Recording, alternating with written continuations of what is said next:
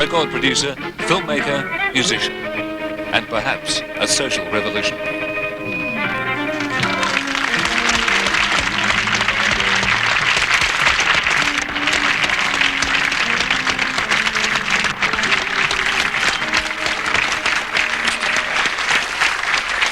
Good evening. If there is such a thing as an electric underground, a counterculture of decibels, our guest tonight amplifies all that is most in it. Frank Zappa is in Australia from the United States to give a series of concerts with his group, the Mothers of Invention. Well, here are some of the things that people have written about Frank Zappa. To many people, Zappa has often seemed to be a force of cultural darkness, a Mephistophelian figure serving as a lone, brutal reminder of music's potential for invoking chaos and destruction. That's from Time in October 1969. And from the Australian magazine Go Set this year, the greatest satirist of all time, the distorted mirror through which we experience We're here at historic Wrigley Field. And the neurotic, perverted society. Hello, everybody. I'm Dwayne Kuiper with Mike Krukow as we get set for baseball here with EA Sports. Welcome to Interleague Baseball, a game between the Boston Red Sox and the Chicago Cubs. Left him looking like Robert Goulet, bearded and gross and filthy, entirely obscene. They were the classic New Yorker cartoon of beatniks brought to life. Dirksen takes his turn at bat. Never a hippie, always Left-handed free, pitchers don't pose much of a problem with this hitter. Well, what does it And we're underway. What is Frank Zappa about? Robertson readies for the 0-1 pitch. He hits a roller to the left side. Is it revolution? There's an out. Fun, inspiration? Garcia Parra made an outstanding throw. That was one of a kind. That part can't easily be put into words.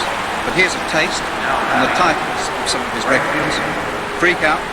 This batter has no problems with hitting southpaws. Sandwich, Uncle Meat, Hot Rats. It's a bit high, 1-0. Well, the players got their wish, a clear sky to start the game. During the past few days, I've been reading some of the things... And that's a strike to even the count. This pitcher rings up K's with great frequency every time he toes the rubber. In Life magazine in June 1968. He's on first with a base hit. Now there's a perfect example of sound fundamentals. He did not try to do too much, he just executed on the pitch. Didn't find the plate for a ball. He was hoping the batter would go fishing at the pitch out of the zone. Long fly ball, way back, and see you later. Well, the batter knew as soon as he hit the ball it wasn't going to get caught. What an impressive swing of the bat. It has all the answers to what your mother and father went to. I was talking specifically about certain lyrics that happened in certain songs between the 50s and the 60s. And that's no longer true. Well, there are some things, well, for one thing, some mothers and fathers today are... There's a strike and a changeup, no balls in one strike. He brings to the table a four-seam fastball, a change, and a two-seam fastball. He also said to deny rock music reaches with a single. Was to deny He's going to hit sexuality. spots with his fastball and he's going to get ripped all day long. About youth and sexuality. Well, you're taking There's one out and a man on first. The ball is back, way back. That's a two-run blast. And it was a much more sexually inhibited time, and certain rhythm and blues I don't think he was planning on leaving that pitch out over the middle of the plate. And it was the only pop music. Jackson got his pitch and turned it around for a two-run bomb right there. Hey, partner, that is nice hitting. And even though they talked around it sometimes, but you knew what the left-handed pitchers won't be worried too much about this hitter. Offering sex education in high schools, and when you couldn't have access easily, they'll use a pitch hitter that would explain some phenomena that you might be experiencing in your own body. You could get that information from records sometimes. But all that's in the past, you say. And a first pitch strike. He's throwing 63 innings this season, and against him, hitters are hitting a respectable average of 293. Gratification is easier to obtain, and there's more widespread information about the uses of those organs that provide the gratification, so you don't hit need towards to the find that out shortstop. so much from the record. And Two consequently, down. the information that's being transmitted in the lyrics and most Next of the at the records plate, deal with Lance the Berkman. phenomenon that you experience if you're using drugs. So that's what one of the changes that I've seen in lyrics. All right, we've talked for a while. Let's watch you in action at a rehearsal in Melbourne, which we filmed on Friday.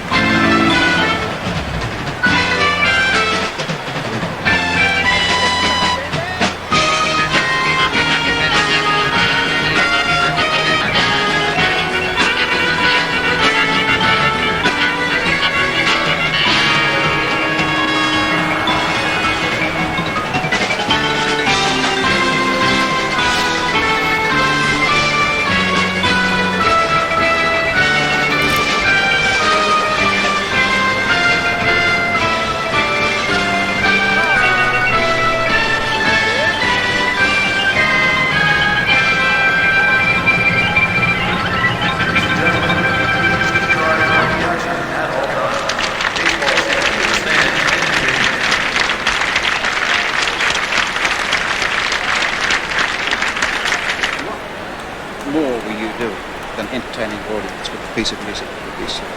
Well, give them a chance to hear something that they wouldn't ordinarily hear, and they have a choice if they can hear it under optimum conditions, which that wasn't. I mean, that's being played on stage in a very bad hall in Melbourne, and it was recorded with not professional recording standards, so I don't particularly admire that version of that tune, which is called Redunzel, by the way. And but if that were played under ideal circumstances, all it is a piece of music that shows interesting sectional changes and an assortment of solos where people have a chance to improvise within a set framework, just like they used to do in the old days of jazz, except that it's electric and has a different kind of a beat to it. Well, can you describe any political revolutionary implications to rock? And that's using a fairly narrow definition of politics. Well, tell me what your narrow definition Well, is. I'm cutting out drugs and sex. Well, what are you including? Why I ask it is it seems to me that to ascribe any political significance to rock is to fall victim to a sort of Hollywood mentality that suggests that there can't even be political change without musical accompaniment. That's not true. I think that rock, in some ways, describes the mood of that mass of the population that listens to the music and that selects the music that identifies with most as being the most popular. And so by judging which records are the most popular, you can gain some kind of marketing concept of what the mentality is of the audience, so it's an indicator. What does the scene look like now when you've got groups like the Osmonds, the Jackson 5, dishing up this sort of trite stuff at the moment? But see, there's always been groups like the Osmonds and the Jackson 5 and the Beatles and everybody else all down the line within the framework of formula radio. But they're getting younger. What, the groups or the audience for the groups? Groups, I guess the audiences too, since they're traditionally a couple of years younger. Well, when you have a situation where radio is controlled strictly on the basis of how much money the sponsors can make buying time on the air, and the station has to present ratings to the sponsor, which show that they have the largest audience, and when they do research and find out that the thing that people want to hear most is the Osmond Brothers and whatever else, that shows you something about the mentality of the audience. Shows you their age, though. Yes, but there are stations that cater to various age groups in the United States. I don't know what your radio scene is here, but in the United States they have rock stations, they have FM jazz type stations, they have classical stations, they have middle of the road stations. Each one caters to a particular audience, and if you study the programming on each one of those types of stations, it'll give you information about the mentality of the people who ascribe to. Frank, you were saying before that you saw part of what you were trying to do as being able to play the sort of music for mass audiences that the old jazz blues musos used to play, much smaller ones, or the same sort of experimental stuff. Do you feel at all that there's a sort of block in the way society conditions people in music that means that you're in fact always going to have a very minority audience that can overcome that block? Well, the only way that we're really going to be able to reach a large audience is by giving that large audience a chance to hear what we do. In the United States, we don't get our records played on the air very much, and I think in Australia, the number of times that any of our records are played on the air here is so minuscule, we might as well not even mention it. So that's the first stumbling block to reaching a large audience is just letting them hear what we do, rather than hear about it by word of mouth. Yeah, but the only other thing we can do is play it for them in a concert situation. But the normal, the sort of straight and teeny bopper type reaction Frank Zappa is, that's not music, that's just sort of loud noises. And it seems that the society is built into people. They've learned how to listen to music, right? And it seems though you've got to take almost a consciousness leap to get to the point where Zappa really means something to you. Well, all I can say is I play the kind of music I like to play. It amuses me to stand up there and do what I do. It feels good to play guitar. I like to do what I'm doing. If there's somebody else that likes doing it, I'm pleased to do it for them. And the more people that I can do it for, the happier I'll be. But if they don't like it, there are plenty of other types of music that are being presented for the same purpose, to get them off in an entertainment type way. So. Sure, but as a musician, you've been coming out with albums like Freak Out, which is another side of you, which seems to be sending up the whole system as such. Well, you have to consider that a lot of people think that there's serious music, and there's comedy music, and there's cowboy music, and there's other kind of music and like that. And I think there's music, and there's physical activity, and there's concepts, and there's sociology, and it goes on. And when I compose a piece, all those things are involved in the same thing. You have to consider that any piece of music that's written on paper or prescribed, a set piece, is going to sound different each time a different group of musicians play it. And so as I construct things for the musicians that I'm working with, I take their personalities into consideration and build that into the music. Frank, I've got to confess, Remember, I'm fans, really the more next interested in home game is politics than Sunglasses music. Night. I'd like to Sponsored take you by back to Alan this. I'd like to take you White. back to your Article 68 game to see whether you still stand by this. It seemed to me you raised then a very fundamental question, but you didn't answer it. You said, the loud sounds and bright lights of today are tremendous indoctrination tools. Now, I'll cut it short. If the right kind of beat makes you tap your foot, what kind of beat makes you curl your fist and strike? You raised the question there, does rock music have that power? Sure, it always did. So does march music. Does it worry you? Does march music worry you? No. Well, if you're in the field of march music, I'll ask you whether march music worries you. You know very well what field you're in. You are, I suppose, the loudest, brightest performer I've ever seen. So if it's about anyone, it's about you. The loud sounds and bright lights. Well, indoctrination. We are not the loudest group in existence. We are not the brightest group in existence. And we are not about to indoctrinate anybody. However, is anybody doing that? There are groups that tend in that direction and use the ability to dazzle a drug-stupefied audience into submission. Could I ask you then to comment on an illustration of the rock scene? It's not your group, it's a very, very different group. Just have a look at this. This is a group performing in Australia.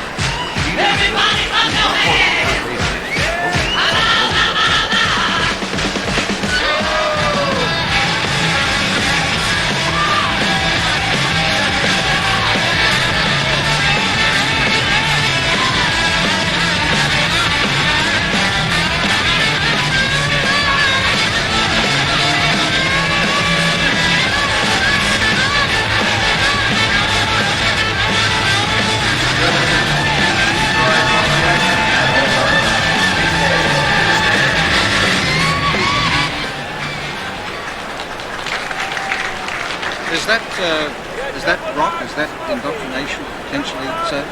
No more than that man over there clapping his hands and having those people do it as soon as he does it. Now, but there you have it. There you have a large crowd of people being manipulated by a couple of people turning them on. I mean, you don't have to really be going to run with fantasy to see echoes of the Nuremberg rally in that, or do you? Well, I may think be prettier and younger, but aren't they equally out of control? No, I wouldn't say they're out of control, no. I think that they want to clap their hands, they want to stamp their feet. They think that feels good, so they do it. So what's wrong with that? You worked in an advertising agency. You've said that you are using techniques of Madison Avenue to change the whole country around painlessly. That was in 1968. Is this campaign still going? I never said that. Oh, if you're relying on quotes extracted from interviews, you're in trouble. I've written 2 pieces for publication, one in Life, one in the Hi-Fi and Stereo Review, a piece about Edgar Varese. Most of the rest of the interviews that I've done over the past 7 or 8 years have been pretty badly misquoted or badly transcribed from tapes, and so sometimes things that get perpetuated, like for instance, there was one thing that was in a Rolling Stone interview where a guy spent 5 hours with me interviewing me and wound up taking an article. He took other people's articles and took chunks out of it from other papers and stuck it in there and combined it with a bio that was passed out for tours by the office. So, you know, tell me what I was supposed to say again. You're supposed to say, I want to use the techniques of Madison Avenue to change the whole country around playing this thing. I don't talk that way.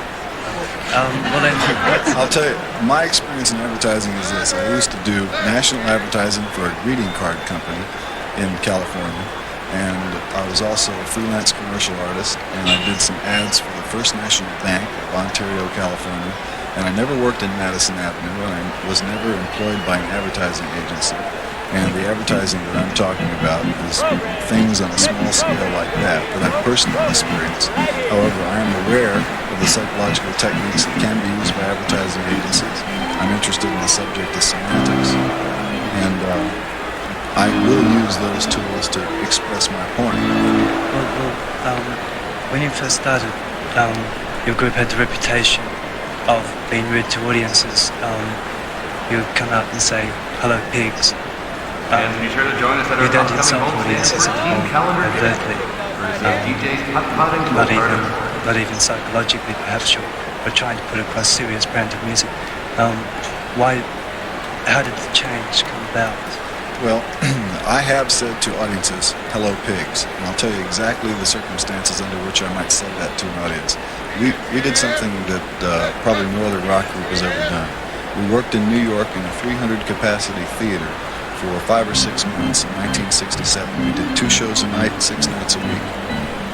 The show consisted of a stage, our equipment, a box of toys, and the audience. And the audience was oftentimes involved in what we were doing. The audience that came to see us was basically a tourist-type audience of kids from the outskirts of the city who would come into town to get drunk, to get wasted, to get laid, to get whatever, and we were like a circus peep show on this particular street in Greenwich Village. And so they would come in there and they would behave like pigs, and I would say, "Hello, pigs." And what they would do, they would love it. They loved every minute of it. And there were regular people that would come back night after night to see the shows. And one of these, to give you an idea of the type of audience, the characters that would come in, this one kid, I think he saw about 30 of the shows and saved all the ticket stubs. And after we finished our run there, he came and showed me his whole stash of stuff. But he used to come in, and he always wanted to get up onto the stage. And what he wanted to do was come up and grab the microphone while I was singing, and grab it and scream at the top of his lungs, and then collapse on the stage. And then he wanted me to spit Coca-Cola. And so I said, "Sure, come on, do it." You know, he did it 3 or 4 times. And he came in every time I saw him in the audience. I go, It sounds almost like a sexual perversion. As far as we've seen this, there was an incredible audience reaction generated. Some people have said that rock can be an instrument in its own right for social change. Do you think there could either be an instrument for social change, or conversely, is it just a reflection of what's going on in the society? It can be both. You know, it just depends on how intelligently you want to approach it. Where do you think the scene is now? What's happening following the falling out of the protest movement in America? The system's gone on. Let me tell you something about movements in the United States. I find the United States sociologically to be a very fad-oriented country. And no matter what event takes place there, to me, by the time you've had it reported to you, just as an innocent bystander, if you're not directly involved in the phenomenon yourself, by the time that it's reached mass print, it takes on the aspect of a trend, you know, and it starts being merchandised to you. So you hear about a protest movement, and suppose you're in a town where there isn't a protest movement. Well, you've heard about a protest movement, so if your town's going to be cool, it better have one of its own. So you've just been sold a protest movement of some sort, or a new dance craze, or whatever. Drugs go on and off the charts in the United States. Everything seems to work in trend cycles there. And it's all a result of the way the media has manipulated the whole population of the country. Can you give us some sort of an idea of how you see rock acting as an instrument of social change? Yeah. the crudest level would be at the point where noted rock stars start doing singing commercials for Coca-Cola or various other products. You can see that the endorsement of somebody who has public credibility, in fact, many people in the entertainment business have far better credibility than political figures. So if so-and-so whose records you like says such and such and makes the suggestion to you, well, you might go along with it. But surely that's just the personalities. It's not inherent in the music. The directness with which you could cause physical action to occur in a concert situation is something that is within the scope of the power of pop music. In other words, if the guy from Slade who is saying clap your hands and stamp your feet, if he knew how to tell those people to do something that was more complicated than clapping your hands and stamping their feet, and if they were disposed to it, and if it was presented to them in a way that was just right, they would do it. But that's no different than a guy in an advertising agency saying, here we have a detergent. It's competitive with these other detergents. If the box is this color, it'll stick out better from the rack. And if you stack this many designs this wide on the rack, you will produce this desired effect on the housewife that you present. And so it's just another clap your hands, stamp your feet, except you pick up a box. You're painting yourself, to me, as a political conservative in the rock scene. Is that how you'd see yourself? No, I wouldn't say I'm conservative, but I wouldn't say that I'm how you might imagine. No, or how you were. I mean, where is the fact that cause people to call you ugly, obscene, and so on? Well, what happened to him? He's still here. It's the same guy. You know, some people can look at me and say I'm ugly. Other people can look at me and say I'm obscene. It just depends on their point of view. For instance, if you're a rock and roll journalist and you want to write something in a magazine, are you going to do an interview with me and say he's a really nice guy? Who wants to read that? They want to hear he was really gross. Didn't he puke? And so that's the way it goes. Would you agree that when I read the magazines and papers that write about you and other rock stars, the values of those magazines do suggest that people who read these magazines have very little, if anything at all, in common with the straight world. This is a subculture of something. In a whole range of values, the kind of language they use.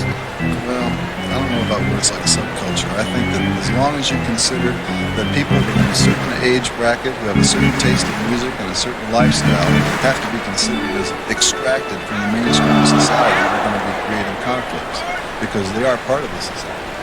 Can I take the risk of misquoting one interview with you? Tell me if it wasn't right. It's a very interesting point indeed. You were alleged to have said in an interview with Jerry Hopkins, whoever he might be, on the subject of the Rolling Stone article. You were talking about trial by jury by your peers. Do you remember that? Yeah. And you said that young people with long hair, you alleged to have said, young people with long hair cannot be fairly tried by old people with no hair. That is clear.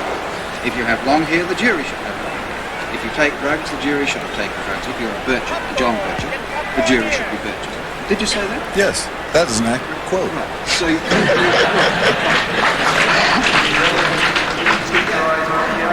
must see society as really a group of subgroups with very little communication between them.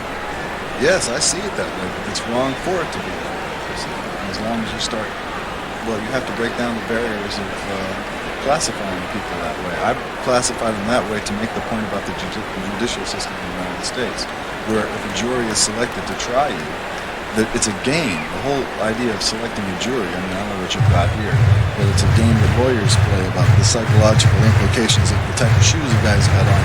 It's going to let you know whether he's liberal or conservative, whether he'll identify with the underdog in the case, and so on and so forth. And each guy who's involved in choosing a jury is going to try and stack it in favor of his case. Meanwhile, the person who is in trouble is the guy sitting in the chair who's got to, be faced with this jury that has no comprehension of his lifestyle. And certain things within one lifestyle may be perfectly okay, and within another lifestyle may be not so swift. Are you saying that there can never be a system of common values throughout society? Well, that's just how it is now, but could be changed. I think the main change that should occur is people should appreciate other people's values. Can I just take that a step further? Is this, the music we're playing on this Australian tour, is what some people would call rock and roll? Are you broadening the scope of your music to try and embrace other cultures? Am I playing things that are not rock and roll in order to attract an audience that is not a rock and roll audience? Yeah, basically. No, I'm playing the music that I'm playing for whoever happens to show up to hear it. And they can be any age, any color, any size, any shape, any sex, anything they want to be. Yeah, but you were promoted as a freak on the posters, and maybe you're not responsible. I didn't draw the poster. Yeah, but you're part of the game. You come out here as a performer. You've got a promotions man, you've got a big record company which is distributing your records. You're part of the system. Well, not exactly. No, what you're trying to tell me is that I set these people up by saying that I was a freak and come see this freak and I stand there and be normal? Yeah. No, that's not true at all. First of all, I had nothing whatsoever to do with any Australian musician. All I did was get off an airplane, go through customs, check into a hotel and start playing concerts. All right, well, then it appears that you're just a musician, right? That you don't care what the system's doing to you. No, I do care. What am I supposed to do? Go out and push the tail down the poster that looks like that over there? But Frank, how would you set about explaining the values of the drug culture to people who have a pathological fear of the use of narcotics? Well, I'm not part of the drug culture because I don't take drugs, but I can identify with some of the reasons why people are forced to live their lives that way. And they're just under pressure. They feel misunderstood in one way or another, and they look for a physical gratification from things from chemical substances that change the way their bodies feel and change their attitudes for certain periods of time. They give them escape. What is it that seeks them to need this physical gratification? Well, if they felt comfortable in their environment the way it was in real life, then they probably wouldn't need the escape. It's the same thing with people who drink to an excess, who need to relieve the tension of their existence. It's just a different chemical combination. And yet, it seems that the sorts of changes that have taken place in the American drug scene, as more and more hard dope starts hitting people, it seems to be reflected in a hell of a lot of rock music. It seems to be getting harsher, and more broken up, more complex. Well, I don't know about that, but I think that as a drug goes on the charts, so to speak, as cocaine becomes more popular in the United States, certain groups know the commercial value of speaking of trends. They'll write songs that deal with the subject of cocaine, and they'll sell some records because other people who are using cocaine will identify with that thing as being part of their experience. And people who want to be cool and appear, So I've been struck by the number of Jesus freaks who seem to be cured drug addicts. Do you see this as any sort of logical progression? The most horrible thing about that is I read something the other day where there was some evidence uncovered in England that showed a connection between the CIA setting up the Jesus freaks and one of these other religious movements. I don't know how to perceive the connection between the cured drug addicts because I've also heard about the CIA dispensing heroin in the United States. So, do you see this as one addiction replacing another? I see it as something pretty strange. Yeah, you could look at it as an addiction replacing an addiction. Yeah, but is the relationship, say, of the Jesus freaks to their God any different than the relationship of, say, groupies to you? In the direction of or onto the field. I knew somebody would wind up sticking groupies in their cigarettes, but... What about the life article? Well, I think that it was about time that somebody did start discussing groupies, because prior to that time, it was a sociological phenomenon that had existed in the pop world. It's been existing for years and years, and nobody even said anything about it. And I was the first one to put it in print. Can I just quote what you did say? Please join us during the next they make the ultimate gesture of worship, human sacrifice. Be sure to sign up today.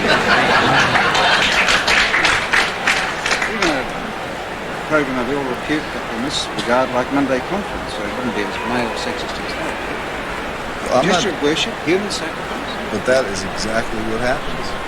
That's all right. So all you have to do is describe what's happening. I'm describing the phenomenon. Why should you call it sexist? You said it's one of the most amazingly beautiful products of the sexual revolution.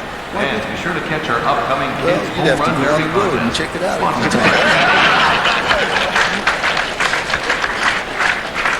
But what's the serious answer? That's the serious answer to it. You can't really discuss groupies from an armchair position unless you go out there and have some experience with groupies from a performer to groupie relationship. So They're the only values that matter, the relationship between the performer and the groupie. No, I didn't say that at all. Well, you seem to be saying that. I mean, what about members of society who are neither performers nor groupies? Are they allowed to have a Well, first of all, you have to consider their profession as its equivalent of a groupie. There are girls who are attracted to people who work in every profession. And so, it just so happens that pop music has a name for them, groupies. But there are girls that... Also, there's more often. Well, yes. You said earlier that you felt that in the 50s and 60s that the younger audiences were more sexually inhibited. Do you feel that with this less sexually inhibited audience that you're providing some kind of service to the Please return to your meeting. Yes, in some ways, sure. But I think that we're a very bad choice of groups to be discussing groupies about, because the incidence of swimming girls associated with a mother's invention, by virtue of the type of program that we play and the type of thing that we do, we don't attract groupies in the style, number, or attitude that most normal pop groups do. We don't have screaming teenage girls out there. Our audience, actually, from statistics, is basically male between the ages of 15 and 18 from a middle class background. Do you feel that there are parts of it that are very sophisticated. There was an exhibition last year in New York of two groupies of plaster casts of their trophies, so-called. Do you consider that groupies can be an art form? Well, I like people, and I take them for what they are. I think that there are some groupies who are interesting, and there are other groupies who are really boring, and there are other groupies who are groupies who are this and that. And the reason you classify them as groupies is because they present themselves in a groupie situation. In other words, boop, there they are in the dressing room, for instance. There's actually a lot of And be sure to catch our upcoming Fight to the play Ball series Yard. of his in the Proudly brought to you by Davidson I have Sons friends. Cyclery and Internet Capital. The groupie syndrome seems to be centered around people like David Cassidy, the Osbournes, the Jackson 5. The less sophisticated audiences do the less sophisticated things for their rock groups. Well, the term groupie only comes up when somebody's doing an interview like this and they extract it out of the thing, because for the public at large, it's a mysterious, sort of sexually titillating issue that's That's going on incredible, inside. isn't it? Because the name itself has been around for something like 5 years. Yeah, at least that. You do have friends. You meet nice people when you go out. A lot of them happen to be girls. Is there anyone in the audience now who'd like to raise it? No? Too late? Right. It's a big chance. It's late enough. What? You obviously have complete control of your artistic output at the moment on record. Could I ask you to what extent you think somebody at the beginning should compromise their art such that it is, for the sake of getting public recognition? As little as possible. I wanted to ask you whether you were misquoted the other day by, one of the few underground papers in Australia, Digger, I'm not connected, when you said that you were worried, in words to this effect, you were worried about not having made a cent out of the Zappa poster showing you on a toilet seat. No, I didn't say I was worried. I just mentioned that in passing because they were asking about the origins of the poster, and I went through the process of explaining copyright laws and so forth. And that's to inform people that I did not sit on a toilet in the hopes of selling millions of posters worldwide to earn my living from that. I play music, and unfortunately, more people know my I think it must have been misquoted again, because it certainly emphasised the fact that what seemed to worry you was the fact that you weren't getting any money out of it. And why I brought that up was because it seems to me that you're in a false position here, and that a lot of us are in a false position here tonight. because you're being sort of foisted upon a middle-class audience as a revolution.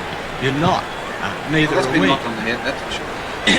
Well, I think so, but I think your questions have only accentuated the sort of middle-class prejudices that people have about the Rocks. Using that slave film. What I was doing, I was asking the questions that people really ask, not dummy questions, but thinking questions. No, they're not thinking questions. You may not like them, but they're How real. do you know they're thinking questions? Ask the audience. Okay, now if we've answered, if Frank Zappa has answered to the best of his ability, some, that's good. That's a net gain. But he's an individual. You're putting him up as a rock idol, you know. Everyone's an individual. Everyone's special. Everyone's a rock idol. No. If we worked on that basis, we would never have anybody on Monday. Everyone's special. Not only rock stars, everyone's special. But don't make people what they're not.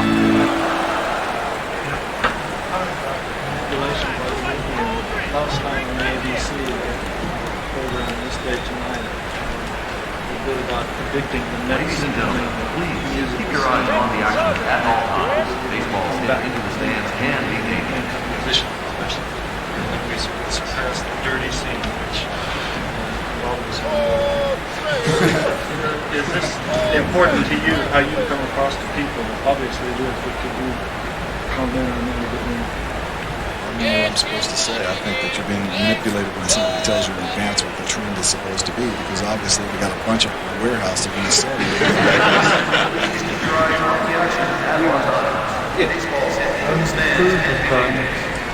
There's a lot of musicians coming out these days who make a great thing of their musical virtuosity, especially guitars, like John McLaughlin, who I think is most famous for his just ability to move his fingers fast.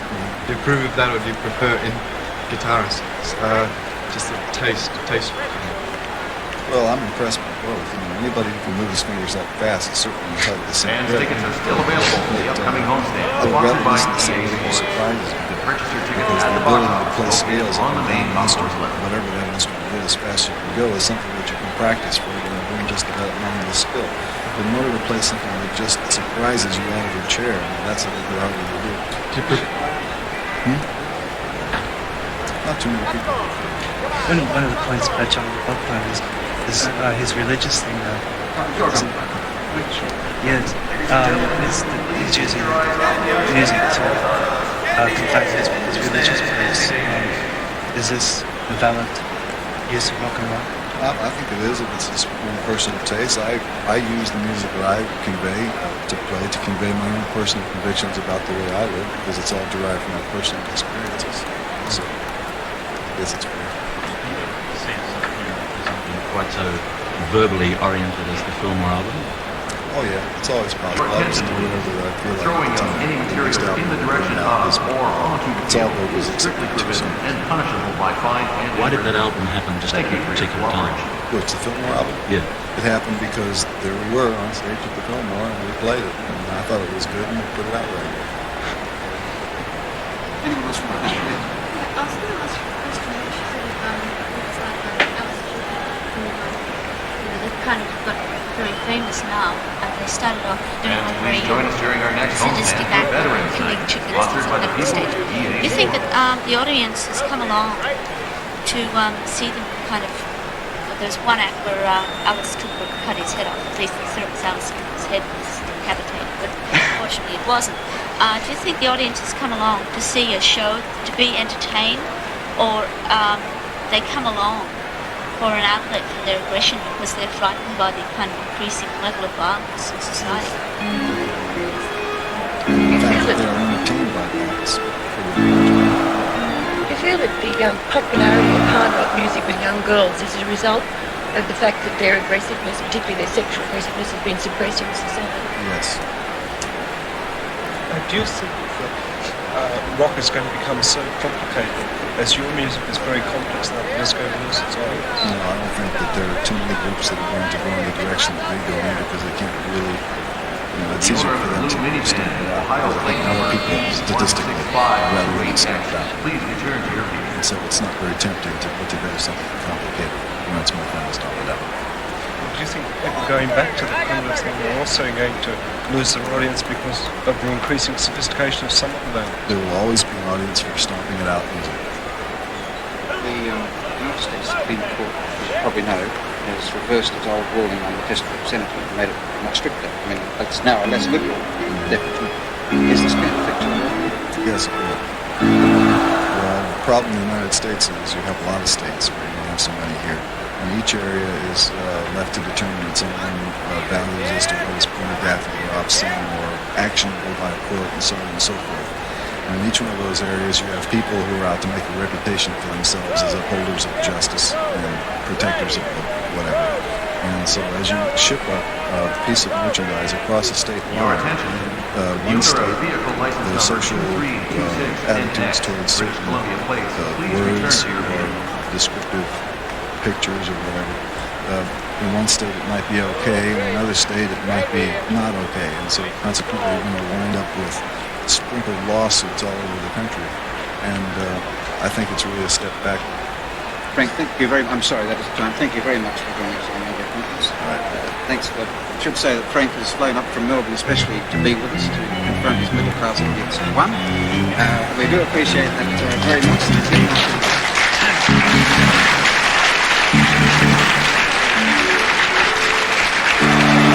The rare delights of Saturday night in Melbourne to join us. And in return, I should mention that Frank will be having concerts in Melbourne on July the 6th and in Sydney on July the 8th. May I thank the panel as well for participating tonight and all the members of the audience. And now we'll go back to the first Friday Frank Zappa convention in Melbourne. Another Monday conference next week. Till then, good night.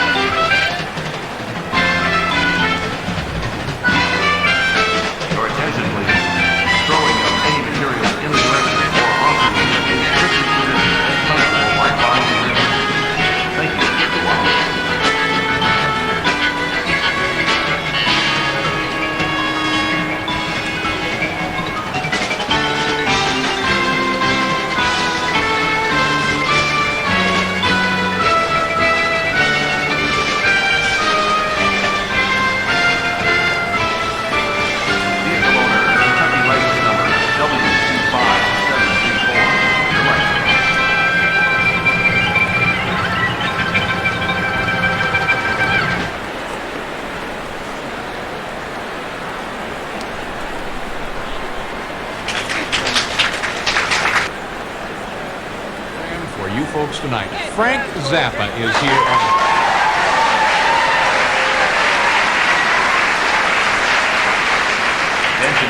And in addition, Frank, of course, his daughter Moon is here tonight.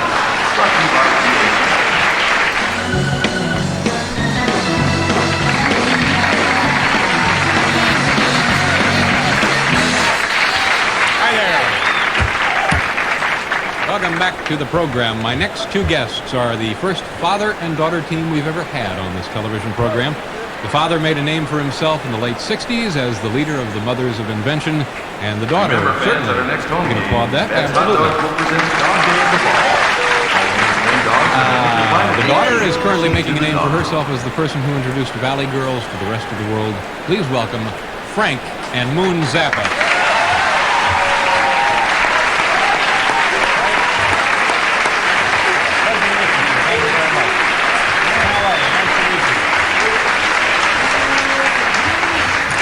You folks, you in particular, I'm guessing, Frank, have quite a following here in the audience, and we're very pleased to have you here. Let me ask you, I know you get tired probably of discussing your family's sons and daughters' names and so forth, but originally you named Moon Unit, right? And now you've dropped the unit? No, Still on the bush town. Still on, and what exactly was going through your mind when you named her Moon Unit? Well, actually, it was a choice between that and Motorhead. It was now I saw your son, or one of your sons, on the Today Show this morning, and his name is Dweezil. Now these are, well, I don't mean to be disrespectful, but these are peculiar names for children. I don't know. Has it been a problem for you, Moon, being known as Moon Unit? No, not really. When I was little, I wanted to change my name to Beauty Heart or Mary, but I think that I like my name. Yeah. And what about the names of the other? Dweezil, Amit, and Diva. Yeah, Amit and Diva. Now, I know I was reading that Amit actually wanted to change his name for a time, didn't he? Yeah, to what? Rick. When people called him Amit, when people called him Amit, they called him Amit Vomit. And then when he changed his name to Rick, they called him Rick. So he changed it back again.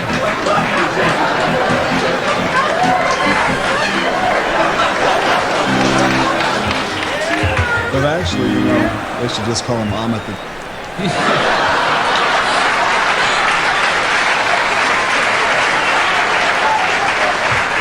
Because as he matures, I'm sure that that's what will stick with him.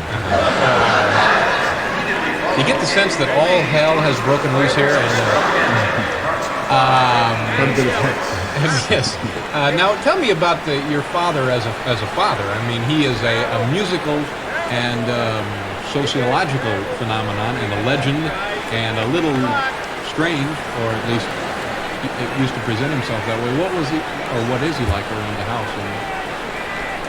Well, the usual sadomasochism. No, he's a normal guy. I mean, really. Now, what about when you bring friends? Now, huh? when you bring friends over, how old are you? 14. So you bring boys home to meet your dad. Is that strange or not? Yes, I bring them home, and Frank looks at them, shakes their hand, asks them questions, and if they're okay, it's all right. Yeah. Now, what constitutes okay for you? Have you?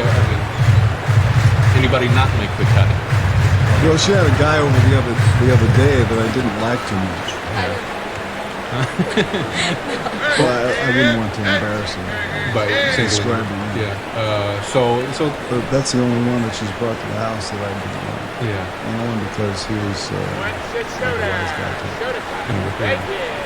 Smart mouth. A nerd.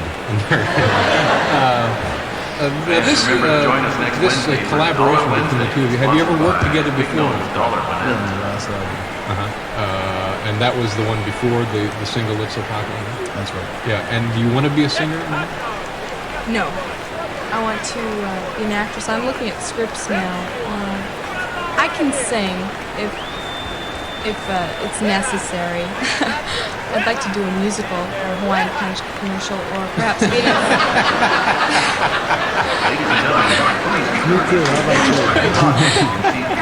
Encino housewife. So these are all lofty ambitions, and we're going to take a pause here, and I'm not sure why exactly, but we'll be back to talk with Mr. Frank Zappa and his daughter.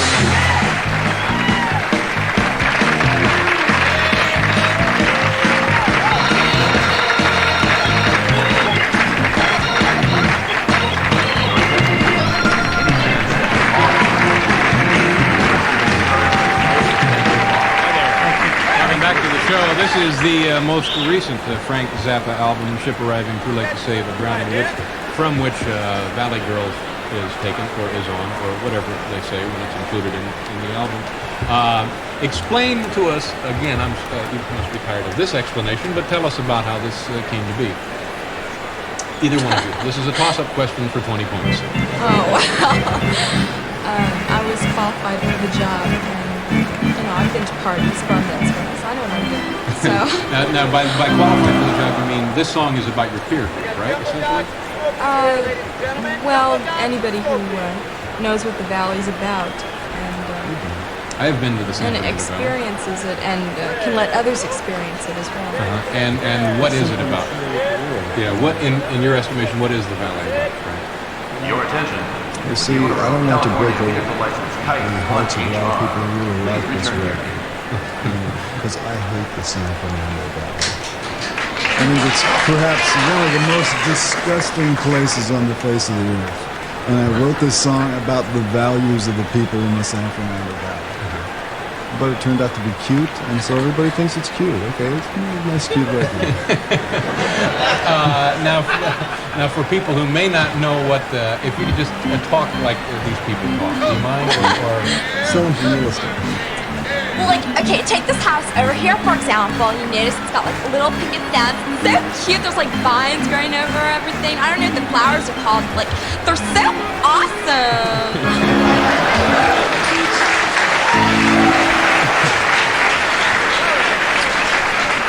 So it's just airheads is what you're saying, pretty much.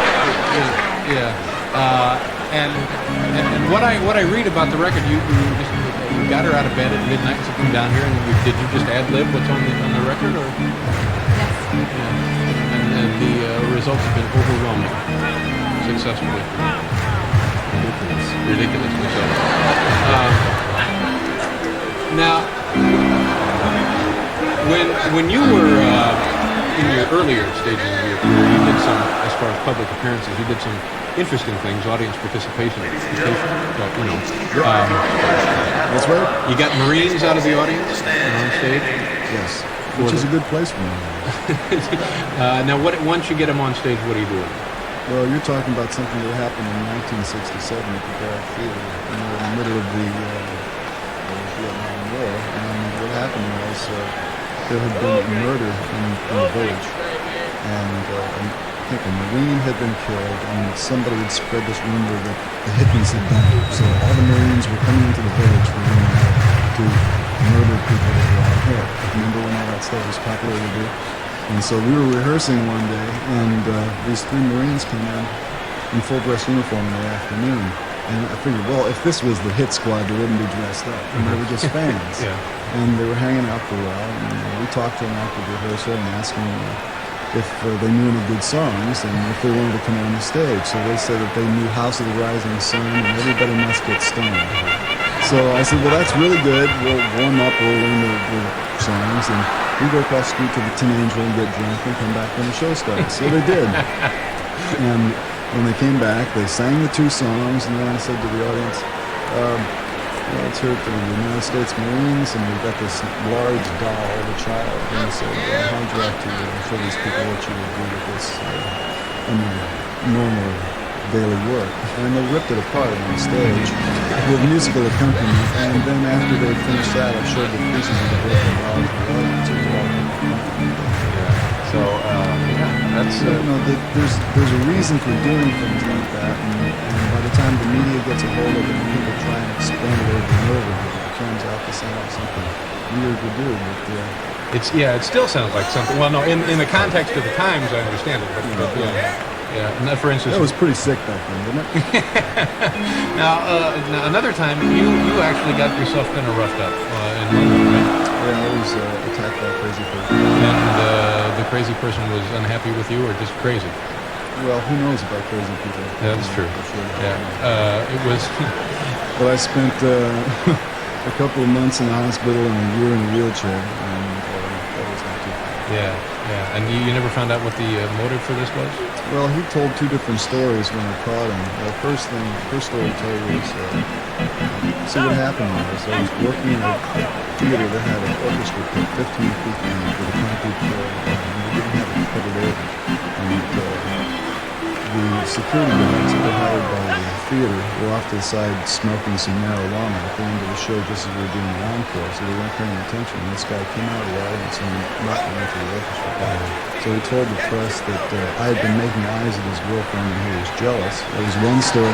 I couldn't even see him I didn't even know what the guy looks like today. I didn't see him or his girlfriend because the lights were on. And then after that he said, well, we weren't giving him enough value for his ticket dollar.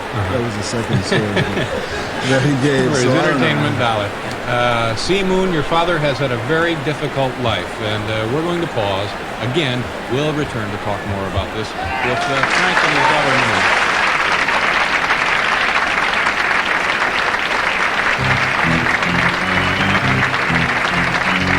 Hello, I'm Larry Bud Melman. Yet another of my 5 good reasons why you should ride Melman buses. Yet another number 2. Riding backwards in a bus could cause motion sickness and other fatal diseases. That's why on Melman buses all the seats face forward, the very same direction the bus is heading in. Melman buses, see where you're going, not where you've been.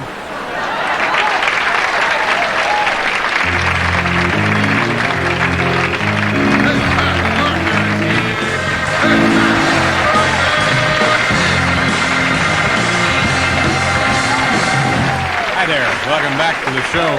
Frank Zappa and his daughter Moon Zappa are here. I wanted to ask you about your friends in the Valley. How do they react to your success by introducing them to the world? Well, most of my friends don't speak Valley. They prefer to speak English, but those that I imitated are flattered because if there's one thing Valley girls love, it's attention. You're making a lot of money on this, I hope, huh?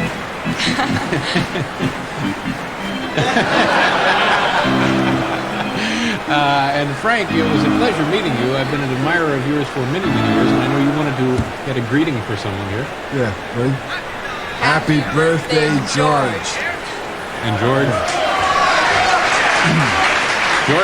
has quite a following of his own. That's right. George is a cool guy. He was there when it was all. And George will be 75.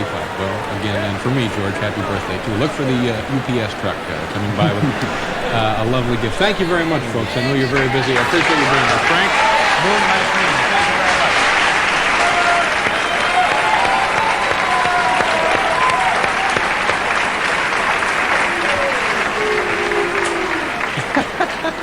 Well, now it's time, ladies and gentlemen, for a segment of this program that we like to call Stupid Pet Tricks.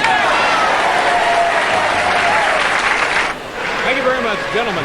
Welcome back to the show, ladies and gentlemen. Let me take a moment here to tell you about tomorrow night's program. We will have on this very show Mr. Frank Zappa, also comedian, juggler Michael Davis, who is in a brand new television program on this very network, which debuts tonight.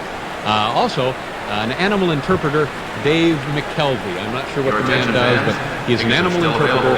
And in fact, we have a second. Let's just find out what the guy does. I'm going to introduce you now to a man you may have seen before on the show, one of our segment producers, Mr. Bob Morton. Bob, can you come out here? Bob, nice to see you. Bob, as you heard, we're talking about tomorrow night's show. Dave McKelvey, an animal interpreter. What exactly is that? He talks to animals. Very talented man, very talented. And he's bringing with him Sylvia, the world's most amazing pigeon. Oh, that's great. And they will have a conversation tomorrow? Yeah, and he'll talk to Sylvia, and he actually throws Sylvia like an airplane. Throws the bird? Yeah. Is that legal? I think so. He does it. He does it for a long time. He's here, isn't he? He's here? Yeah, oh, if you sure. want to ask him. Yeah, he's a day early, oddly enough. But... Hi, Dave. How are you? Is that Sylvia? Oh, nice to see you. And we'll look forward to seeing you tomorrow night. Okay, thank you very much. Michael Davis? Michael Davis will be on tomorrow night. California vehicle license, big boy. Comedian juggler, Michael Davis. Davis. He's in a new NBC show, and he'll probably juggle or something like that. And maybe we'll have a clip from the show. Yeah, we'll have a clip. Yeah. Okay. It's on tonight. That's right. It was on earlier. Now, what about Frank Zappa? What's he going to do? Jerry's talking to him. Gerard Mulligan. Gerard Mulligan, yeah. All right. Let's bring out the other segment producer, Mr. Gerard Mulligan. Gerard? Nice to see you. How are you, sir? What will Frank do on the show? Well, I'm guessing we'll have some music anecdotes. Anecdotes? Maybe, life on the road. Any chance of a new album that we can discuss tomorrow night? I don't know. I've got the old one. Frank is backstage. Frank is backstage. Seriously. Now, if you want to ask him.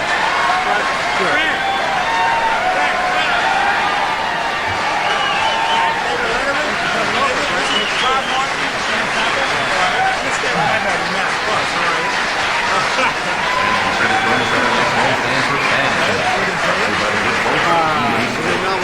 Frank Frank, give us an idea what you're going to be talking about tomorrow night.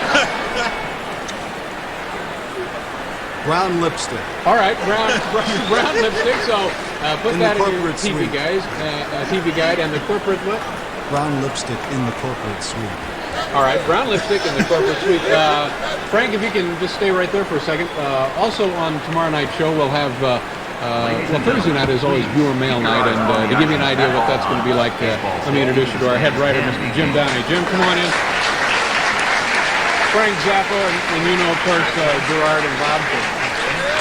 What do we have on tap tomorrow night, Jim? Okay, well, we have a letter from a man named Judas, who he really liked that show where you threw the coffee in Paul's face. It's a long time ago. Right? Well, it was, but we sort of thought you might throw in your blue cards at Paul and put his arm up. I don't know. Well, Frank likes it. All right, well, if Frank likes it, we'll do that one.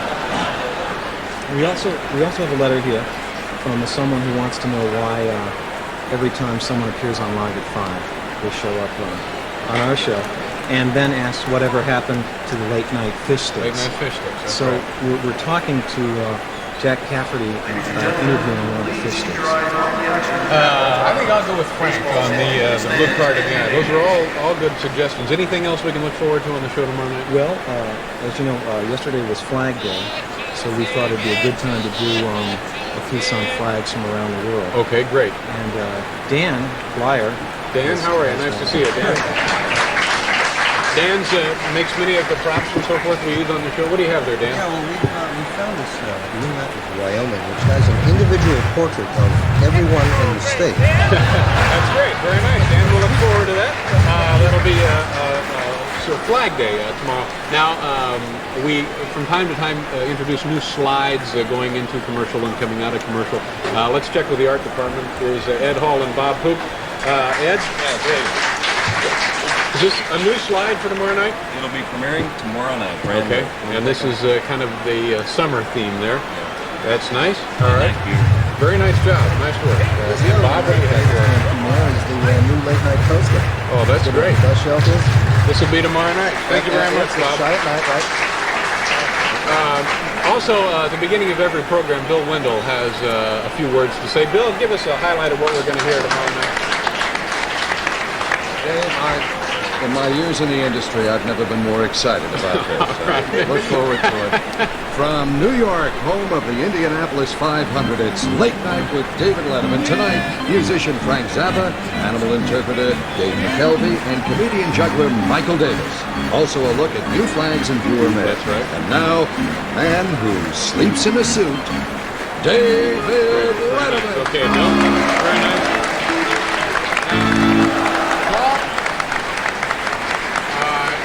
Anything musically we can look forward to tomorrow night, sir, aside from Mr. Zappa? In the emergency room taking care of my eye, but if I get back in time, we'll probably start the first commercial break with our fabulous very new slides, dances, and music. Okay, can we hear just a little of that? Hear a little bit of Just a little of it, right?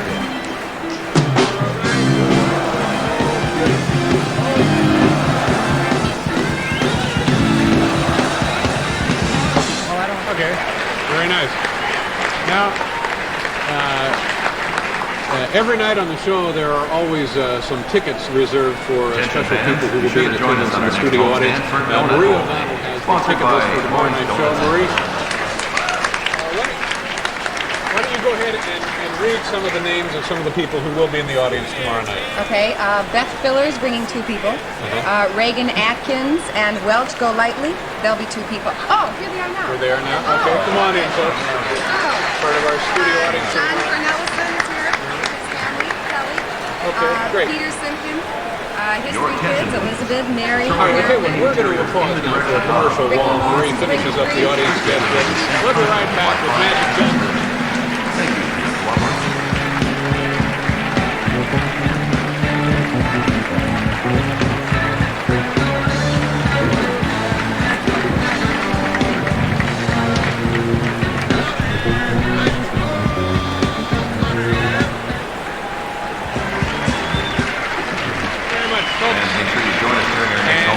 again, my thanks to everybody who helps out in the viewer mail by sending in your letters, and to another fine job by another fine studio audience. My thanks to you folks also.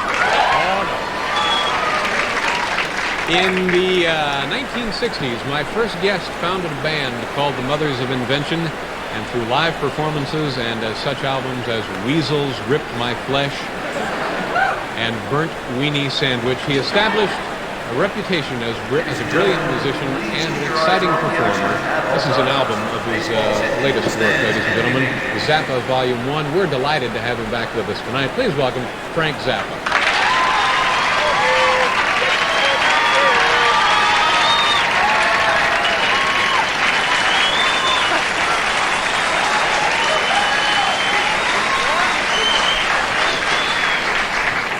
Nice to see you again. I want to thank you for coming by last night and helping us out. And when you were here last night, you said that when you came back tonight, there was something you wanted to talk about. You remember what you said that was? Yeah, I thought that one of the important topics that we could discuss on the show, such as you're being conducted, this really fits in, is brown lipstick in the corporate suite.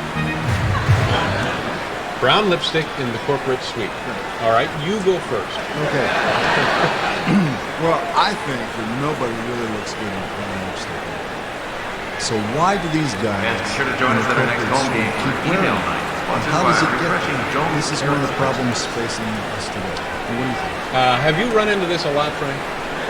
Yeah. And I was at CBS yesterday. CBS, and men and women alike were wearing the brown lipstick. They do. Boy, I don't know. See, you're lucky. You have the little blue cards to go on. That's right. I can keep that from happening.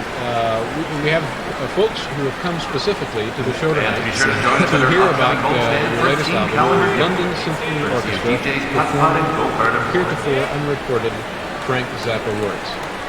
How do you get the London Symphony Orchestra to do your stuff? You pay them. Yeah. But isn't this a really prestigious organization? Of course. So you pay them a lot of money. Yeah. And did you flew to London to do this? Mm-hmm. Do you mind if I read something from the liner note here? Musical information. This is the first recorded performance of these works. It goes on. As with every performance of new music, errors will occur. Every effort has been made to remove these, but without a much larger budget for rehearsal and recording time, the possibility of perfection in a premiere situation such as this is somewhat remote. Now, what does that mean exactly? That means that anytime somebody writes a piece of music that nobody's ever seen before, and you hand the music to a musician, unless they have sufficient time to rehearse it, Arizona vehicle license Luke 1. chances Please of return to your absolutely perfect performance on that book. And given the amount of money that I had to spend to produce an album with orchestral music, and the fact that I had a fixed amount of time because of their schedule to do this, that it would be humanly impossible to play works of this complexity absolutely perfect. Yes. But we tried. Now, how close did you get? I would say that considering the amount of editing that was done to remove and add notes played by various people, that we're up to about 75%.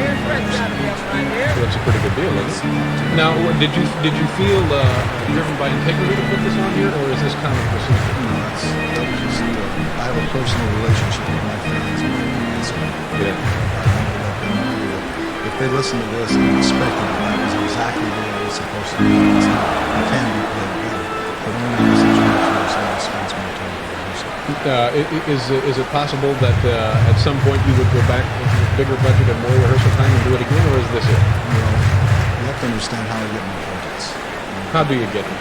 I get them from fans spending money for buying records. Yeah. If a certain amount of money comes in, then I'll turn that money around and I'll put them in the project.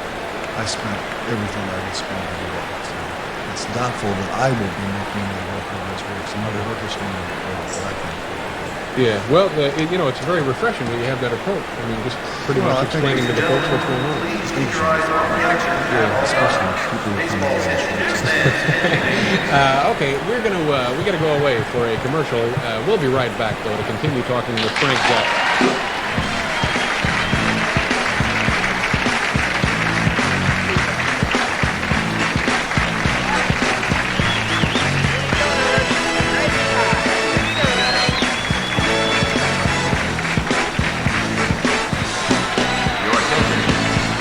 Washington Frank Zappa is here. We mentioned the album digital, by the way. Is there any way you can quickly explain to me what this means as opposed to the old steam-powered recordings we played as kids? It means that the original tapes for this recording were made on a digital medium with no tape press and no audio. This is state-of-the-art stuff, right? It's the good stuff, yeah. Be sure to join us Also, at the I next was home reading game. some things EA about you Sports this presents afternoon. Ladies' Day in In the Ball. one newspaper All interview, you ladies will mentioned receive you'd like to have your outbreaks own of talk show. Around 1968, I tried to do that. I set out to convince people in television that I should talk to people. And I gave a list of the kinds of people that, when I made my proposal to TV people, I said I would have these kind of people on. What kind were they? Well, I don't remember who it was, but they didn't like the list, that was for sure. Who did you make this proposal to?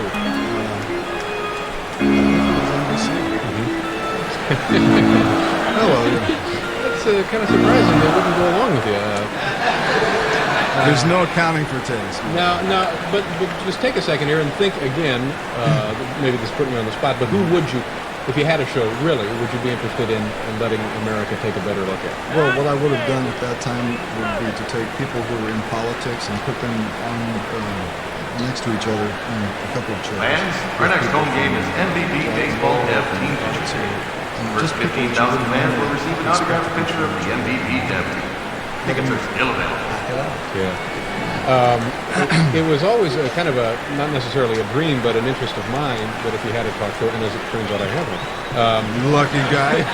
But to get somebody, not unlike the gentleman we pantsed earlier tonight, bring him down and maybe once a month, once a week, whatever, just let him, talk 15, 20 minutes and find out what the guy does for a living, how are things going, and what is affecting this person that we see on the front page of the newspaper. I think that's a perfect format, and I think that somebody should do it because people who watch talk shows would probably like to learn it. And I think that people who come to a live audience like this would probably like to just jump up here and start talking about whatever is on their mind. And probably because they have been watching talk shows for years, be very good at it. And also because they saw things on talk shows that made them so bored that they knew they could do better. Yeah. They should get a chance to do it. Maybe we'll do that. Let me ask you about your relationship with another one of our guests, Captain Beefheart. I went to Oscar, and I haven't seen him in quite some time. The last time I saw him was about 2 years ago when he started playing at the. And you guys had worked together early? Yeah, we did. When we were still in high school, we used to. He had to quit correspondence. I was a senior and he was already out of school, and helping family out because his father was sick. And I used to spend a lot of time over at his house listening to rhythm and blues records, and that was all there was to do in Lancaster. And Lancaster, California. And that's one of those kind of places where if you say the name of that town, nobody will ever clap. You say Brooklyn, and somebody makes some noise. Lancaster, California. And it's really beautiful. So we used to listen to rhythm and blues records all night, and he would go into his father drove a Hammers bakery truck, and he used to call get pineapple buns out of the truck, and we'd eat those in the middle of the night. And later on, after he had formed a band, I had formed a band. And his band broke up, and he wasn't doing any work. I asked him to work him out while he got on tour with us, and we've been out but since that time, very interesting man to talk to, isn't he? He's a strange person. Yeah. Did you give him his name? Actually, the name came from a comment made by his, I believe it was his uncle, and it's connected with a somewhat obscene situation where the uncle was exposing himself to his girlfriend who was living in a house at that time. And then the character of Captain Beefheart was derived from this particular comment. A screenplay was written called Captain Beefheart versus the Uncle. That's where it came from. And he adopted the name for Knows a good name when he hears it. Sure does. You mentioned earlier this album, by the way, potential collector's item, 6,000 copies. We only pressed 6,000 because this is not a rock and roll record, and there's no way it's being railroad in the charts. So there's not a large pressing interview. So if you like that kind of stuff, better get it. There ain't going to be too many of them sitting around. And then from the money that you get out of this, what do you have any plans for the next project? There won't be any profit. Now, Frank, come on. You can't. Good luck to you, nonetheless. And anytime, anytime you want to come by and say hello, it's a pleasure to talk with you. Frank Zappa, ladies and gentlemen.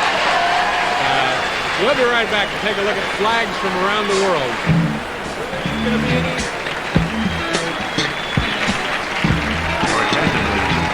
Throwing of any material in the direction or onto the field is strictly permitted and punishable by fine and imprisonment. Thank you for your cooperation. Thank you, Paul. My next guest is an exciting and unique figure in American music. His work has been performed by the band he founded, of course, the Mothers of Invention, and various symphony orchestras. At the moment, he is working on a Broadway musical. Please welcome back to this program, Mr. Frank Zappa.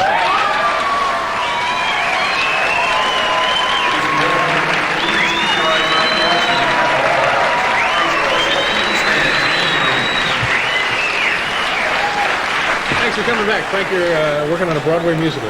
What progress are you making? Tell me about it. When's it open? What are we looking for? Well, I'm still raising money for it. It's going to hopefully no later than next Halloween. A year from now. Does it take a lot of money to put a Broadway musical? Well, this particular one is about $4 million. Wow. That seems high, doesn't it? No, it's cheaper than Cats. Oh, well, that's your blockbuster. We have some stuff that they tell me is from the play, or you hope it will be in the play, or what are we going to look at? I sent over 2 Polaroids of some of the masks of 2 of the characters that are going to be in there. That's Sister Abdullah X. She's a ventriloquist dummy who is operated by this other character. They have Join us at the next home game for EA Sports Kids Run Around. What is the premise of this music? Be sure to sign up your child today at Well, there's this evil prince and a part-time theatrical criticizer who has come up with a disease that he hopes is going to solve one of the big problems facing the world today, which is how to get rid of all unwanted, highly rhythmic individuals and sissy boys.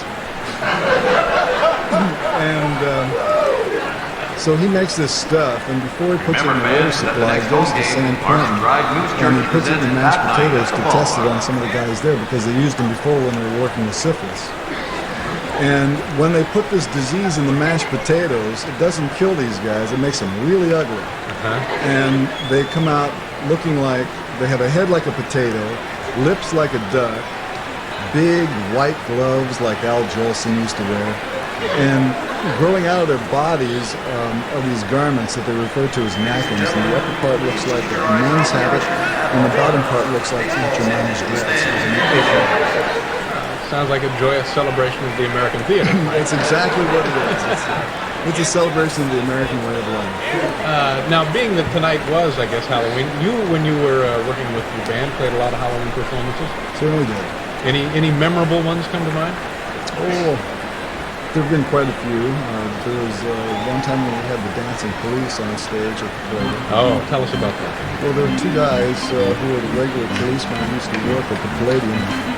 Can't remember the policeman. One guy's name was Gene Fioca. And they're really nice policemen. We used to see them every year when we come there. And we decided that this one occasion we were going to get 2 girls out of the audience to dance with because they looked familiar. Yeah. So we got 2 girls from the audience to come up, and they took the policemen's hats. And they Actual took New York City policemen? That's right. They took the hats. They took the nightsticks. They were reaching for the guns, but you gotta draw the line somewhere, sure. And they did dance, and they had a wonderful time on stage, and it put a new dimension to the police force. Yeah, and you're also putting together all of the old Mothers of Invention albums and re-releasing them. That's a massive project, isn't it? It's a lot of work. How many albums are involved in that? 35. Goodness. And will someone go in and buy the entire collection, or can you buy part of it, or? It's going to be 5 boxes with 7 albums each. 5 boxes, 7 albums, and what would that set a person back? I don't know yet, because in order to re-release it, some of the earliest tapes, like the Freak Out album, Absolutely Free, Rolling In It For The Money, and Lumpy Gravy, the master tapes for those things were so badly stored that you can see through them. The oxide is falling off. Yeah. So they have to be remixed, and we had to add new drums to it, and so there's extra studio costs involved in doing that. And I won't know what the whole project's going to cost us. Any idea when these will be available? This is truly a big. That's going to depend on the Broadway show, because at the point where we get the money to do this, then I'll be working on that all year. Yeah. And I think that. Well, you're busy. You got a lot of stuff going on. Yeah. How about any other classical music organizations doing your stuff? There's going to be a performance in January. It's going to be January the 9th in Paris at the Theatre de la Ville, and Pierre Boulez is going to conduct 3 chamber music pieces. Good heavens, come a long way, huh? Big time stuff. Frank, listen, I'm sorry we ran short tonight. Do us a favor. Thank you very much. And come back when we have a little more time. We'll be right back, folks.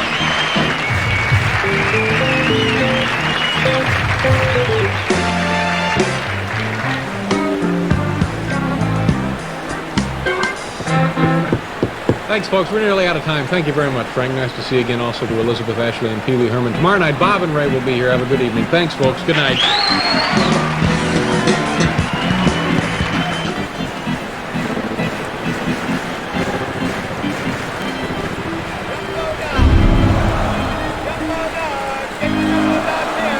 Steve, hi. Welcome to Australian Musicians. Nice to be here. Very nice to be here. Yeah, it's nice of you to join us, because we're not so much talking about you, but somebody that you got to know and got to play with, and that's Frank Remember, Zappa. fans at our upcoming homestand will include the always entertaining mascot day in the ballpark. Great new Presented by Let's Paul Microwave. Zappa released worldwide. I assume you've seen it? Oh, yeah. Yeah. I'm in it. Yeah, I know you're in it. What did you think of it as a whole? Oh, it's fantastic. Alex did an amazing job. He did the kind of job that you can only do if you are really passionate about what you're working on. Yeah. Do you think it touched on all the aspects that you've heard from it? Well, it touched on the thing that it touched on that was very rare to see in any kind of Zappa presentation is the vault.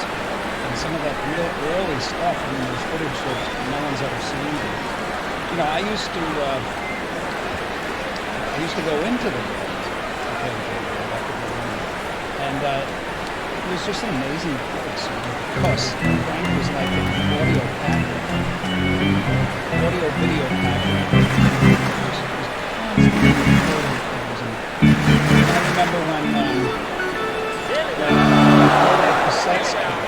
And you were able to record, have a little portable cassette player that you take with you and just record stuff.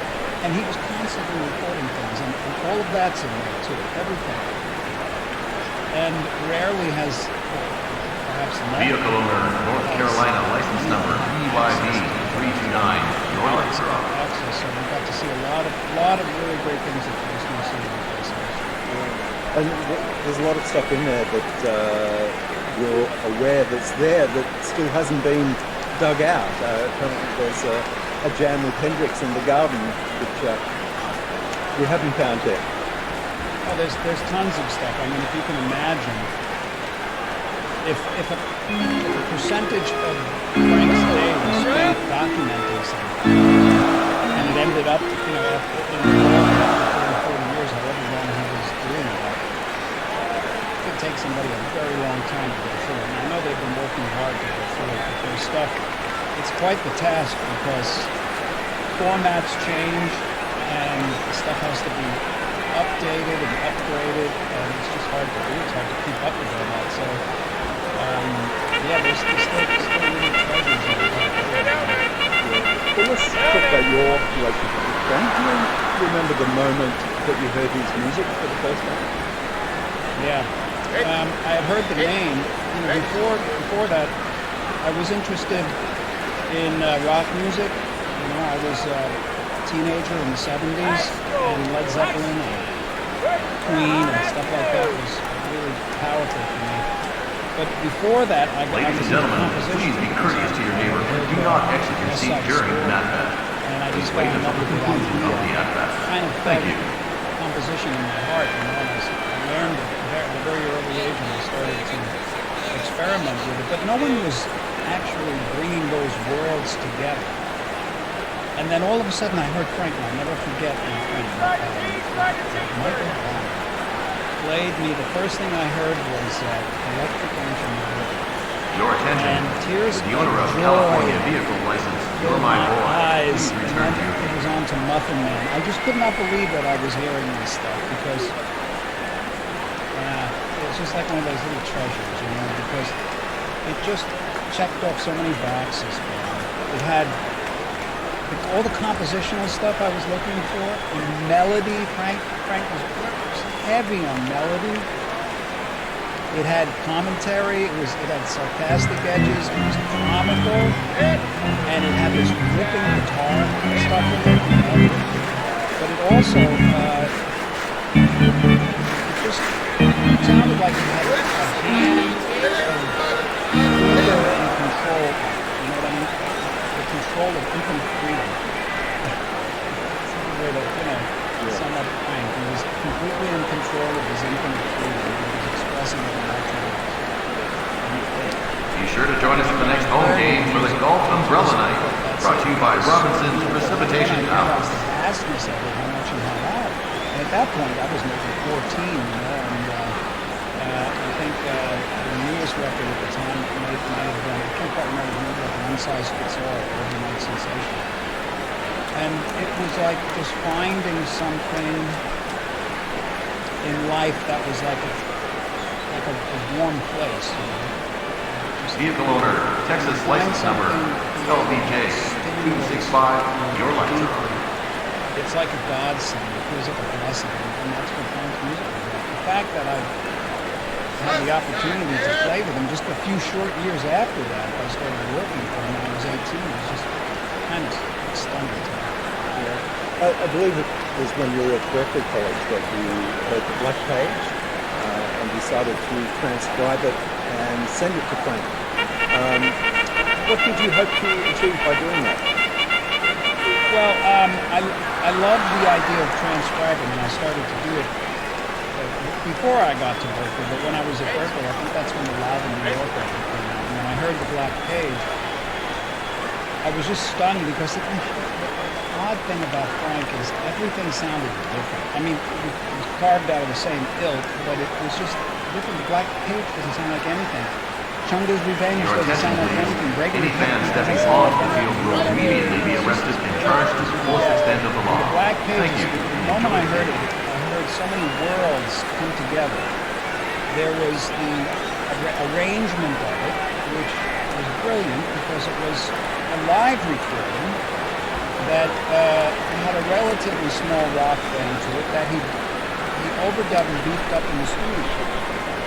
So that's like, not many people are even doing that. The owner of the blue minivan, Ohio plate number B16528X, please return to It was the introduction to intensely complex polyrhythmic notation. And you feel that when you hear it.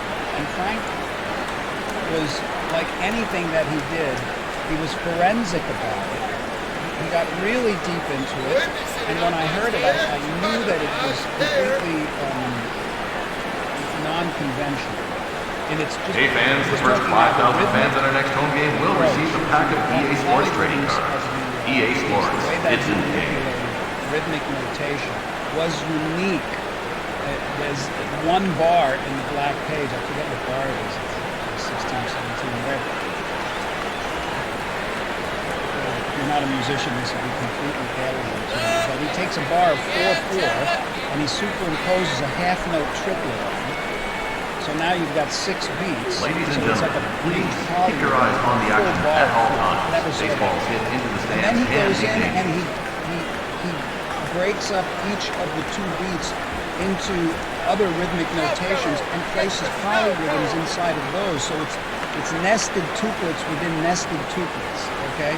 So now this is intensely complex to try to play. But here's the miracle. It sounds like a gorgeous piece of music. It's an inspiring melody. The melody is touching in a way that is just unlike anything because it's not normal. It's not 4 notes and 8 notes, but it's not complex for the sake of it. So it's really, to me and many others, that piece of music is a miracle And I was so enamored with it, I started transcribing it. And then something very interesting happened. I met Eddie Jobson. He was in the band. He played violin. And I met him at a record store. I was 18 or 17 or something. And I met him at a signing, and I started talking to him about this, and he kind of explained a little bit about, and it opened up like the whole concept of polyrhythms to me. Because I didn't really know what they were before that. It was like a book. And I got to transcribe this piece, so I did my best. I sent it to Frank. It was odd because I was spoken to him. It was on the phone. I was 18, I was at Berkeley. I wired his home phone number by accident. I got you, baby. Want to keep it right here? A friend of mine that stole a Rollerjacks from the studio in New York City. At the end, with all these big rock stars, you know, Mick Jagger and all these names and phone numbers, and I wasn't very interested until we got the disease. And I couldn't believe it, you know, and I started calling, and I didn't get through to him for about a year.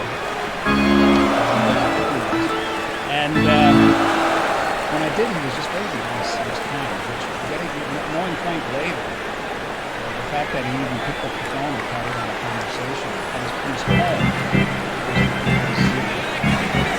But I had told him that my in was, I knew that he was a beret scholar, and he was looking for some Edgar beret scores, and I had access to them because Berkeley was right down the street from the Boston Public Library, and they had all sorts of scores. So I went in there and Xeroxed these Edgar beret scores, and I said, "Hey, I got these scores. Would you like them?" And he's like, "Yeah, okay." Can I also send you the tape of my band? And I did a transcription of the Black Page, you know. So when I told him I transcribed the Black Page, I think he kind of took a little bit of an interest. So I sent him all this stuff, and I didn't think I'd ever hear anything back. And there I was at Berkeley, and I get this package in the mail, and it's a score. Frank sent me a giant score for this piece of music he composed called Moen Herb's Vacation. I could not believe it was like a big, thick, Your attention, please. The throwing of any materials in the direction of or onto the field is strictly forbidden and punishable by fine and imprisonment. Thank you for your cooperation. Piece, you know, and with a note that said, "Make me a cassette of you playing the Black Page on the guitar as fast as you can play it."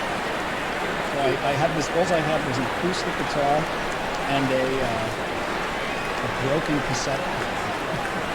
And when he said as fast as the Black Page was a slow piece of music. Keep your eyes on the action at all times. With everything on top of it.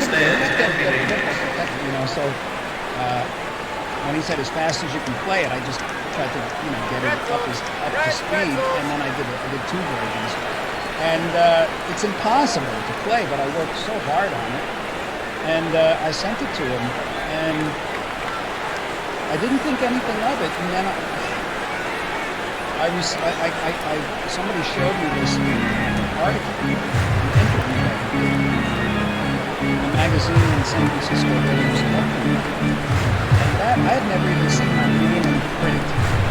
And there was Frank Zappa, and there was this kid from Berkeley, his name is Steve Vaughn, who played the Black Page. I think he's going to turn into something. He's really got incredible chops, and he's going on, and I'm just thinking, this is remarkable.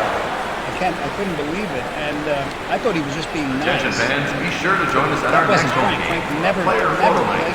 Sponsored by the House of Art. If he placated somebody, his tongue would fall out of his head, you know? He never did. He never said anything unless he felt confident about it, I'm pretty sure. I didn't get to know that until late. But that's pretty much, you know, for me, the story of the Black Page. You played with Frank for a couple of years. Was there a gig that stands out in During our next homestand, we will be featuring EA Sports Night. Be sure to sign up at guest services and join us in the fun. So I started transcribing for Frank when I was 18, and he wanted to try me out for the band, but when I told him I was 18, he said, "So So when I was 20, I moved out to California and started going, I moved down the street from them and started going up to the house in Ford and that kind of thing. I was invited to tour. And so many great gigs. One gig, this was the roughest gig I've ever played in my life. I was asked this question. It was a fun video of me explaining it. But it was in Austin, Texas at the Armadillo World Headquarters. It was the last show that they were having with them. As you know, Frank did Bongo Florida and recorded at the Armadillo World Headquarters. And so they were closing this place and they asked Frank to close it. It was, we did 2 shows, it was 115. And be sure to catch our next home game for Travel Mug Night at the stadium, courtesy of Alex's Container Emporium. And I was just vomiting and the runs and everything, and I was on stage with a pair of cut-off jeans, and that was it. And I was wheeled out on burns. And I remember just having to concentrate to even just turn my head to play. And I got through the gigs, but that was rough. That was really rough. But there was so many great shows. Frank never did the same show. We had about 80 songs that we had to know, which was death-defying, And he would write the set list right before we went on stage every night. It was different every night, and you just never knew what he was going to do. You had to completely. I forget there was an audience because you have to be Kentucky license number focused W25734. He heard everything. He heard everything. Was he able to enjoy the band's performances, or was he constantly analysing it? Analyzing it, yeah. He was very critical because he was always trying to improve it, and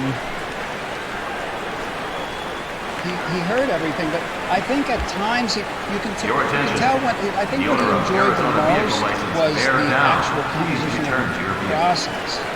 And there's some footage in Baby Snakes where you can see Frank in his compositional element with the rock band. And that was so much fun whenever he would do that. And he'd do it every day. You go into rehearsal. Most of the rehearsals, Frank was just building, changing, laughing. He'd do things to laugh at. It was just fantastic. And his, I guess his biggest, probably his biggest obstacle was the limitations of the musicians. Of course, he always tried to get them a bit further. But the brilliant thing about it is his ability to see your potential and to pull it out in a setting that was unique. Because most of the musicians that I even knew that worked with him, you have to have something that he could use as a palette on his musical creative palette. And I had something. The thing that I had was, for some reason, I was able to play these weird melodies and stuff on the guitar. So I was a good ingredient, But I think he enjoyed the creative process. Fans, be sure to join us for next weekend's homestand when Gift Studios presents Photo Keychain Day at the Bar. And did he care about the year that other band members were using? Well, it had to sound a particular way. I used my Strat that I got when I was a kid for pretty much the whole thing. I only had one guitar. Then I got another guitar as a backup, but I used Frank's Hendrix Strat as a backup.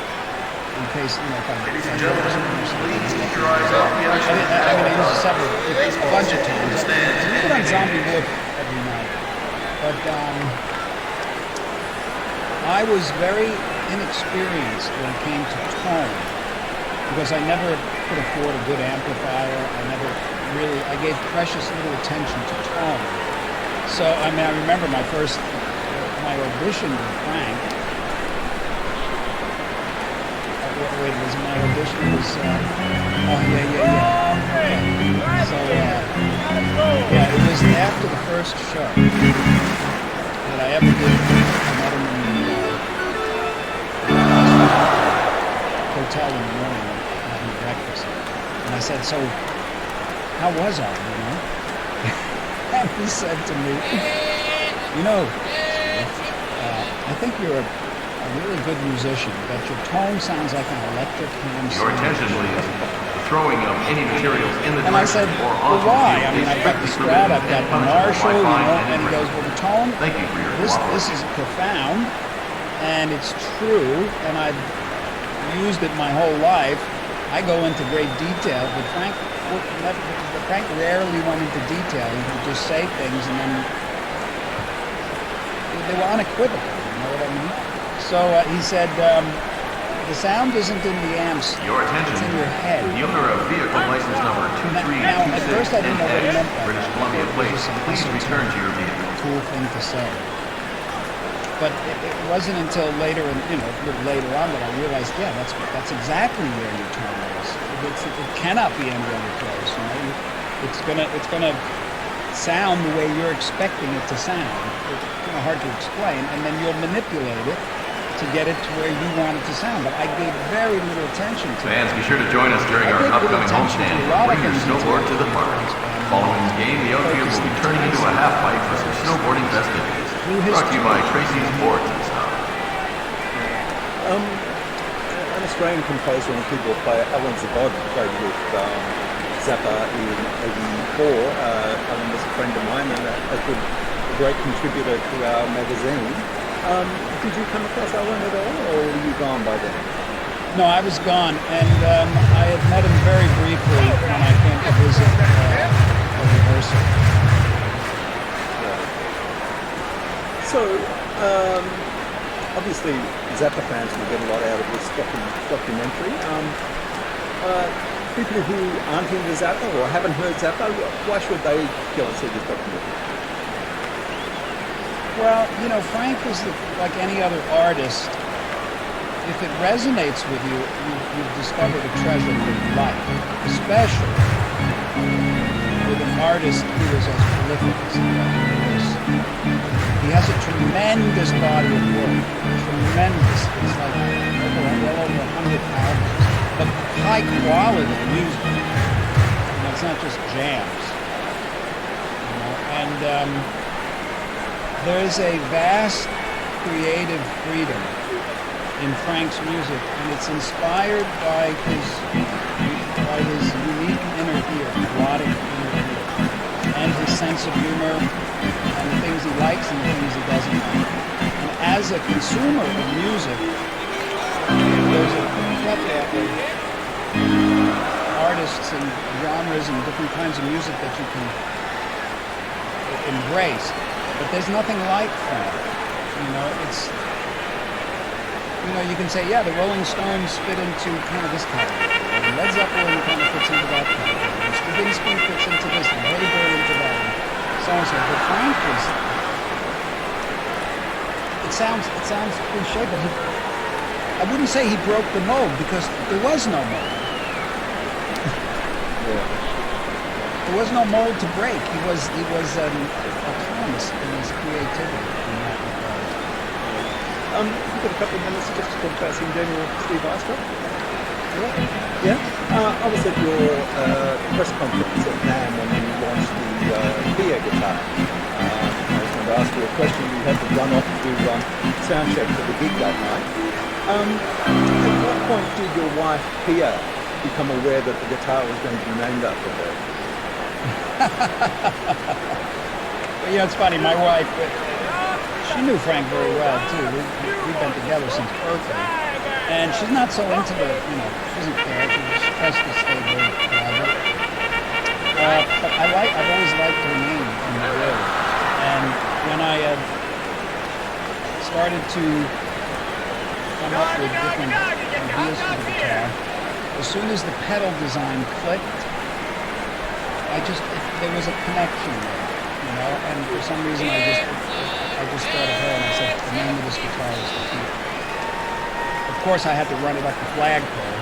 Ladies and gentlemen, please and be that was, courteous and then I do took not it to exit your myself. seat during the snap back. Please wait until the conclusion of the snap back. Thank you. People don't, you know, I'm like, no, that's what I want to do. You know, and she warmed up to it. and now she thinks it's very sweet.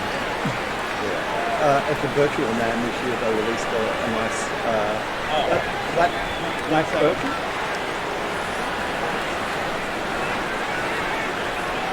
Your attention. The owner of California Vehicle License EIGEOI please return to your vehicle. Yeah, this is the new one that came out, the Onyx Black. Yeah. So are there some more models and colors in mind? Yeah, eventually.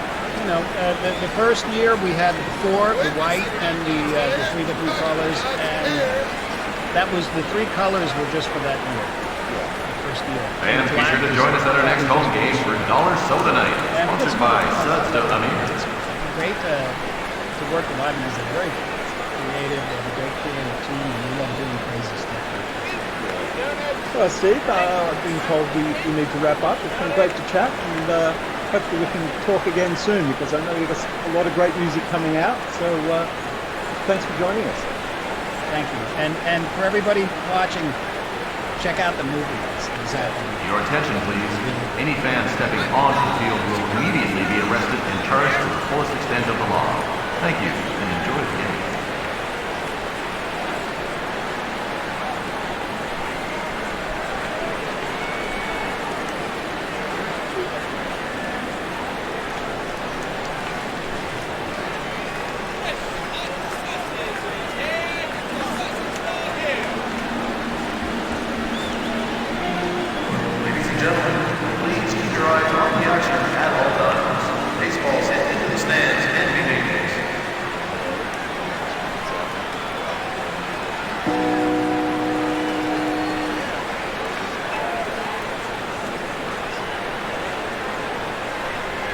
Before I got into the rock and roll business, I used to have a recording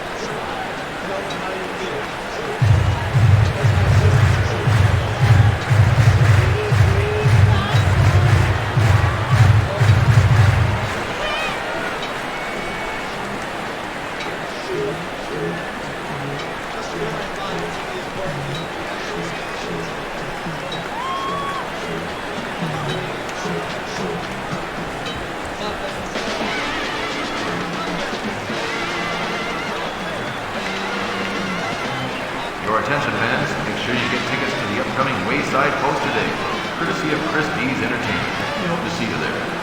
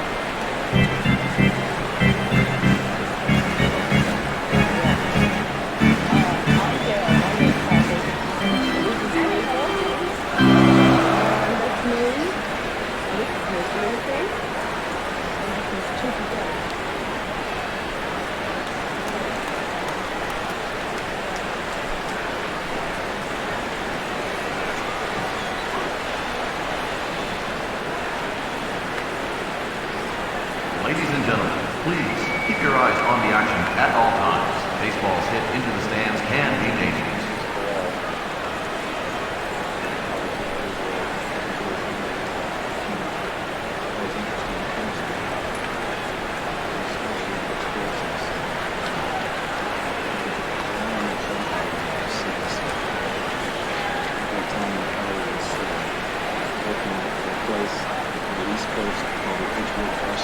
Ladies and gentlemen, please keep your eyes on the action at all times.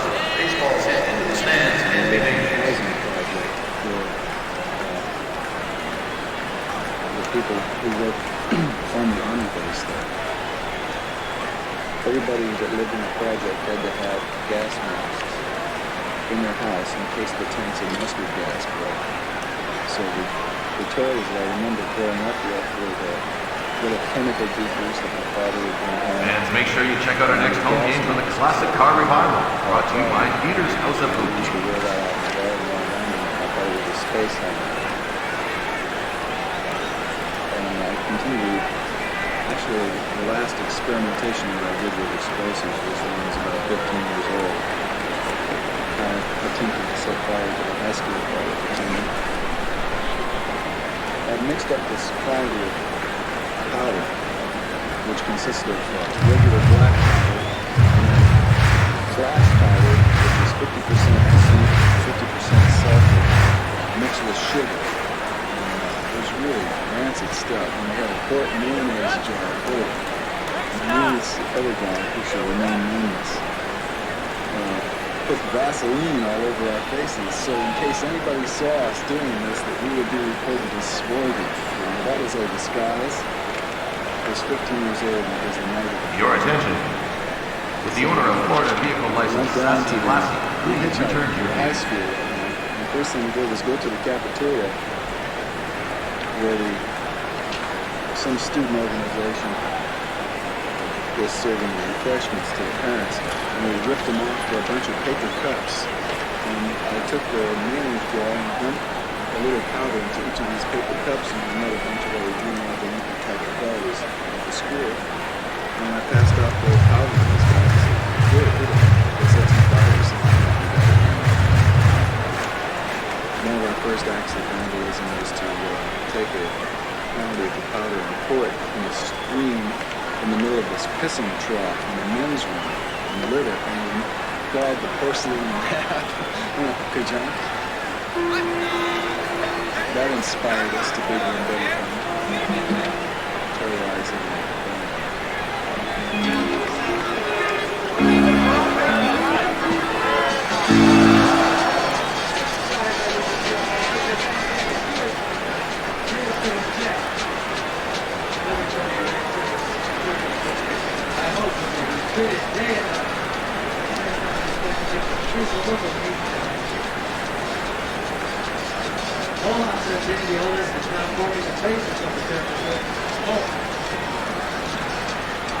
Your attention, please. Throwing of any materials in the direction of or onto the field is strictly forbidden and punishable by fine and imprisonment.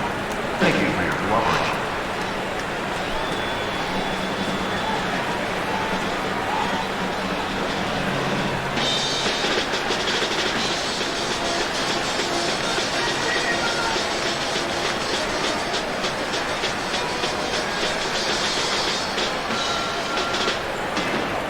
Sure to join us for our upcoming Italian food feast, brought to you by Paolo's Italian Restaurant and School of Engineering. If you're hungry and searching for a career in software engineering, look to Paolo. I wanted to play the drums, so I got a really cheap drum set. I was a drummer in a band called the Ramblers, which was the same band. And then I began to be interested in the sound of blues guitar. Your attention. The owner of Arizona Vehicle License, Luke Moore, please return to your here. So I thought I'd play the guitar myself. So I kind of took that up when I was 18. And I was playing strictly blues stuff. I didn't get attracted to other styles of guitar playing until a few years later. And the composition end of my musical experience started in high school when I heard an album by Red Sox. Remember, fans, at our upcoming home game, Hughes House of Pencils presents Turn Back the Clock. Be sure to join us for all the excitement.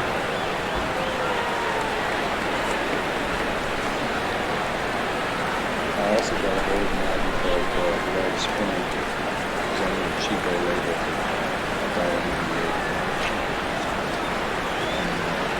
That excited me too. I thought, anybody could make a missing link between Edgar Varese. Be sure to catch the upcoming Parent Appreciation Day. If you've got children, come on down.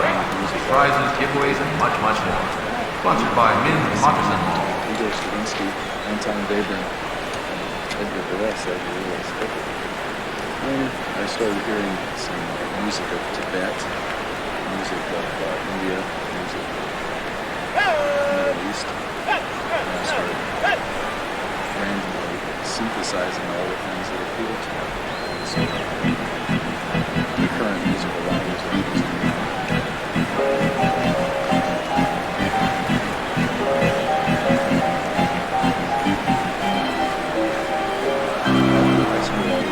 Serial music. I thought that was really the way to go because it was all provable by mathematics and you could just you'd know right away how much your music would work by figuring out whether or not you had all the notes in the right places. You know, it was really Fans, be sure to join us for our upcoming seat cushion night, brought to you by the people at Lee's Leisure Lair.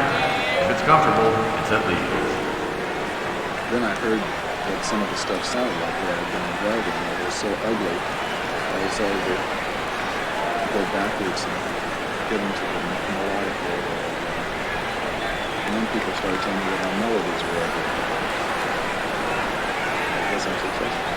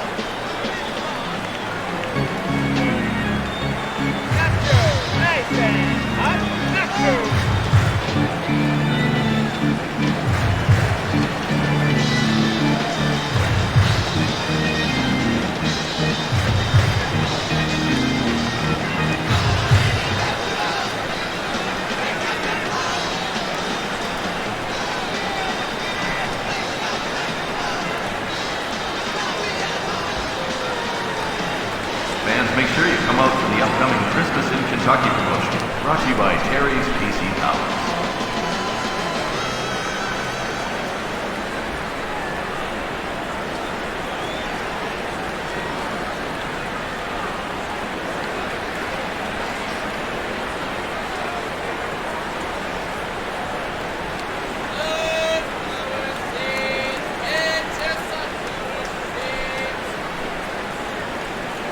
Please join us during the next homestand for the EA Sports Baseball Night promotion.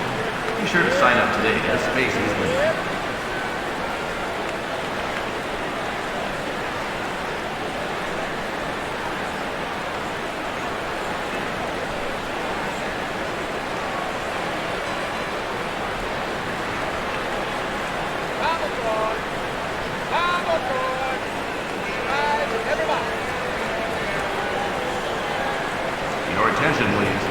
Throwing of any materials in the direction or onto the field is strictly forbidden and punishable by fine and imprisonment. Thank you for your cooperation.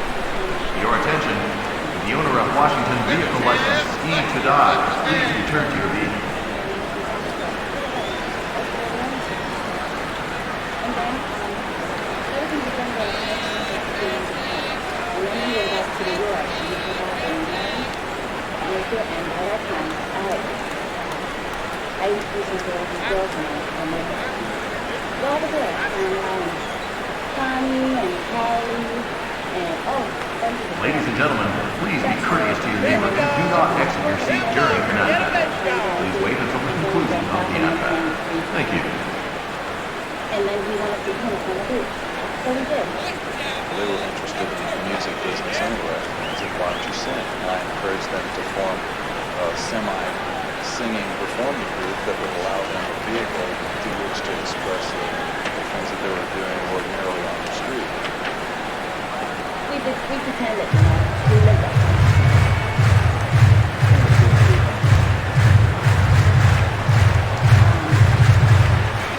Simple girls, you rock it.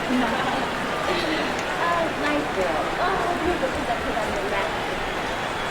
They were together as a group of people who just hung around together and had their own ingrown folklore and philosophy, theology.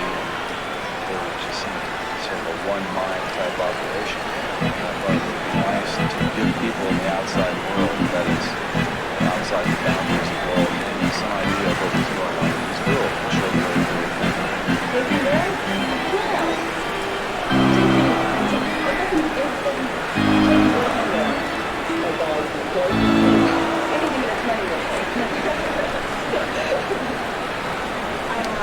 You know, just things that are appealing. You know, if you like something, you go get it.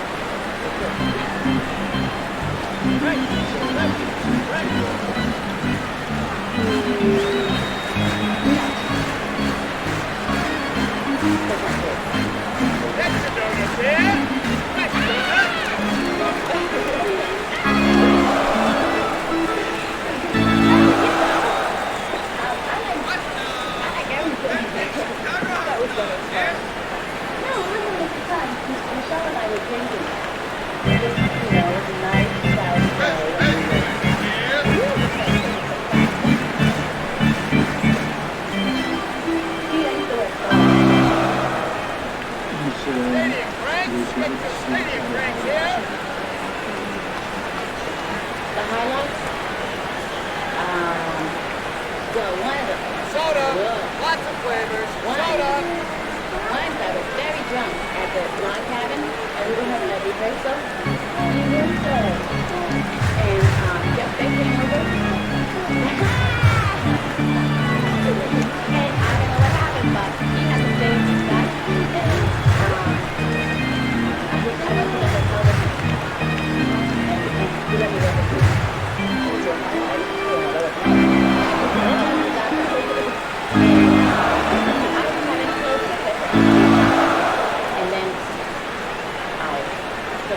Your attention, please.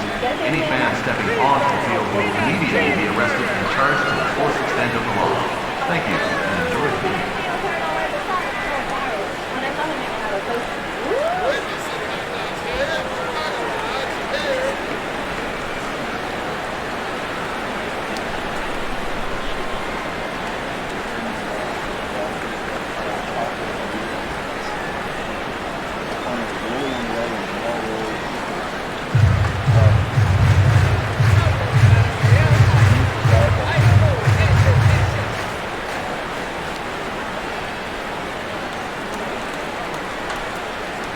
First stretch.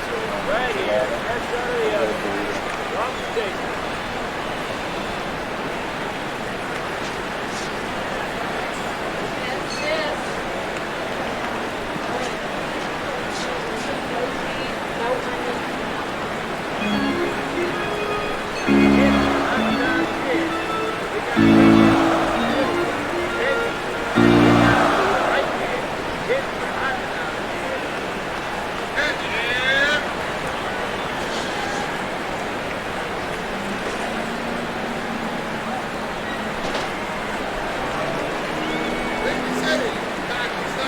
What do you do for money? I have a rock and roll band. Vehicle owner, North Carolina license number EYB 329. Your lights are on. What do you do for money? I have a rock and roll band.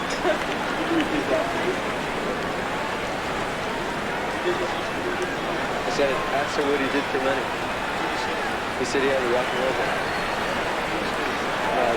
This gentleman standing right across from me.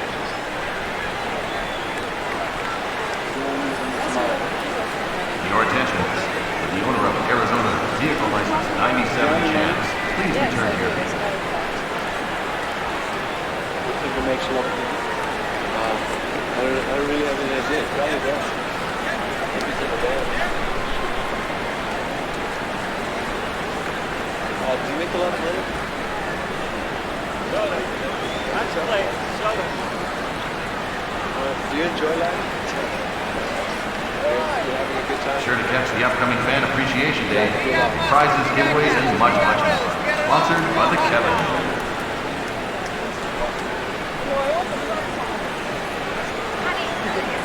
Here's the hot sauce.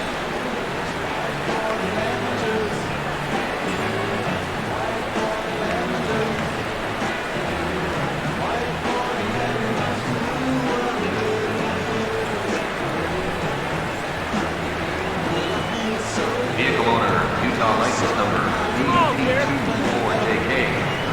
Your license.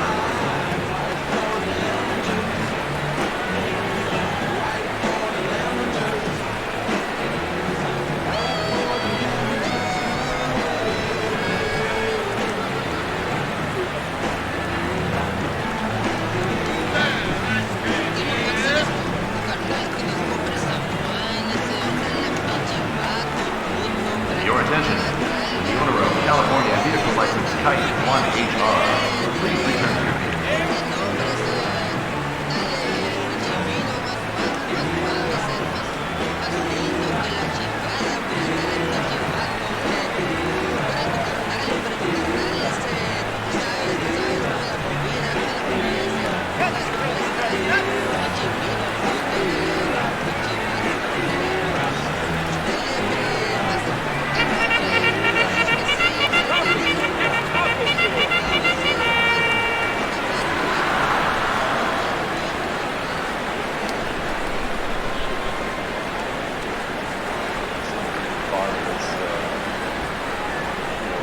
Drug called Flagyl that you can take. You get trichomonas when you're on the road. And it's a renewable prescription, so you carry the empty bottle around. You have to get someplace, so phone the pharmacy in New York. Be sure to catch our next home game with the EA Sports T-Shirt Day promotion.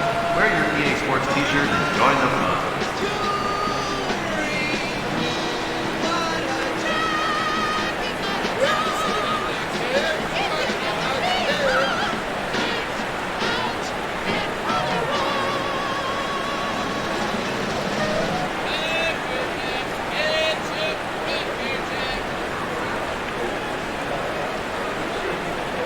Ladies and gentlemen, please keep your eyes on the action at all times.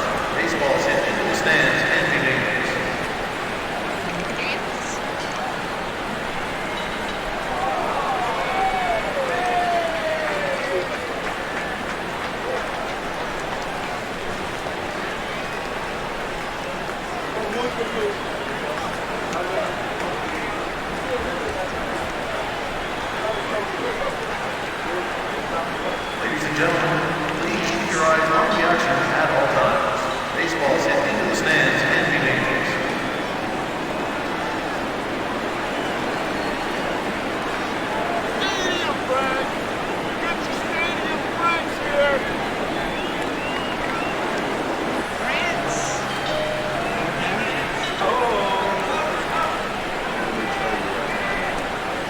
You got your owners, you got your rock bands. You try and throw a rock band.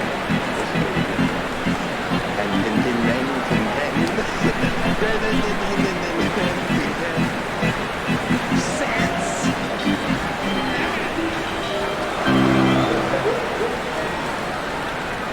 Smurf me.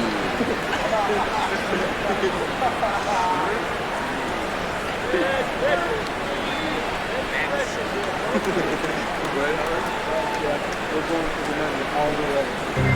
Can we get high now?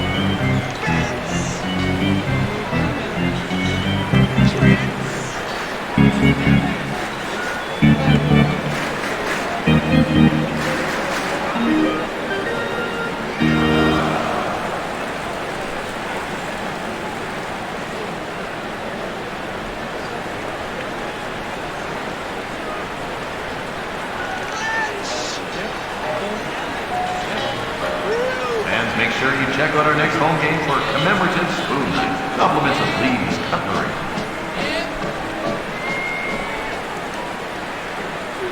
Sometimes it's fun. Sometimes it's dull. Dull.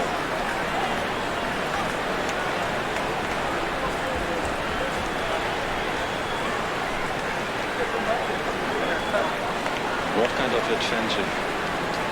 Well, there's good ones and there's bad ones. The good ones usually include the presence of someone young lady who likes to take pants off for musicians. The other ones are things like hello,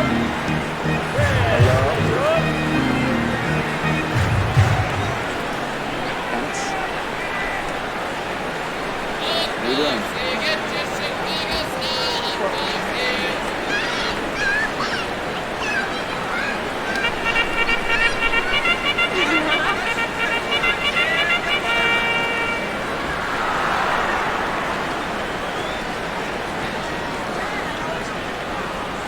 What kind of girls are these groupies?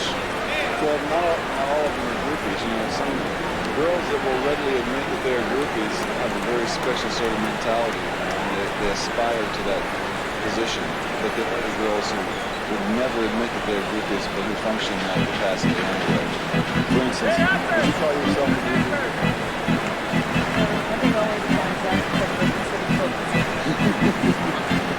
She said, We could never make it together. We're only friends.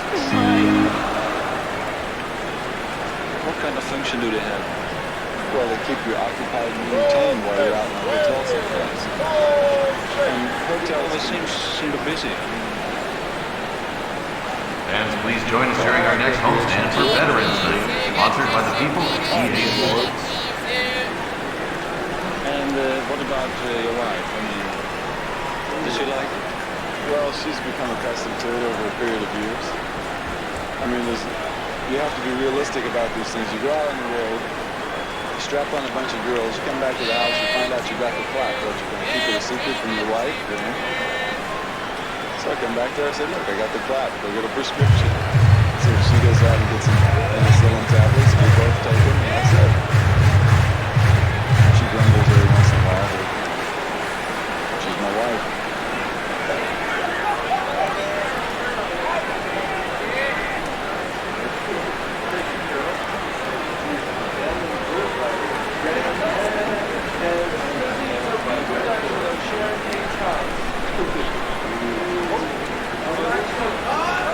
Remember, fans, that the next home game, Martin's Poutine Promenade presents the French Fry Guy Fiesta at the Boulevard.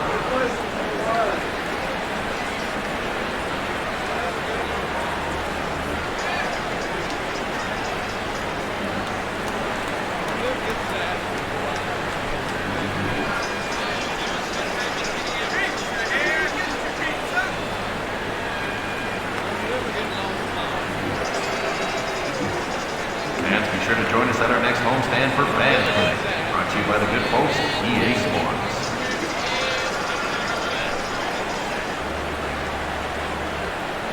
Dear God, what true reason for Moses to love you? And a pile of laundry by the hotel.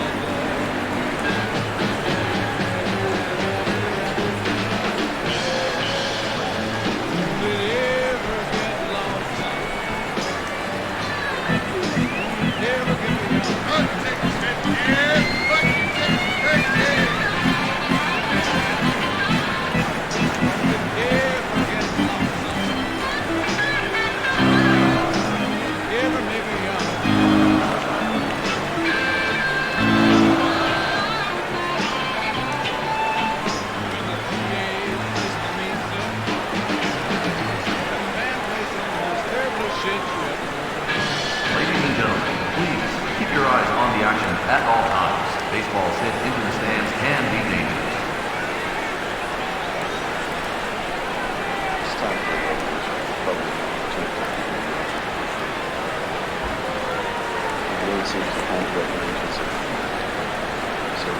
version.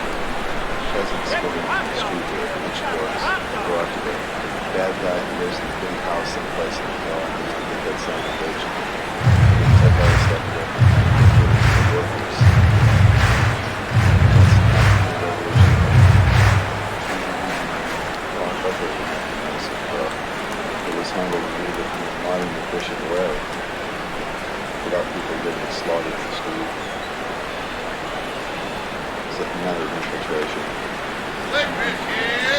Because the thing that's wrong today is that the people who are in control of the media and the government and the things that run the lives of the average person in the street, they aren't doing a good job of it because they don't really care. So if you just replace them, I think that's a possibility. Fighting for stupid people of the younger generation. And you're something more interested in the old news, or you think it's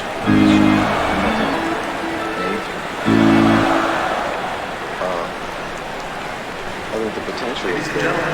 Please keep your eyes on the action at all times. Baseball's hit into the stands. The political involvement is on a very superficial basis. They're still they go out for the social aspects of the march or a rally rather than for the what it could possibly accomplish. I don't think that demonstrations are the best possible tactic. What do you think of the present situation in the States? It's still a problem. I'm still optimistic about it. President America is such a crazy place. When you consider that a person like Richard Nixon, just by looking at television advertising, it's possible that a person with an equal amount of money for the same size campaign, he spent $22 million to convince a bunch of people to vote for him. But he was a good bet for the presidency. Be sure to catch our next home game, EA Sports T-shirt Day promotion. Wear your EA Sports T-shirt and join in the fun. I thought about it a number of times before, and the thing that always holds me back is that what would it feel like to actually be the president and have to stay in Washington, D.C. in the House for 4 years? That'd be pretty grim. There's already some stickers saying Zappa for president. Honestly, most stickers I've seen some little cards. It's not a good feeling, but it's true. Your attention fans, plan to be at the ballpark at our next home game, and the good people at Brady's Jewelers present commemorative lapel pin day. You can't do it all just from the presidency. The president doesn't have the absolute control in the United States because the power is divided up between the Commander, the Senate, and the Congress, and things like that. And if you go in there and you can't work in conjunction with the people who are in the Senate and Congress, you can't get anything done. Do you think there's a chance that music, pop music, Your attention, might please. change? Throwing of any materials in the direction of or onto the field is strictly forbidden and punishable by fine and imprisonment. Thank you for your cooperation. This had a great deal to do with lifestyle, encouragement of activities during the sexual revolution, and clothing styles. It's all hip-hop music. Things that the appearance of the American teenage way of life. What kind of influence? Well, we had some, but not very much because of the size of our audience.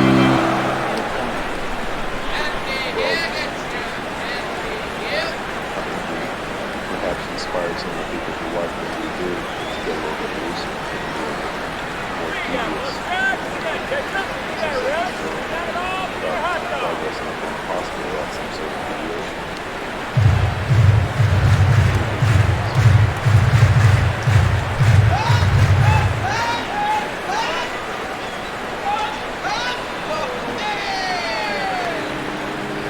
Give us the mention of one of the songs from our forthcoming United Artists feature-length motion picture that we just got the money for today. Doing some sleazy driving about November 1st. Meanwhile, boys and girls, we're in the picture. This is the song. Let's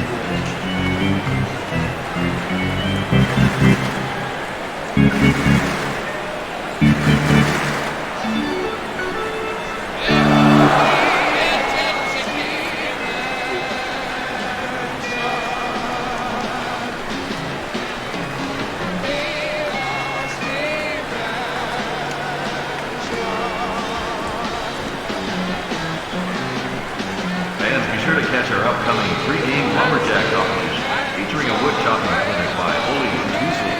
Tickets are still available.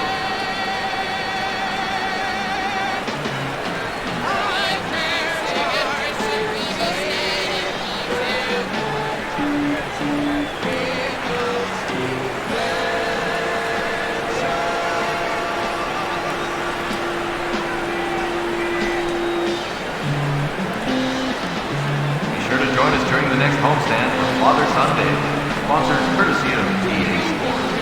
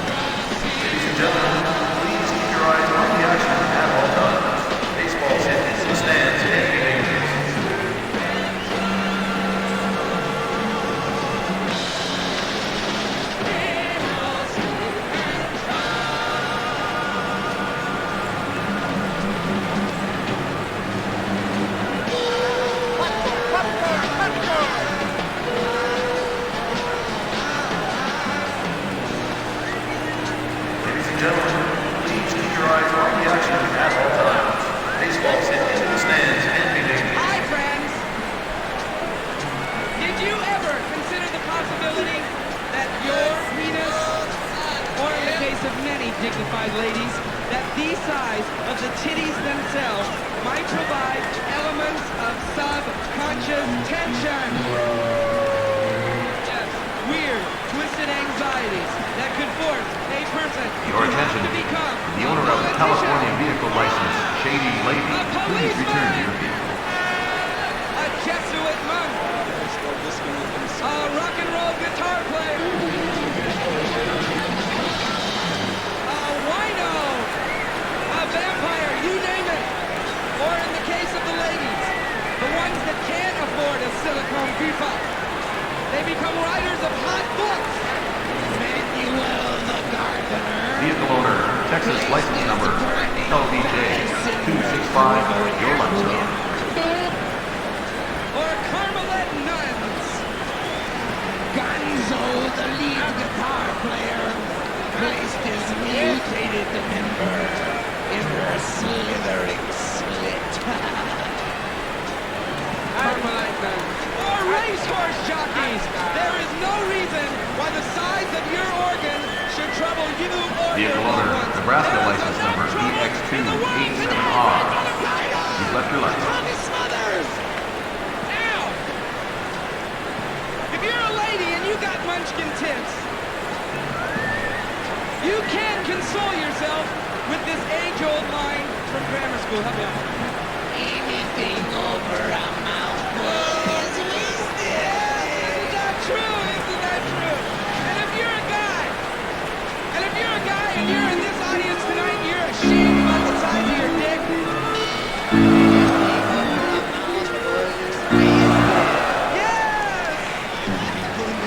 And you're ashamed of your dick, and one night you're at the Fillmore, you're going back to live your pad, you got this chick, this guy hits on you, right? You're sitting there, you're really cool, and the guy hits on you and he says, 8 inches or less.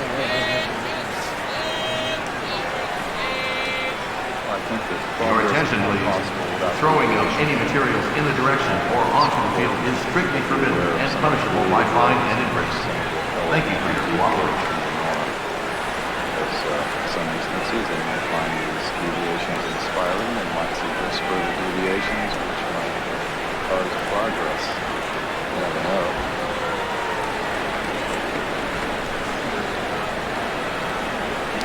I know a guy, his name is Benson. Ladies and gentlemen, please keep your eyes on the action at all times.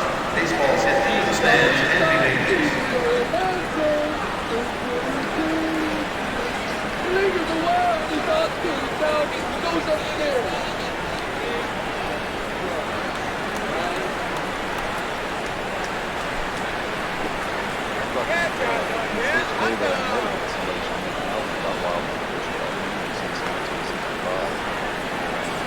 Ladies and gentlemen, please be courteous to your neighbor and do not exit your seat during an at-bat.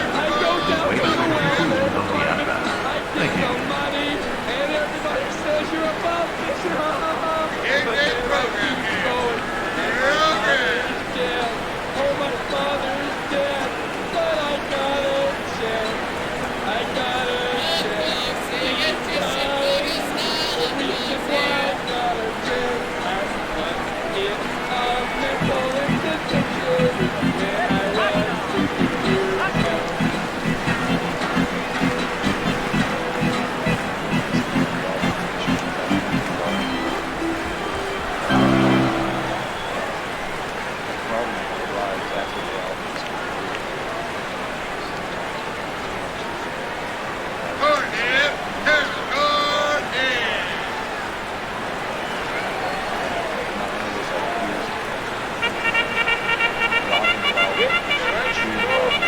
16 years old.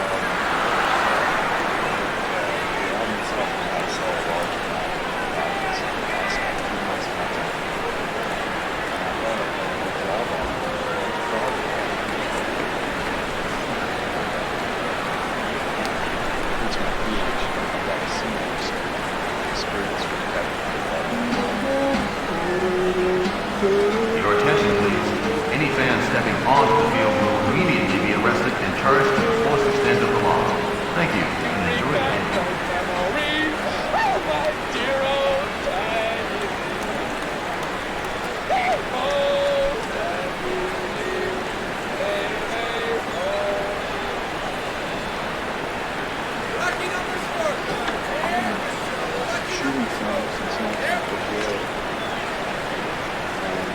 Attention fans, tickets are still available in the upcoming home stand. Purchase your tickets at Box Office, located on the main floor. A decent budget to finish a real motion picture. Is it just for fun or does it affect you as a man? As a man? I think that for the type of writing that I do, that the perfect medium for it would be film or some sort of visual, perhaps advanced form of videotape. I can see the music artists thinking possible visual elements to go with it, and to be able to exercise and feel early visual elements as well as the music. That's something that I've always wanted to do. So now, in the case of 200 Motels, I have a chance to write the music, write the story, direct the action, direct the photography, and after Ladies and gentlemen, please keep your eyes on the action at all times. Baseball is hitting in the stands and beginning. As close as possible to the original fantasy that I had in my mind when I started to put this one together. We are now entering the area of the Ainsley Dunbar home movie.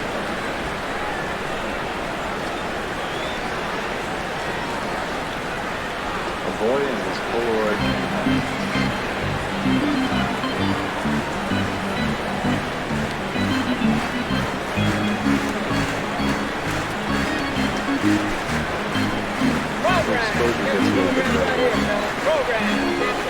This was shot at 2 frames per second with available light. This street of Winthrop Avenue in New York. And so it is, life on the road, rock and roll band.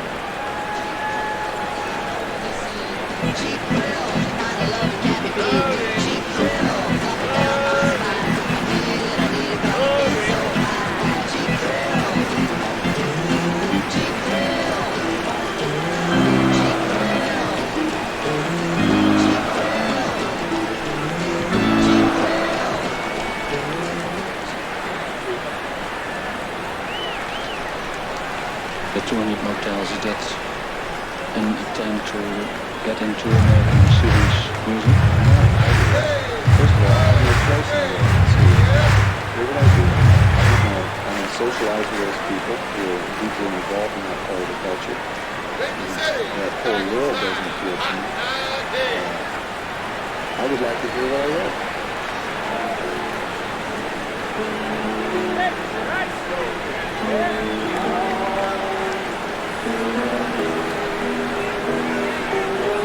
Your attention.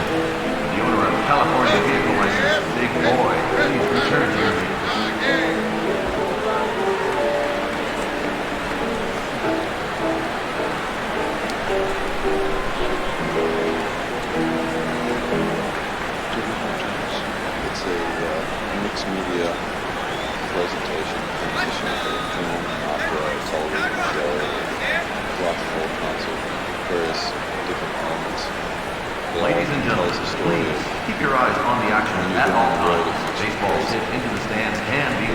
special section deals with a special fantasy that I had one time when I was stranded in Kentucky. That's the section called the Cleveland Gazelle. That tells about a love affair between a boy and a girl in an industrial vacuum cleaner.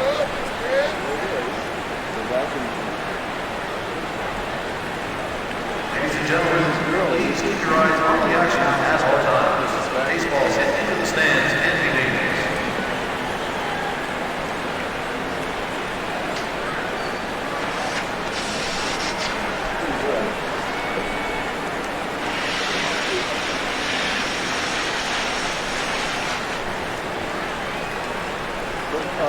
It works good on ticks.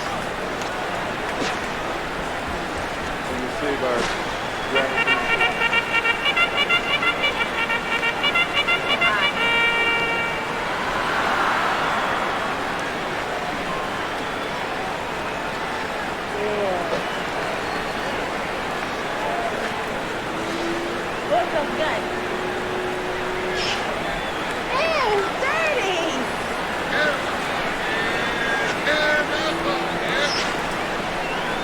works good on pie.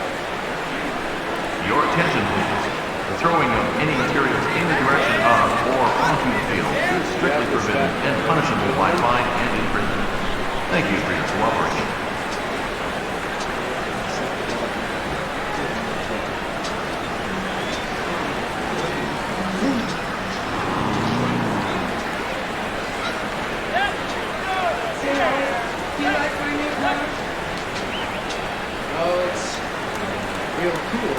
Your attention, please. Throwing of any materials in the direction or onto the field is strictly forbidden and punishable by fine and imprisonment. Thank you for your cooperation.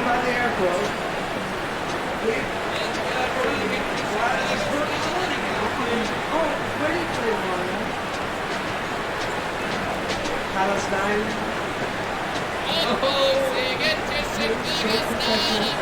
The way we get to travel to all those exotic places.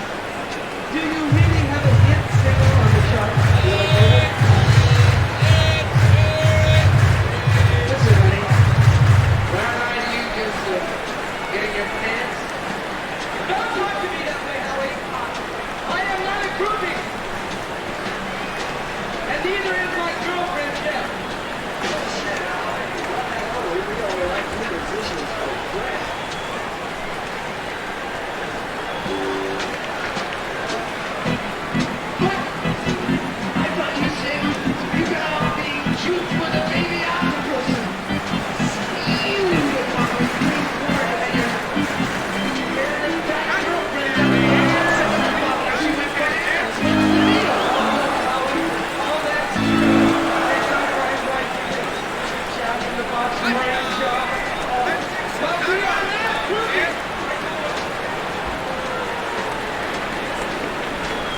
Sure to join us at our next home game for Camera Night at the Ballpark. Sponsored by refreshing Dewar's Double Soy Drinks. Tea is better than me.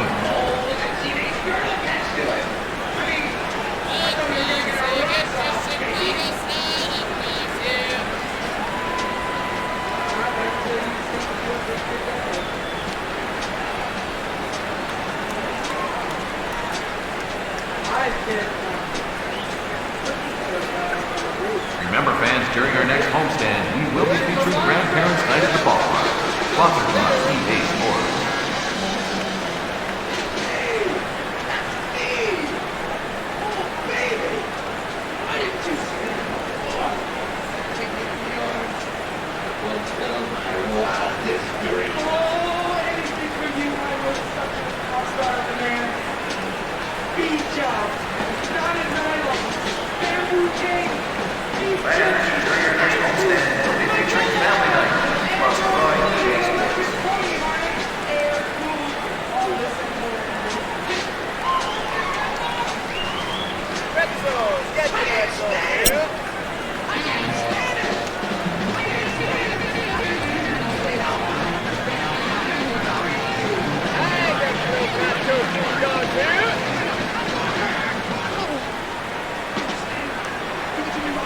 Ladies and gentlemen,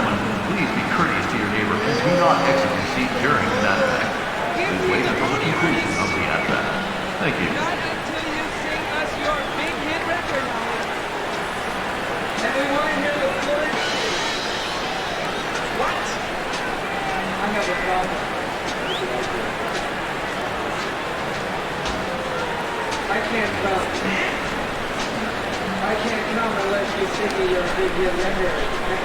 Your attention. With the owner of California vehicle license URMYVOY, please return to your vehicle.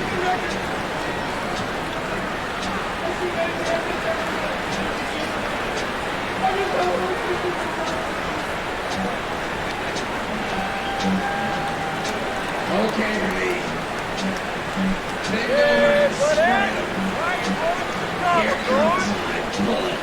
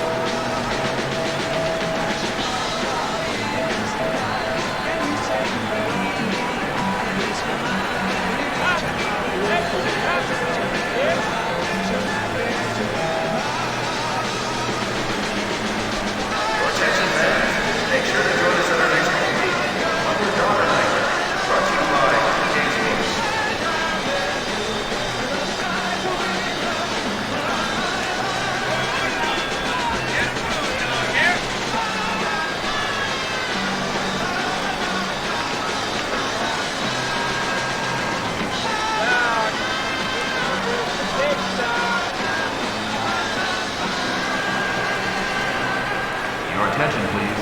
Any fan stepping onto the field will immediately be arrested and charged to the fullest extent of the law. Thank you, and enjoy the game.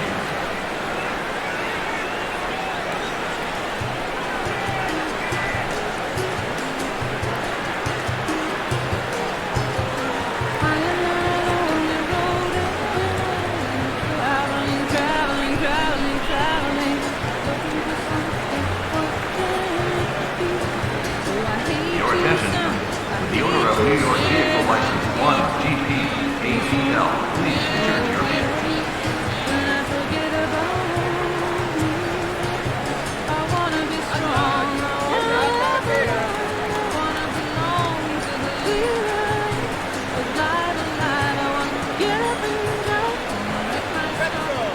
Young Richard is a true poet.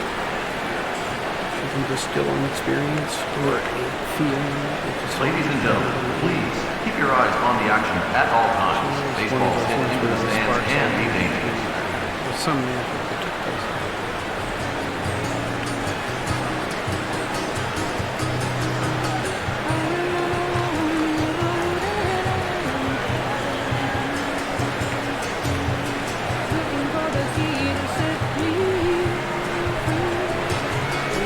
The journey she's gone on in her music has been really valuable and really unique because of the fact that she's not going to put lipstick and makeup on the truth. Here it is. Here's what I found. Here's my letter home.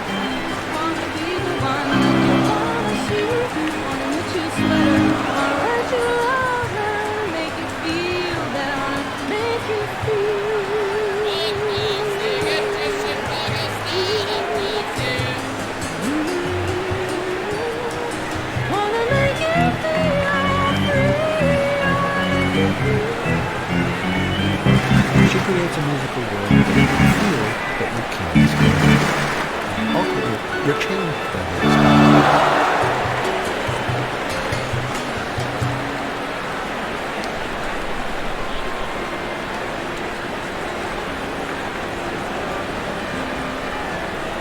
Joni grew up in a small town on the Canadian Prairie. Your attention, please. Throwing of any materials in the direction of or onto the field is strictly forbidden and punishable by fine and imprisonment. Thank you for your cooperation.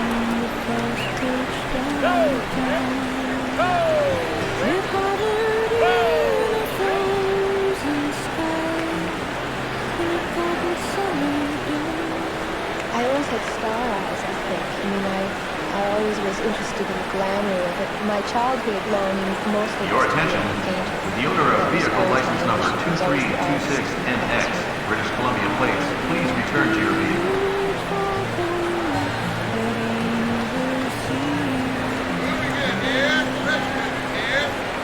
You know, Joni was always a rebel. She told me she used to sneak out to the wrong side of town for rock and roll dance contests. She really lived to dance. It's almost as if she was making up for lost time. Fans, don't forget our next home game is Kids Day. Kids 12 and under get in for half price and receive a goodie bag courtesy of EA Sports. It's in the game.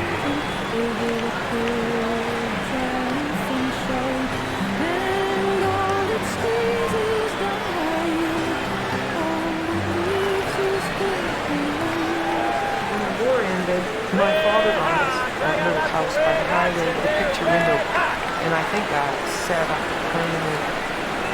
Ladies and gentlemen, please keep your eyes on the action at all times. Baseball's hit into the stands and winning. That's my impression of mom. Where they come, where they going?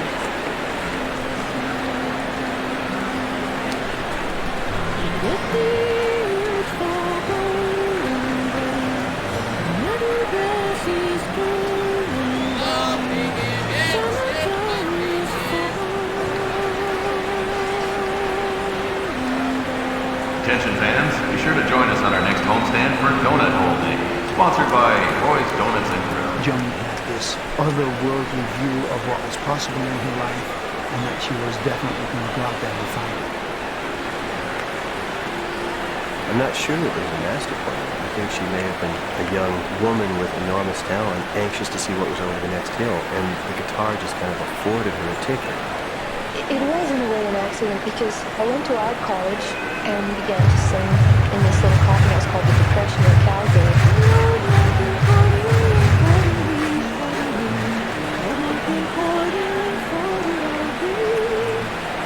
You know, in the beginning, I mimicked Joe Myers and did the pose, and I thought of myself merely as a competent mimic, but the idea of being a recorded artist was not anywhere in my mind. Although as a painter, I had the need to innovate. As a musician, it was just a hobby, so I didn't think... Fans, be sure to join us at our next home game for the Team Fridge Magnet giveaway, courtesy of Cram's Magnet Mecca. What happened to me then in art school, I lost my virginity and became pregnant at the same time. The main thing was to protect my parents from the scandal. You had to, what girls did, you either got married, covered up, or you went into a home. Abortion was unheard of.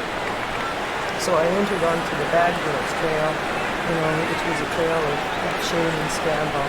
And I had to kind of hide myself away.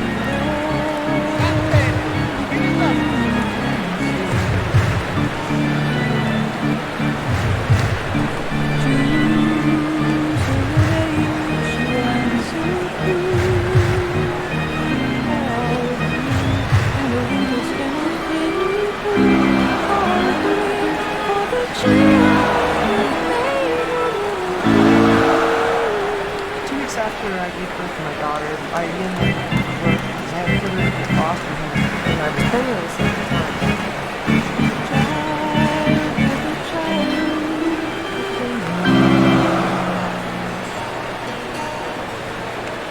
Weary of lies you're sending home, so you sign all the papers in the family name. You're sad and you're sorry, but you're not ashamed. Your attention, please. The throwing of any materials in the direction or onto the field is strictly forbidden and punishable by fine and imprisonment. Thank you for your cooperation. And then I met Chuck Mitchell. We quickly became friends, and he said that he could get me work in the States. So with that optimism, I went and took a few gigs down there. Eventually I had to tell him my child was in foster home, and he said he would marry me. Ladies and gentlemen, please be courteous to your neighbor and do not exceed the seat during an at-bat. A lot of things Please wait until the conclusion of the at-bat. Thank you. And this was a strong pull in a certain direction and somewhat of a solution. So we married each other for all the wrong reasons.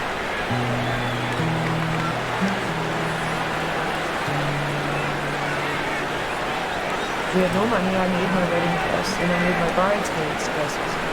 One of my bridesmaids was his sister Celia, who I barely knew. Ladies and gentlemen, please keep your eyes on the action at all times. Baseball's hit into the stands and games. Brandishing my daisies, thinking, I can get out of this.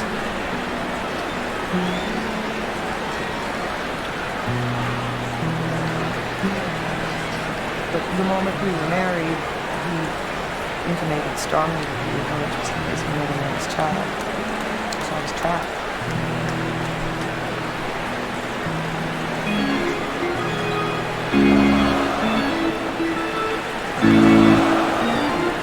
Chuck insisted we be a duo, but we were totally unsuited to be a duo. Get the French right here. Red Sox. He made more money with me than he did without me. And he held the purse straight, completely.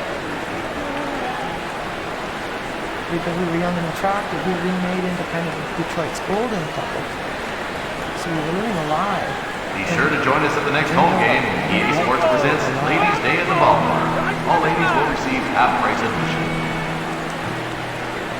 You try to make the best performance. I looked relatively happy, but I felt like I'd been betrayed.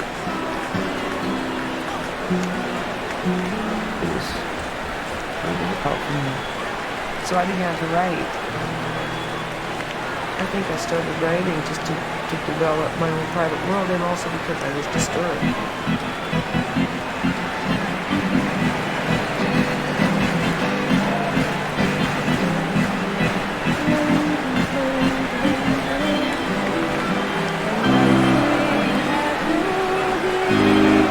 Red Sox Now was one of his first songs. I was meditating on fantasy and reality, childlike optimism and adult reality. This was the work of my childhood Your dream. attention. The owner of California Vehicle License VIGEOI, please return to your vehicle.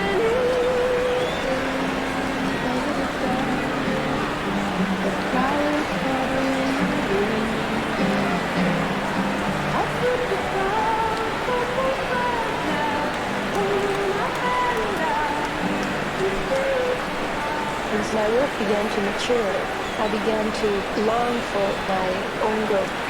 And be sure to catch our upcoming Car Flag giveaway, sponsored by Pure Ball Florida City.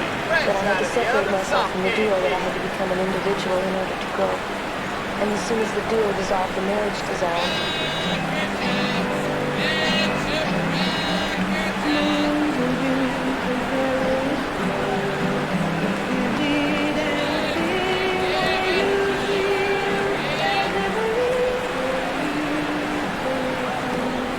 Be sure to join us at our next home game for Manicure Night, brought to you by Natalie's Nails and Nails. We had already been through some hard things. And what makes human beings get with it is paying dues. Sort of like you arrive here with a boulder and you knock corners off yourself until you get smooth like a river stone. And she was already starting to get smooth.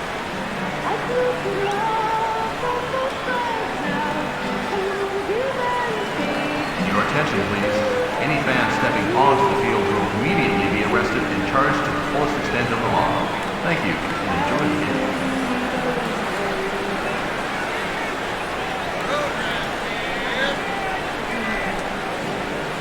I feel every bit of trouble I went through, I'm grateful for. Bad fortune changed the course of my destiny. I became a musician.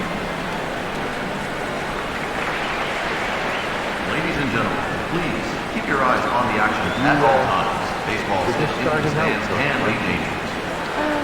I started singing professional for 2 years, but I consider that I've only started within the last year, because I've only felt that I began to have my own musical, my own songs and my own guitar style, and I'm starting to get my own vocal style now. How do you determine when you sort of arrive and are what you want to be in?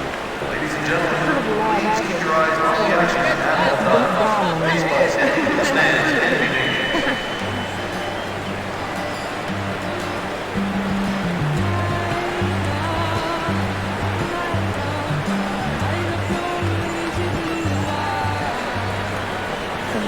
Spanish Village, it was a very vivid scene in terms of the outlook, the streets, the whole vibe. It was like Bob Dylan and Tom Paxton, Phil Hicks, and Joni calling Tom Stanton So I went to New York, and I played a lot of coffee houses. I booked myself, I had a manager. I worked the bulk of the year, club dates.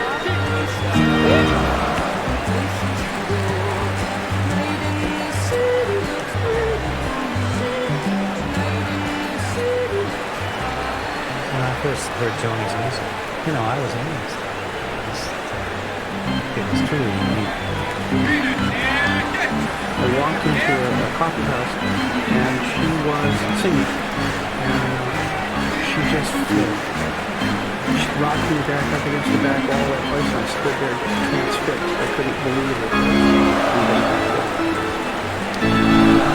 When I first saw her, hardly believed it was there. The coffee house was empty. She was standing almost a little Your bit attention. away. The owner of Arizona vehicle license, bear down. Please return to your She vehicle. covered her face with her hair. It's almost like she wanted to erase who she is and just let the voice be, and let the songs be who she is.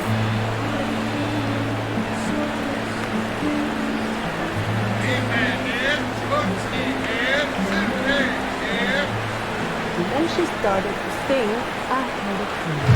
I was going through a divorce then, and I don't know what it was about that song. I spoke about a new way of conveying, through music, through words, a new way of conveying an existential reality, a thing, and I'm like, oh, I just started to song.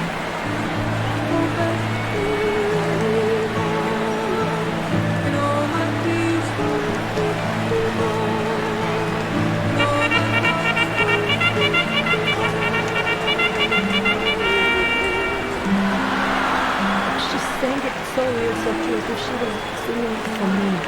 She was my voice, you know. She was everybody's voice. She was like a universal voice.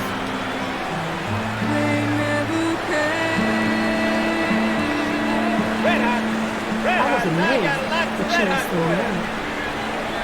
You know, there was so much wisdom in her work. Ladies and gentlemen, please keep your eyes on the action at all times. Baseball's hitting in the stands and be dangerous.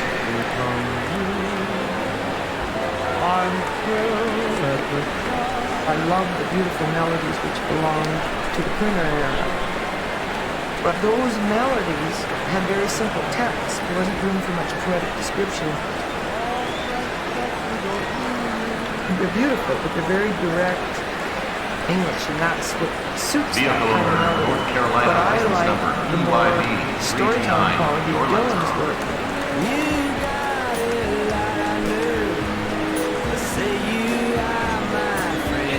Bob Dylan inspired me with the idea of the personal narrative.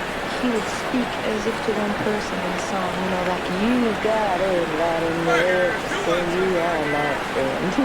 And nobody had ever written anything like that in song form, you know, such a personal, Your attention, strong please. The throwing of any materials in the direction of or onto the field is strictly forbidden and punishable by fine and imprisonment. Thank you for your cooperation.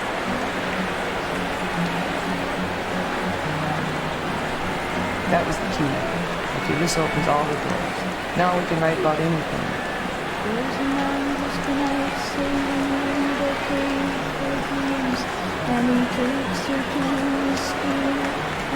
Fans, be sure to catch our upcoming Bike to the Ball Yard night. Proudly brought to you by Davison & Sons Cyclery and Internet Cafe. The thing that I was reluctant to let go of was the melodic harmonic sense. Whereas Dylan, he could speak in paragraphs, but it was for the sacrifice of music to get the plateaus upon which to speak.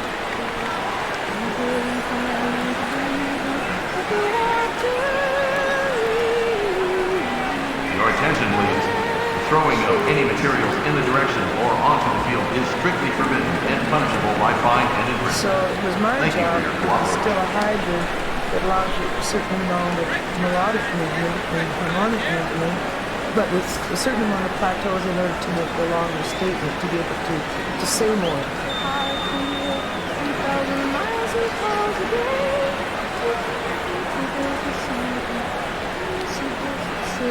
Be sure to join us for the next home game for the Golf Umbrella Night, brought to you by Robinson's Precipitation Palace.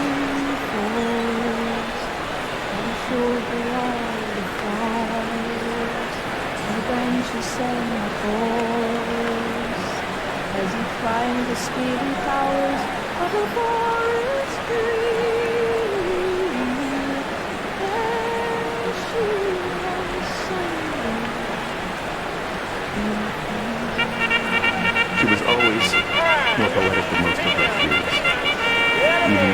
songs like The Circle Game and Both Sides Now, there was a construction of images and structure to the work, and ingenuity of imagery that nobody else had.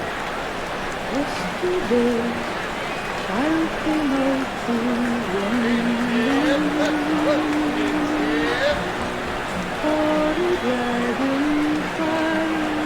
Your attention.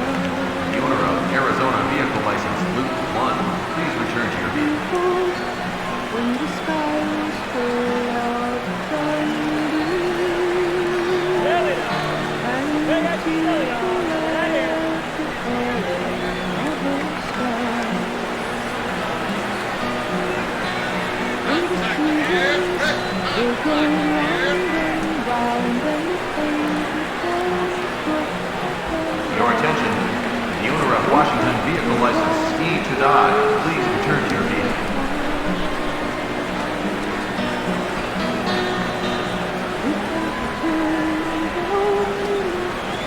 behind the world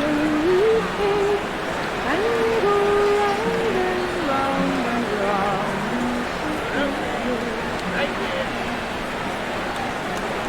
Joey sent me a tape of 6 songs.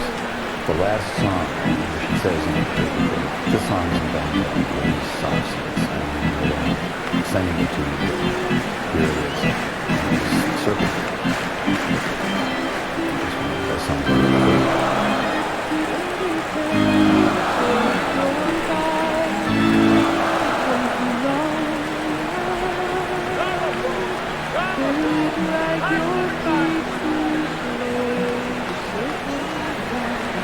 I was Buffy St. Marie's agent, and she recorded a new album, and I listened to the album, I called her up and I said, I really love that song about the circle game, and she said, that song was written by Joni Mitchell.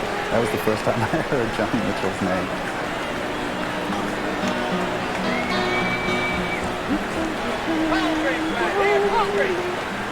Behind the world and go round and round and round. The Mitchell started to people wanted Joni Mitchell song. I told her I was a personal manager, and I'd kill to work with her. And she said, I'm leaving tomorrow, and I'm going on the road for about 3 weeks. And in those days, she booked herself, she traveled with her guitar, she went alone on the road. And I said, can I go with you? And she said, well, if you meet me at the airport... Vehicle owner, Texas license number, LBJ, if you meet me at the airport, and you give me my flight number, then you pay your own expenses. You can come with me. And we did. And I went on the road with her the next day. Elliot became wildly excited about Joni, and he introduced me to her, and I became her agent. And, you know, it was the beginning of her career, it was the beginning of our careers. You know, everything was very small time when she first came out. Our next home game is MVP Baseball Dev Team Signature. First 15,000 fans will receive an autographed picture of the MVP Dev Team. Tickets are still available. Before she had recorded. It was stunning.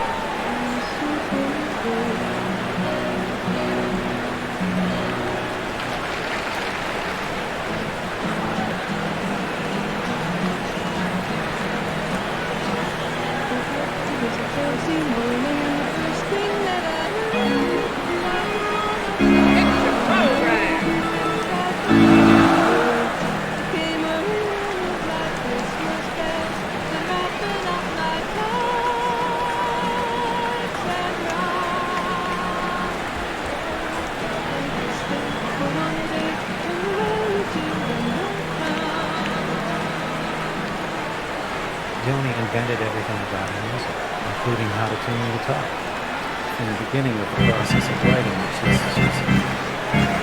building the canvas as well as she's putting the paint on. No one, she trained herself. And even in these early compositions, she finds a harmony or a group of chords. And invariably, it's never straight on. Years I just said, Joni's weird chords, Joni's weird chords. And I thought, how can you do weird chords? Chords Your attention. The owner of California vehicle license Kite 1HR. Getting like Please return to your knobs from the guitar until I could get the chords that I heard inside that suited me. They feel like my feelings. You know, I called them not knowing chords of inquiry.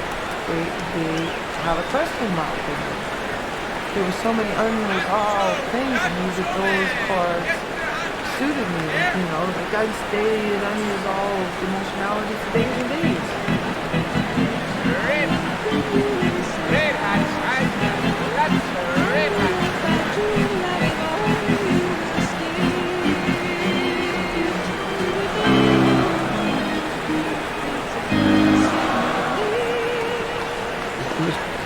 A little daunting to be a singer-songwriter in her presence because she is so. That's the only way that nobody else can do it. She doesn't sound like anyway. You hear her play. And be sure to catch our upcoming Kids Home Run Derby contest, sponsored by EA Sports.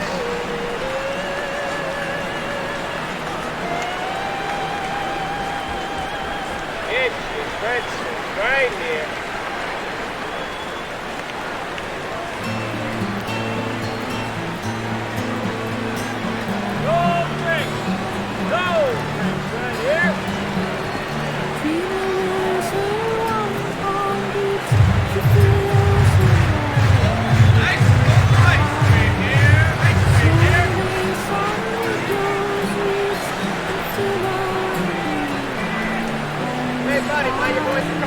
Laurel Canyon in the late 60s was an incredible place to be. It was the time everyone was coming out to California. There was a camaraderie among everyone. There was always people coming over up and down the canyon, going from one house to another, playing new songs for each other. Your attention. There was The so owner much of happening. California vehicle license Shady Ladies, please return to your vehicle. The Birds and the Airplane and the Drink for Dinner. All those groups were playing all the small clubs.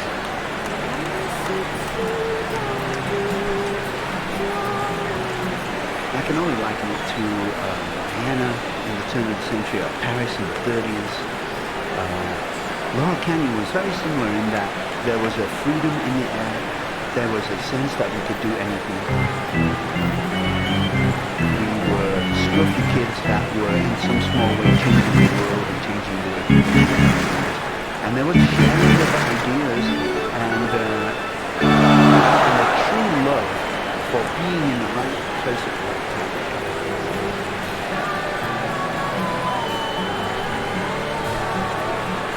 There really was an ethic, peace and love, and art, and poetry amongst that crowd. And poetry, even more than musicality, was revered. And Joan is the best poet. So it was the kind of period where she had a lot to say and everyone wanted to hear it.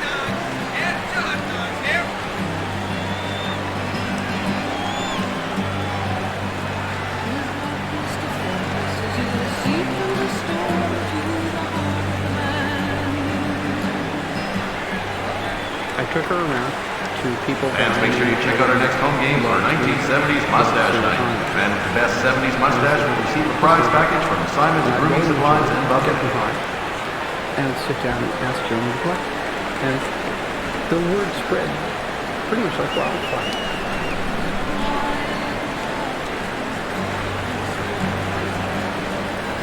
Then we took this really potent, popular image that had been building for 7 or 8 years anyway, the California Girl, the Beach Boys Girl, the beautiful golden girls, the long blonde hair, Father Donald. And Joni not only was the girl, but she was also the Bob Dylan, the Paul Simon, the Lennon McCartney writing it, you know? I mean, she was the whole package.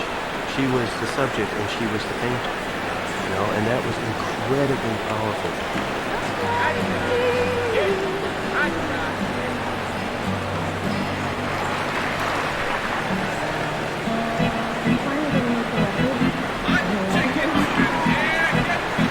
I did produce her first record, but I didn't do that good a job. The only thing I did right was keep almost everything off of it. Keep it to just Joni and the song. Creatively, she knew where she wanted it to go and what she wanted it to be. She had a vision. She wasn't looking for input. There's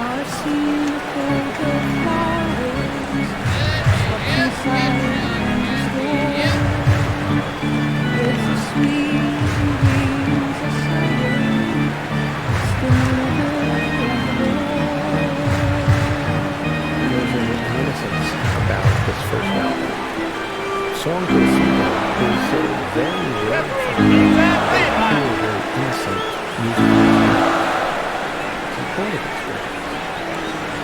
Your attention, fans. Make sure you get tickets to the upcoming Wayside Poster Day, courtesy of Christie's Entertainment. We hope to see you there.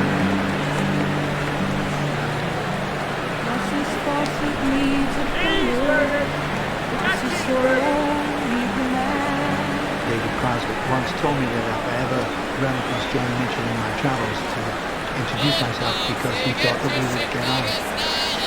And get on we did. Attention all children under the age of 13. Be sure and catch the game next time for Kids Night. Brought to you by EA Sports.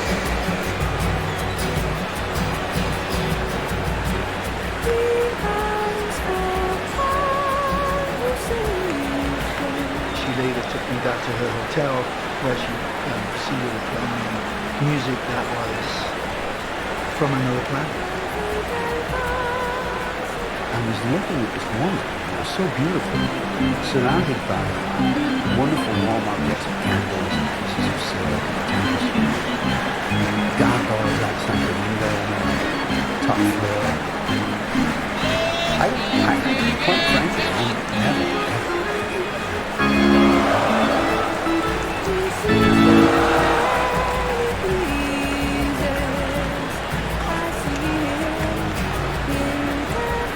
completely in love with Joni Mitchell.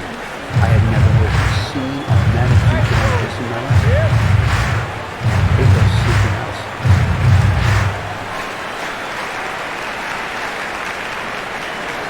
Red. Red side of the air.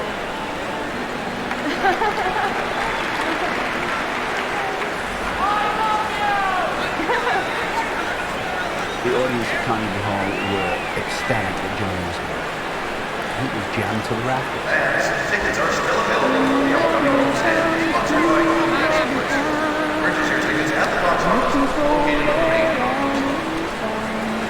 It was Jones coming out in a really big way. She brought her parents from Canada. This was a big deal.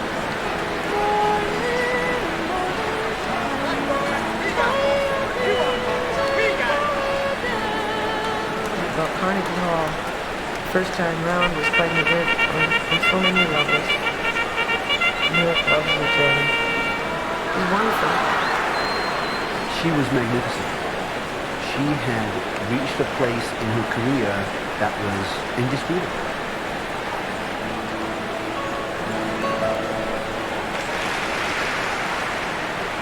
A lot of the people in my audience are very tired because they came here, I understand, from Woodstock, right here in the festival. Be sure to join us at our next home game for handheld night. Compliments of Buckwheats Barbecue.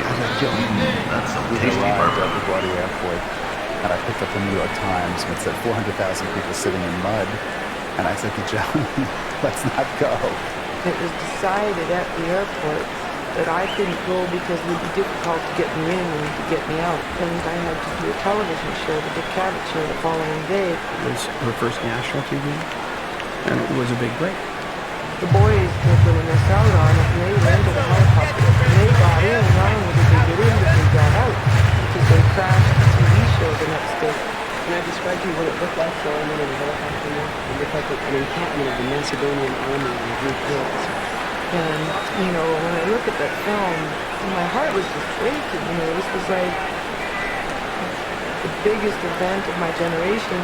And I got that close to going and being a part of it. So I stayed home in New York and I watched it on television.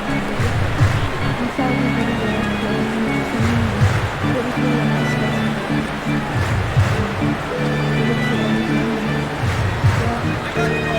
I really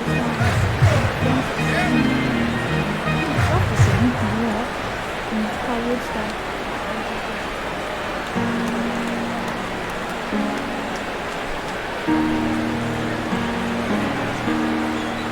time we got back to the hotel, having gone through that tremendous experience, and we saw Woodstock basically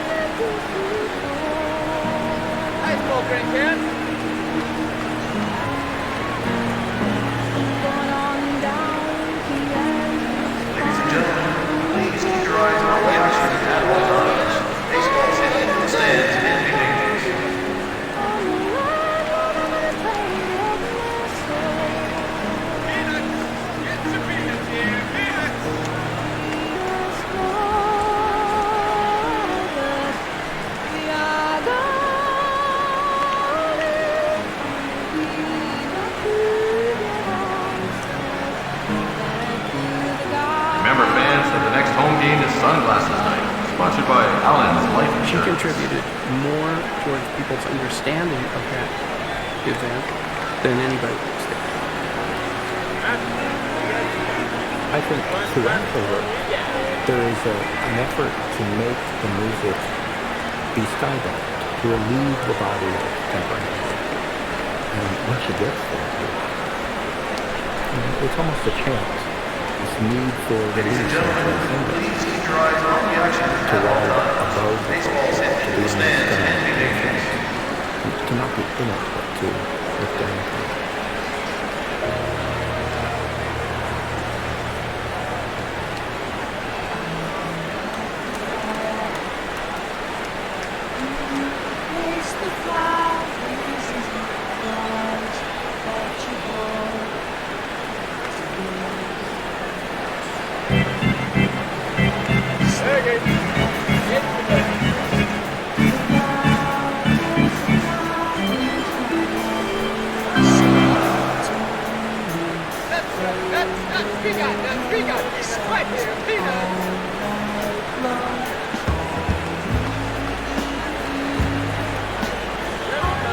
It was an intense time, you know. It was an intense time of who's going to get to the piano first, who's going to fill up the space with their music first. And then we had two very creative writers living in the same space.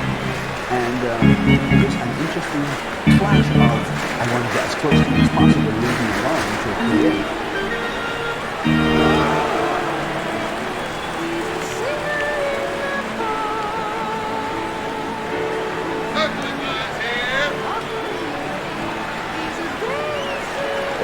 I have been the source of many songs. The owner of the Blue Minivan, Ohio plate number D16528X. A lot of Please beautiful return to your music vehicle. came from it, and a lot of beautiful times came from it.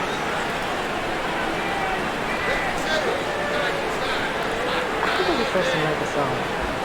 A lot of it is being open, I think, to encounter and, in a way, in touch with the miraculous. Well, it has to do with the Irish blood, I think, and luck. You know, the Blarney is one.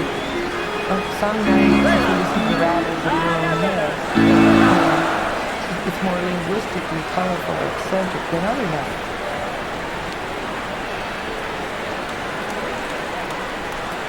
Is the Blarney running or is it not?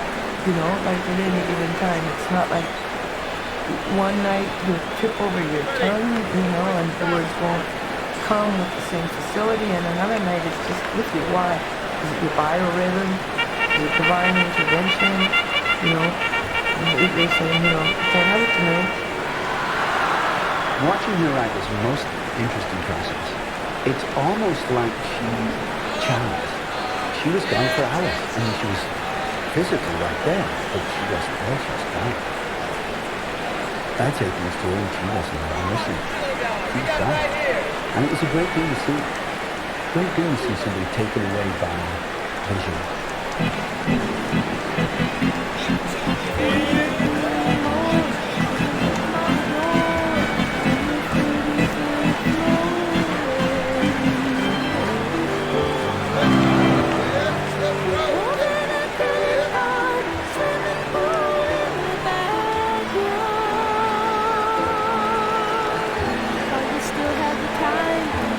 Get away and find a better life.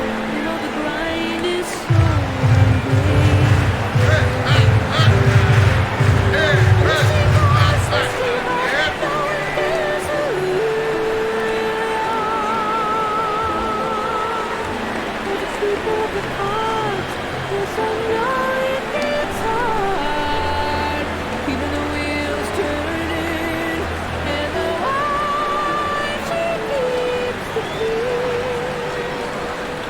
Young looks for this magical riff, this little piece of rhythm, harmony, and melody that's going to set up an extraordinary night. And when she finds it, you can almost see her, feel her. And you hear that from the opening of these tunes. It envelops the listener, but think how it envelops her when she finds it.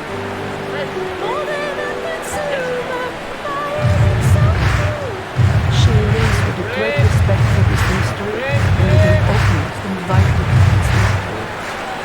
This is a great strength because I think it requires tremendous strength to really believe in something that you cannot put your finger on.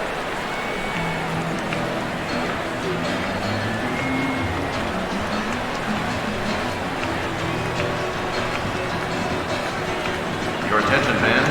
Tickets are still available for the upcoming homestand. Purchase your tickets at the box office, located on the main homestand.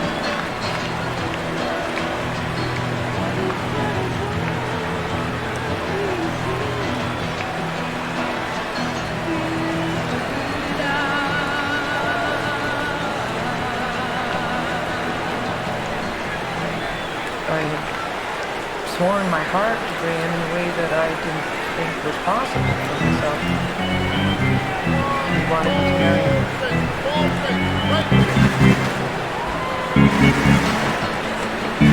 I agreed to it.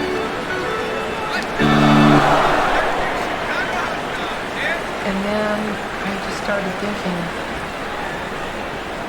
my grandmother, who's a frustrated folk musician, she kicked the kitchen door off of the hinges. You know, on the farm, I thought about my paternal grandmother who... Fans, tickets are still available for the upcoming homestand, sponsored by EA Sports. You can purchase your tickets at the box office, located on the main concourse level. Maybe I'm the one that got the gene that has to make it happen for these two women. As much as I loved to care for Graham, I just thought I'm going to end up like my grandmother, kicking the door off the hinges, you know what I mean? It's like, I better not, you know, and it broke my heart. This year I took some time off from touring and went off on some adventures of my own, and this is kind of a letter back home.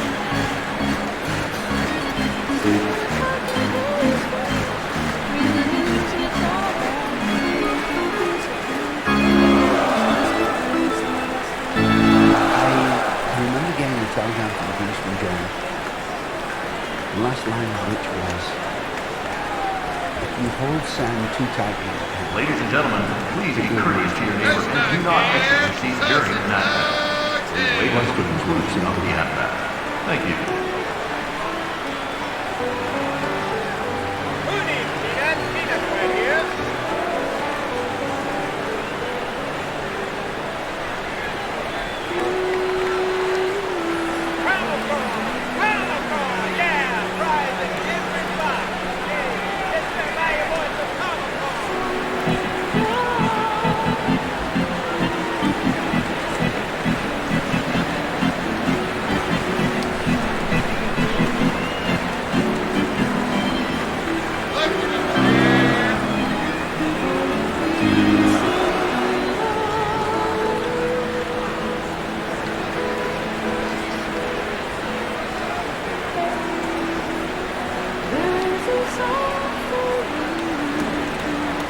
Be sure to join us during the next homestand for Father's Sunday, courtesy of EA Sports.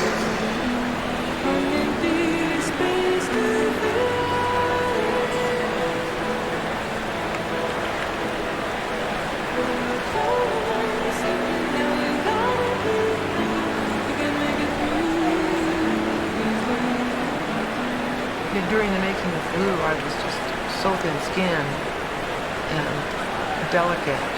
Your attention, please. Any fan stepping onto the field will immediately be arrested and charged to the fullest extent of the law. Thank you, and enjoy the game.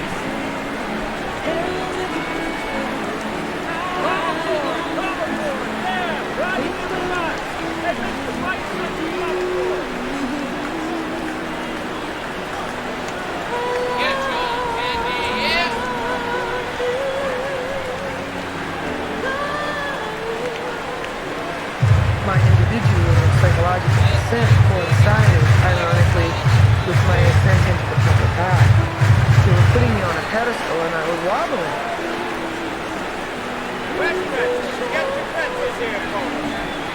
So, I took it upon myself that since I was a public voice and was subject to this kind of weird worship, that they should know who they were worshiping.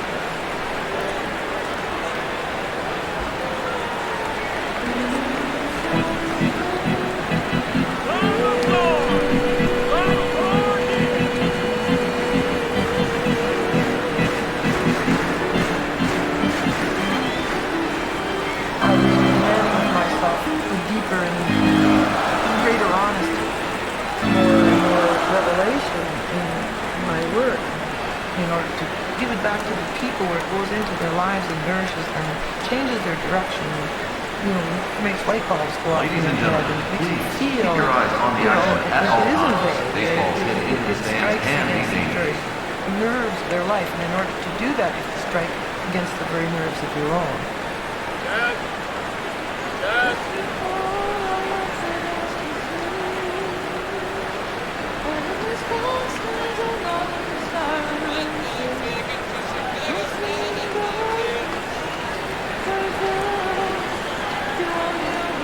Attention all children under the age of 13. Be sure and catch the next game for Kids Night. Brought to you by EA Sports. He was kind of shocked by it. Said, "Oh, Joni, save something for yourself." I think he felt that I had gone to reveal too much or something. I'd laid myself too vulnerable. I think she was very insecure whether it was good, whether it should be, I think she felt basically she had taken a spin in terms of insanity.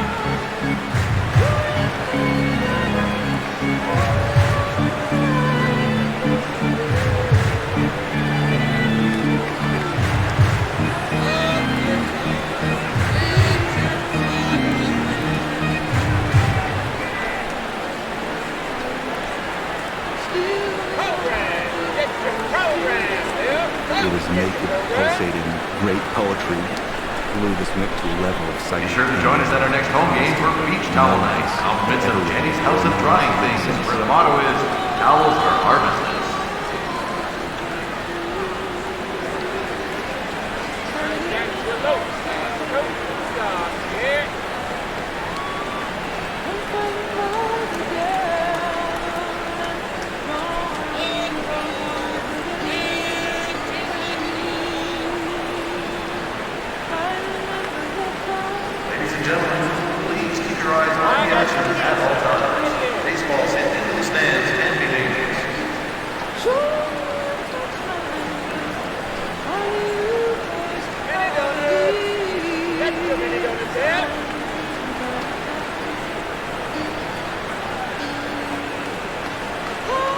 Lou turned forever on its head the notion of what a songwriter is expected to be. Joni became enormously popular. Your attention, please. Didn't just throwing of any materials in the direction of or on the field is strictly forbidden and punishable by fine and imprisonment. Woman, by Thank the you for light your of this cooperation. workshop, is looking into my soul. A very confusing place for the artist to find herself, too.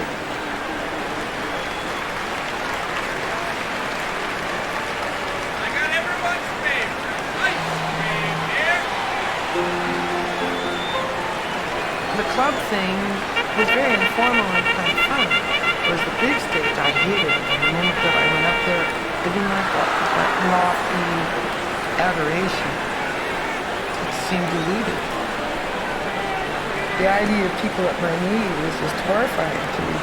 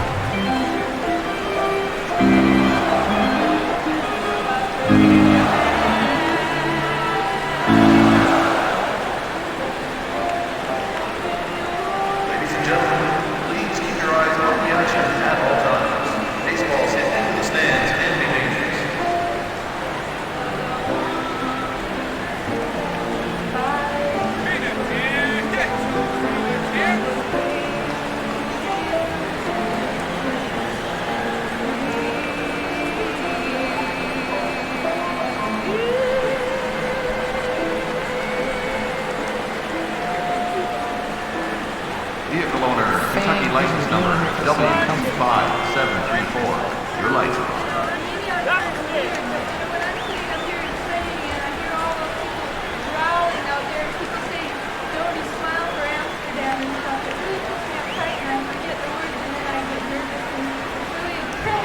I began to dislike more and more being a public person. So I isolated myself, and I made my attempt to get back to the garden.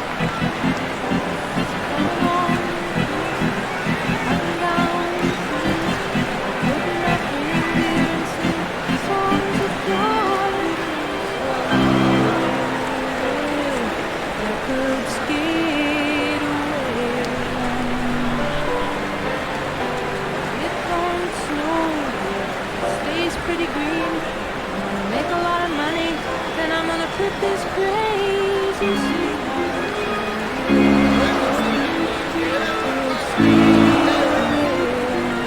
I lived in a backbush to a small sanctuary where I could be alone, live with kerosene, stayed away from electricity for about a year. I turned to nature. I was going down, and with that came a tremendous sense of knowing nothing. Western psychology might call it a nervous breakdown. In certain cultures, they call it a shame. And be sure to join us at our next home game for email night, sponsored by Refreshing Jones. I read a psychological book that I could lay my hands on and threw them all against the wall, basically. But depression could be the sand that makes the pearl. Most of my best work came out of it. If you get rid of the demons or the disturbing things, you get rid of them, then the angels fly off too. So there is a possibility in that And be sure to join us for next weekend's homestand when Gift Studios presents Photo Keychain Day at the ballpark.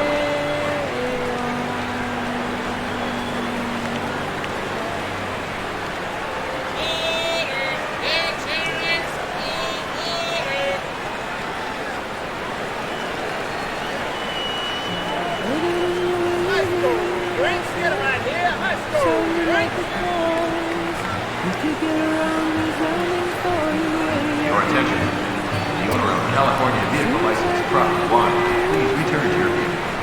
Since I heard that face to face, see you face to face, even though I confused. I took my own advice and I got myself back to the garden. Well, I am too urban, as it turns out, and in a year or so I was back in the cities again. I guess I see them grateful, teeth sunk in the hand.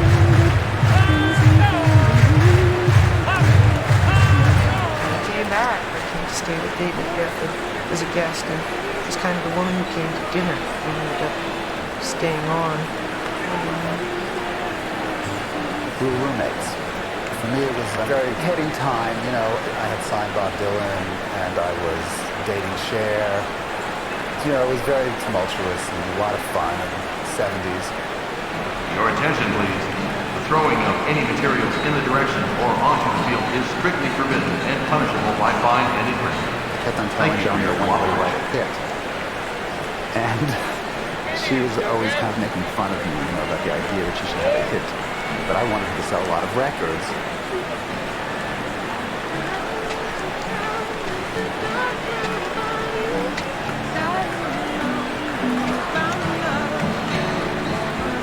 Ladies and gentlemen, please be courteous to your neighbor and do not exit your seat during the at-bat. Please wait until the conclusion of the at-bat. Thank you. I remember when she sang it to me, you know, I mean, it was almost with a kind of like making fun of my attempt for her to write a hit record. I'm a country station, I'm a little bit corny. I wrote a song called You Turn Me On the radio. Out of blatant commercial. I just thought, you know, I thought that we have a certain amount of disc jockey here since it was full of things like the recording tower and, you know, call me at the station and everything. And it was just like sort of my own peculiar warped sense of humor.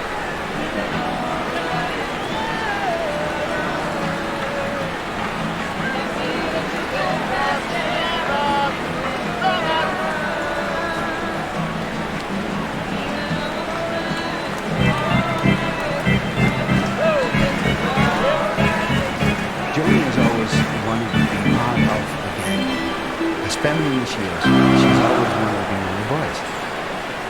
And when she played in LA Express, she probably just created her own little gang.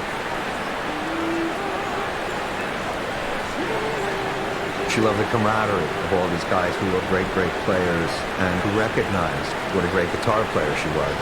And the joy of just having a killer rhythm section. It was so much more fun. Now being on the stage with a group of people, I can go back and I can say, weren't we great? If we were, or we weren't very awful, or if we were.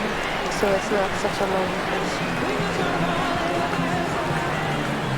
Her image was the vulnerable blonde.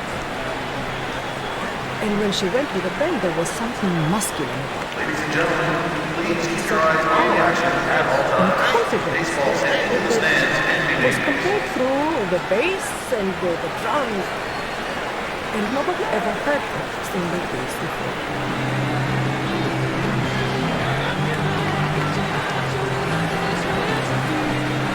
Do you think that the fact that you're singing with a band now, you might lose something by losing that vulnerable image? Well, I don't want to be vulnerable. Your attention, please. Any fan stepping onto the field will immediately be arrested and charged to the full extent of the law. Thank you. Fragile brother guys who's descended from the mountains, like wisps of fog around that. Tiffany wind chimes behind her. But later on, I think when she got infected with rock and roll, she turned into like a red hot mama, flesh and blood.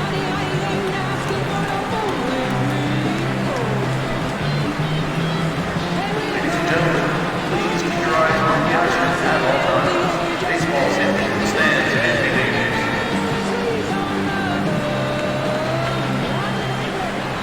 I shouldn't be stereotyped as a magic princess as I got earlier in my career, a sort of twinkle, twinkle, little star kind of attitude. I didn't like that feeling, and I think that the band will only show that there is another side to the music. I think it's a good expansion. Be sure to catch our next home game with the EA Sports T-shirt day promotion. Wear your EA Sports T-shirt and join for Johnny. It catapulted her into the forefront of recording stars. She was a triumph.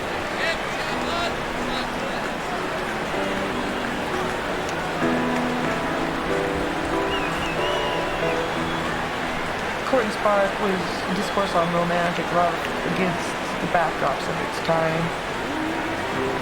Fans, be sure to catch our upcoming Beef Jerky Night. Proudly brought to you by Evans Meat and Pet Supply.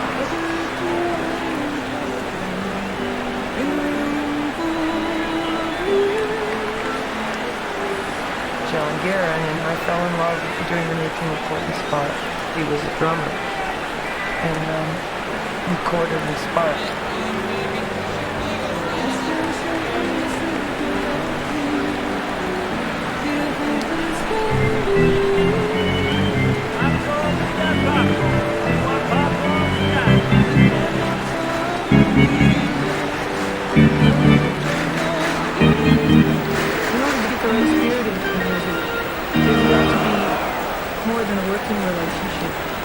There has to be a sense of passion. There has to be something there for the heart. There has to be something there for the intellect.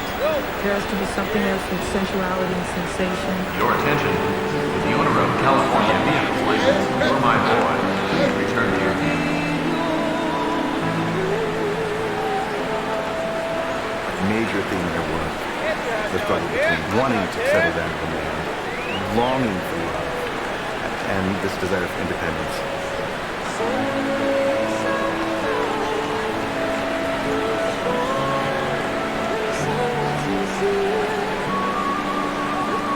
Vehicle owner, Nebraska license number EX287R. You left your lights on.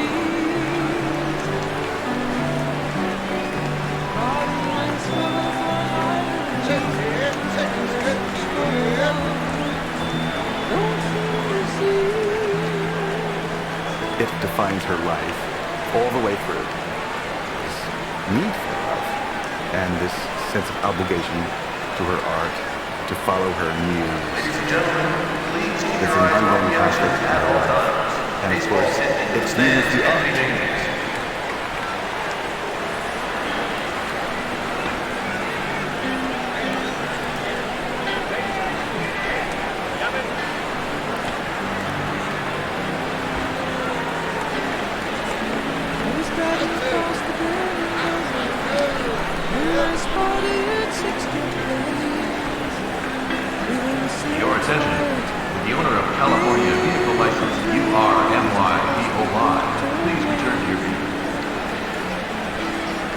the hexagram of the heavens,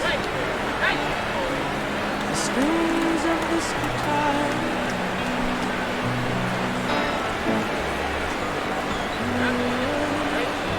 It was just a false alarm.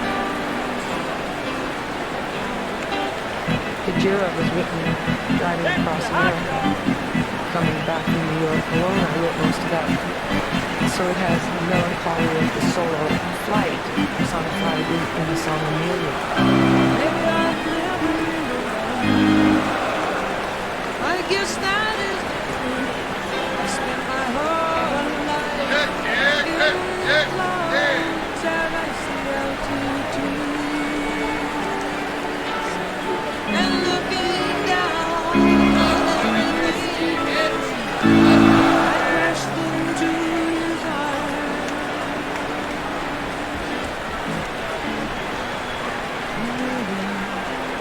It was just a false alarm.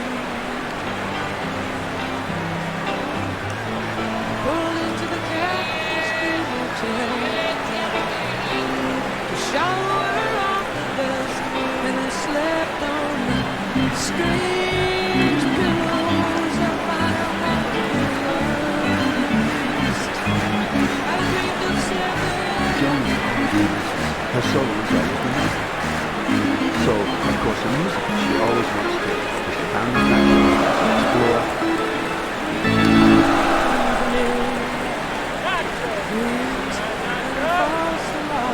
And she gets great joy from delving into music and letting it wash over her and then bringing it out into her own performance of it.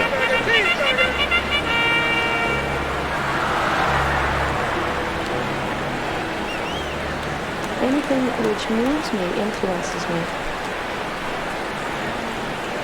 Now, at this time in my life, I'm going through a strong musical change from playing with this band whose chord essence comes predominantly from jazz.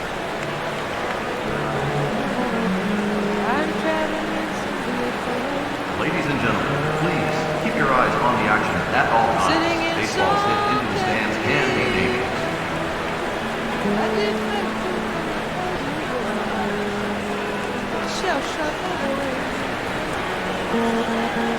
The need to innovate or to be fresh or to be original is very strong in me. She has this great need for this new language. And she finishes through a set of feelings. She has to invent yet another language to keep going. She understood that she was going to need the sounds and talents of these other artists to keep the language going. And so she surrounded herself with people like her engineer, her musicians, who allowed her to change, to be original. And Henry was one of those who knew was Johnny's Please join us during the next homestand for the EA Sports Baseball Night promotion. Be sure to sign up today. Henry and I had a dialogue that I guess had gotten fairly cryptic. I never learned the proper names for things. I gave everything nicknames.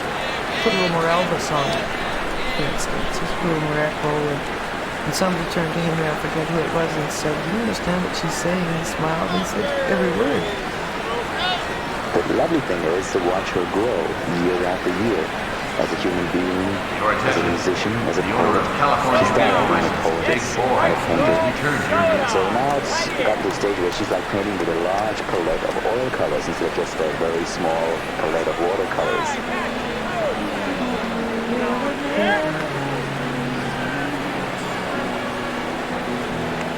What do you do when you do not reside? Whether you travel the breadth of each stick to some I had tried all along to add other musicians to my music. Nearly every bass player that I tried did the same thing. They would put up a dark picket fence to my music. And I thought, why does that have to be party, party, party? Finally, one guy said to me, "Tony, you better play with jazz musicians." With Hijira, there was the real collaboration with Jaco Pastorius, the jazz bass player, in which his bass and his voice became more and duets, intimate, deep dialogue. between the two musicians.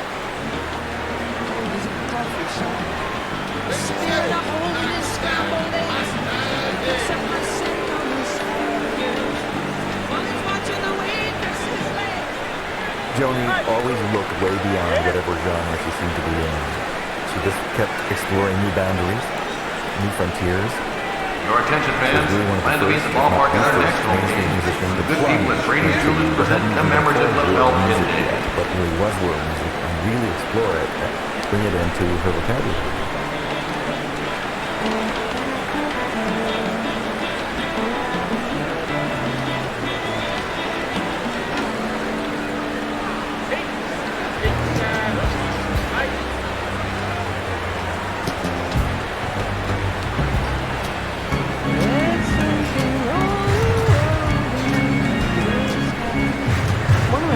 Compliments that I received was from a black flying piano player.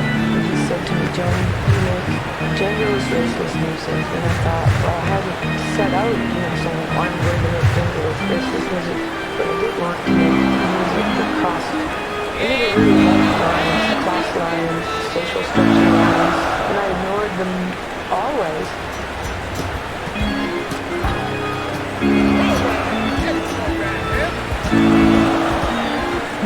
Called me for his last project with him. He'd heard Don Juan Jeffrey's daughter and was intrigued by it. And I think because I was dressed like a black man, he was totally intrigued with, the audacity of that act. Joan was flattered that, my God, this man who I so admire and has been such a ground-setting trendsetter, has been such an important influence in the genre for so long, picked me to do his last project. Management, don't do this. You just get plummet into obscurity. We talked about it at that time. It's going to offend some people. It's not going to get radio play. But there was no thinking about it for Joan. She would not be marketed. And she would not let the marketing affect what she was going to do. It was a great opportunity to study with a great teacher. I felt that it was meant to be in that I've been sticking my big toe into the lake of jazz, metaphorically, and Charles pushed me right in.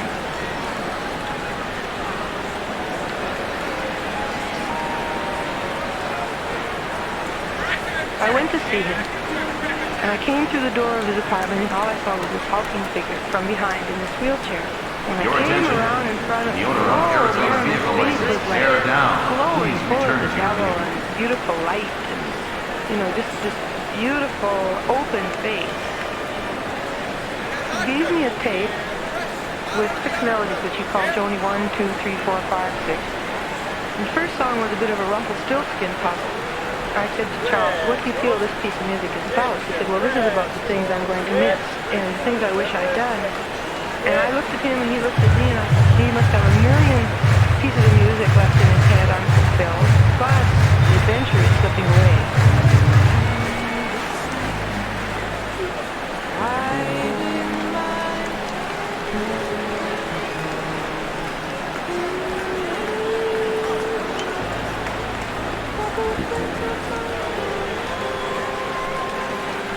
When I finished it, I think he was very surprised that I would have that insight into him, and yet at the same time, intuitively, he knew I would. He must have, otherwise called.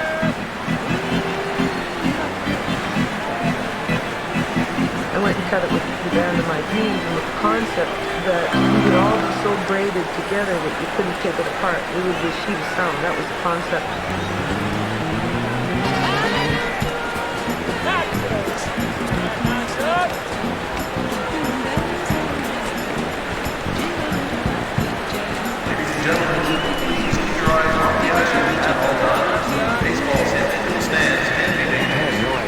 She had that much of a kind of freedom in her approach to the music that was so compatible with jazz. She could see putting another kind of dressing around the music, another way to kind of weave a different kind of tapestry, and still capture the essence of Charlie Mingus, but her way.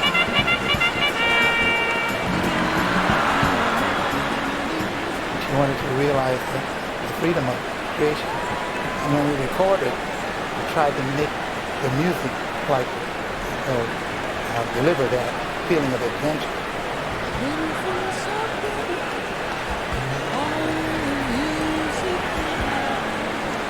You guys just thought I'd lost my marbles. I think, what is she doing now, you know? She was very disappointed when people did not understand the change of musical direction. And I think it brought Joan a lot of pain that she wasn't seen as the creative, free-form artist that she really is, that she was pigeonholed into the blonde folk singer image that she has been trying to escape for years and years and years and years. Joni was exercising something called freedom. And inclusion instead of exclusion. It's not her style. It's about her artistic commitment. It's about her musical exploration. It doesn't matter what you draw from it. Because a bit from jazz, a bit from what's the difference? It's hers.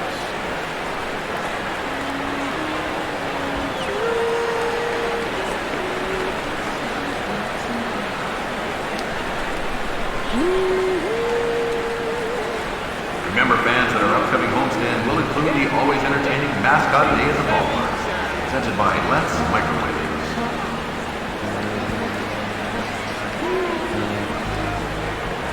Anytime I make a record, it's followed by a painting period. It's good crop rotation.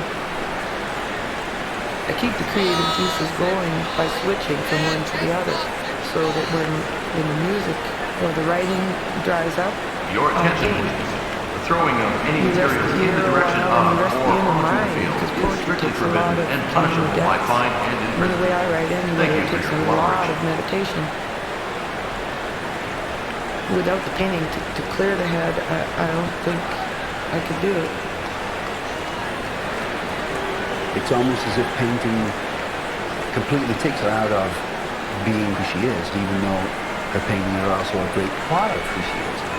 Ladies and gentlemen, please keep your eyes on the action at all times. Baseball's hit into the stands and beginning.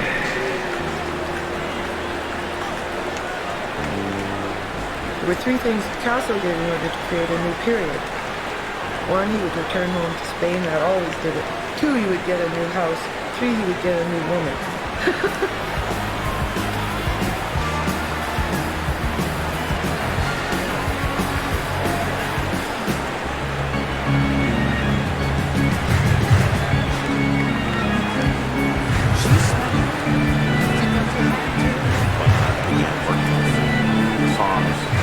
Writing were born out of a desire to adopt a more direct method of communicating what she was thinking.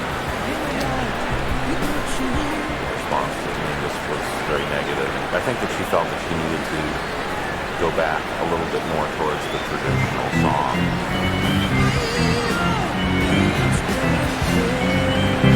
With Wild Things, a rock band with very good philosophy in that band. And a lot of the music that was the celebration of this friendship between Klein and I, which had turned into love.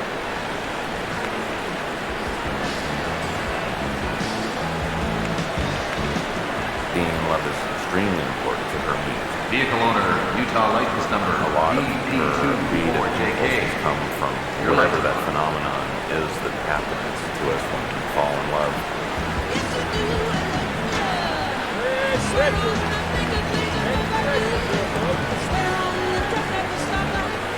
I was writing about romantic love, but the 80s were not romantic times. The press said, ooh, she used the L word 44 times on this record. Nobody can handle the fact that there was a celebration of love going on in music. Everyone, cold-hearted. Period.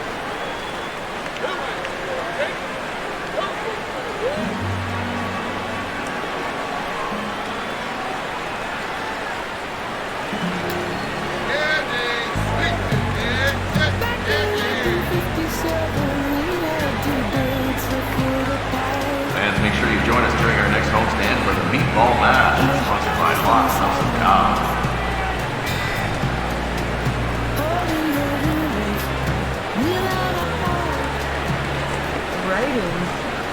exercise, trying to work my way towards clarity. Get out the pen and face the beast yourself. And what's bothering you, right? Well, that's not exactly it. You know, kids go to people. Well, that's not exactly it. Hard peeling the layers off your own onion. Ladies and gentlemen, please keep your eyes on the action at all times. Baseball's hit into the stands and be When you get to the peak, you know, I want to say that in public.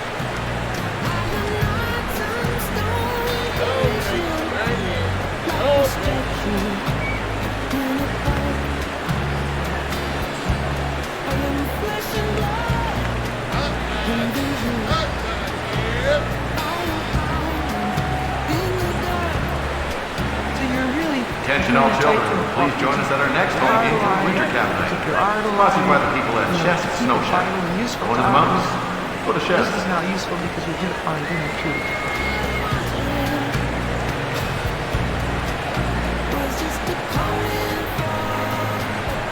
She tells the truth about herself. She tells the truth about what she observes in the world. It's almost like welding. When you see the men who put those visors down and you see that welding. Sure to catch the upcoming Fan Appreciation Day. Prizes, giveaways, and much more. Sponsored by the That's where Kevin. Johnny likes to live. Right in that essence.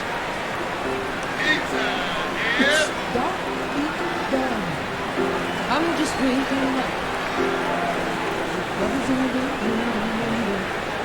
But washed hearts where we can follow.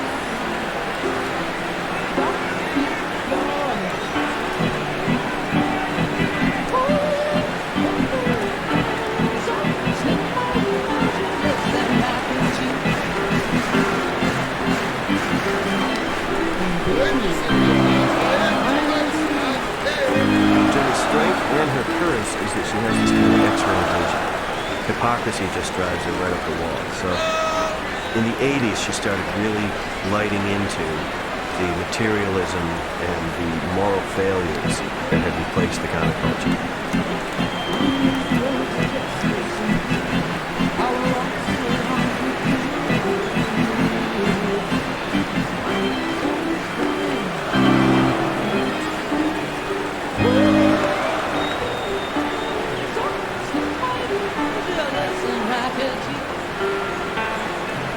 She became a kind of a social commentator in songs attacking Christian fundamentalism and corporate greed and destruction of the environment and abuse toward women and world hunger. I mean, she just went from issue to issue to issue and spoke her mind very directly in her songs.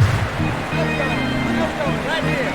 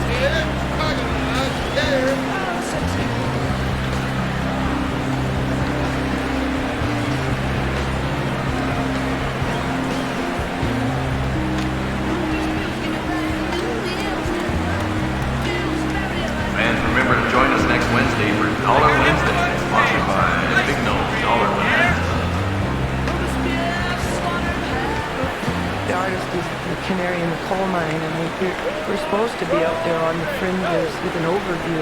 If we're doing our work, we should be a little ahead of the stripe. But people kept saying things like, aren't you being very negative? I say, no, I'm just being realistic. Aren't you being a bit of an ostrich, you know?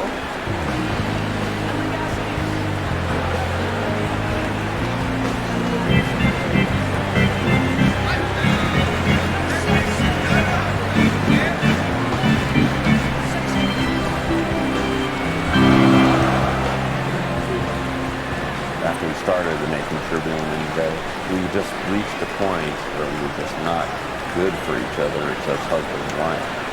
You know, the thing that carries you through in a relationship is not romantic love. We started out as friends, you know, and that's what ended up carrying us through 10 years, which is not a bad run. But when we split up, we got back to being friends, and she's the best friend.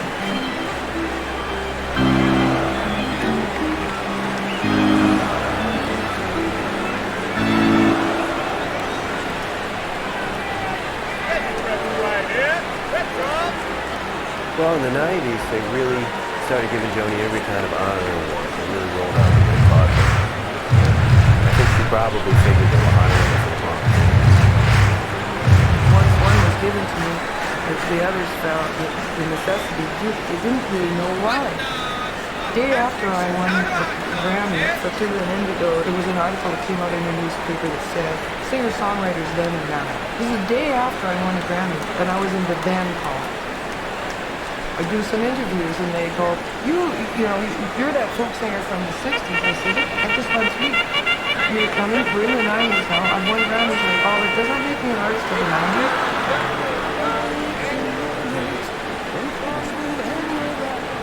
There's been a tremendous amount of growth. You know, an actress is not expected to continue to play her ingenue roles. You know, I've written roles for myself to grow into gracefully, but there is no growing into gracefully in the pop world. Basically, the reason I'm so unruly in this business is because Remember, fans, that at the next home game, Erickson's House of Vehicular Modification presents Mini Helmet Night at the ballpark. She never set out to be a popular artist. This is the real key to understanding it.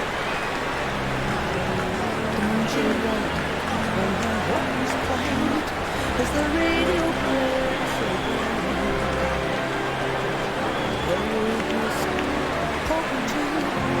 every song just Your attention, please. Throwing of any materials in the direction or onto the field is strictly forbidden and punishable by fine and imprisonment. Thank you for your cooperation.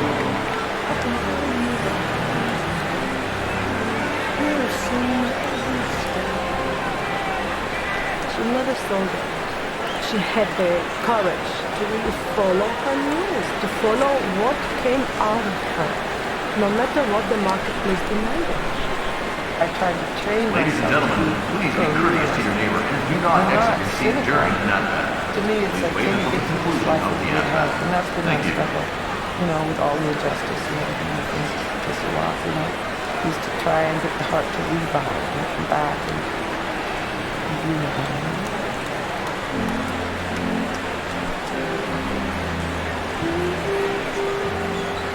Joan has always had a lot of guilt surrounding the whole situation with her child. Fans, sure to get your upcoming Kids Home Run Derby contest, sponsored by I had the great fortune to see her in Vancouver, Canada, when she was with her daughter for the first time. She was so overjoyed. She was like a little kid. Joni's face had changed.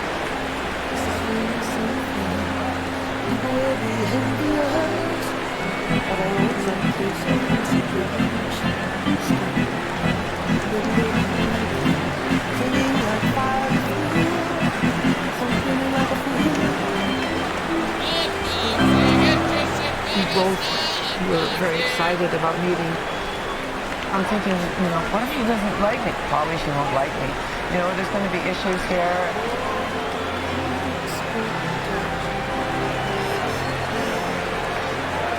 Your attention, please. Any fan stepping onto the field will immediately be arrested and charged to the fullest extent of the law. Thank you. Enjoy the game. It was like Romeo and Juliet. She had some paintbrushes in her hand. And when we met at the front door in the kitchen with hugs, we felt like I had gone away on a trip for a couple months, so I was coming home. We got it, folks.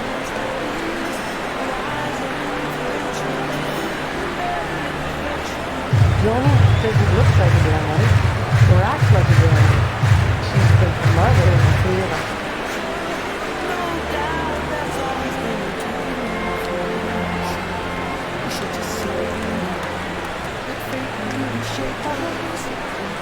master's class in love, true altruistic love. She's going through that now. She's really exploring and finding her way through a process of discovery. Your attention, please. First 7,500 fans at our next home game will receive a Reggie Jackson rubber duck. It's a healing thing. Yes, it was very cathartic. Full circle. She was always truthful in her work. And maybe the fact that she had not wanted to acknowledge that she had a child publicly was the missing piece. And with this piece complete, not only was her family complete, but in a weird way her work was complete.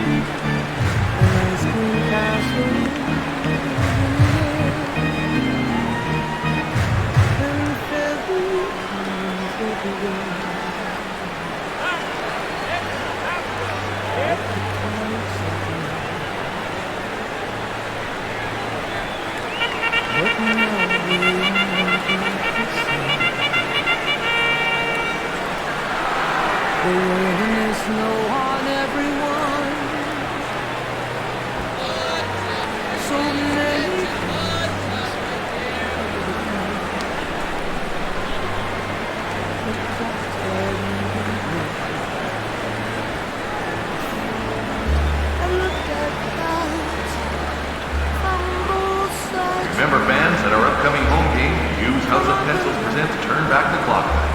Be sure to join us for all the excitement. It's cloudy.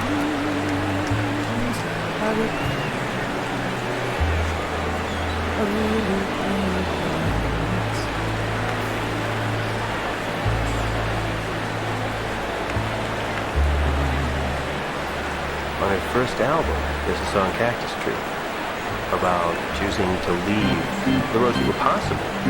You know, college, marriage, motherhood, everything, and go off on her own journey. Years later, in Europe, an album about leaving behind entanglements and following those paths. She, at the end, pulls into the Cactus Tree Motel to wash off the dust of the road. And you're very aware that for all of the changes, superficial and real, that she's gone be sure through to join us for our upcoming through seat her cushion artistry. night, brought to you by the people at Lee's This is Leisure Land. still If it's continuing comfortable, that it's journey at she Lee's. started. She's still writing her map as she drives.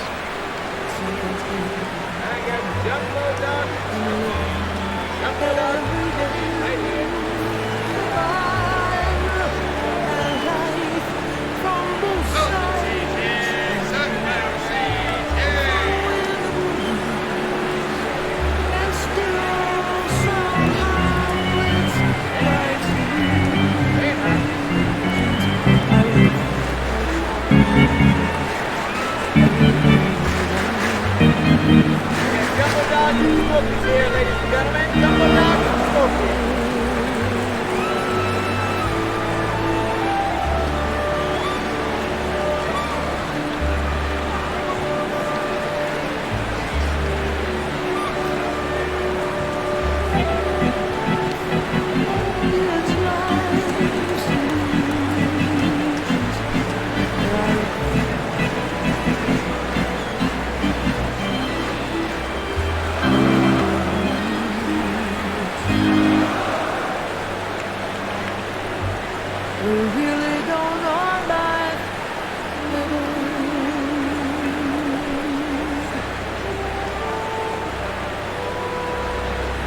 Ladies and gentlemen, please keep your eyes on the action at all times. Baseball's hit into the Kind of stands can be subjective, I dangerous. guess we'd say, journey subjective, but hopefully universal. That was always my optimism, that if I described my own changes through whatever the decade was throwing at us, that there were others like me, and it turns out that there were.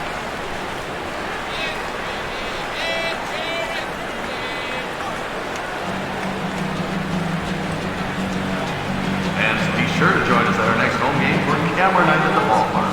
Sponsored by refreshing Dewar's Double Double Soy Drinks. 2 is better than 1. Deep in a sweet hot spot. Don't it always seem to go? You don't know what you've got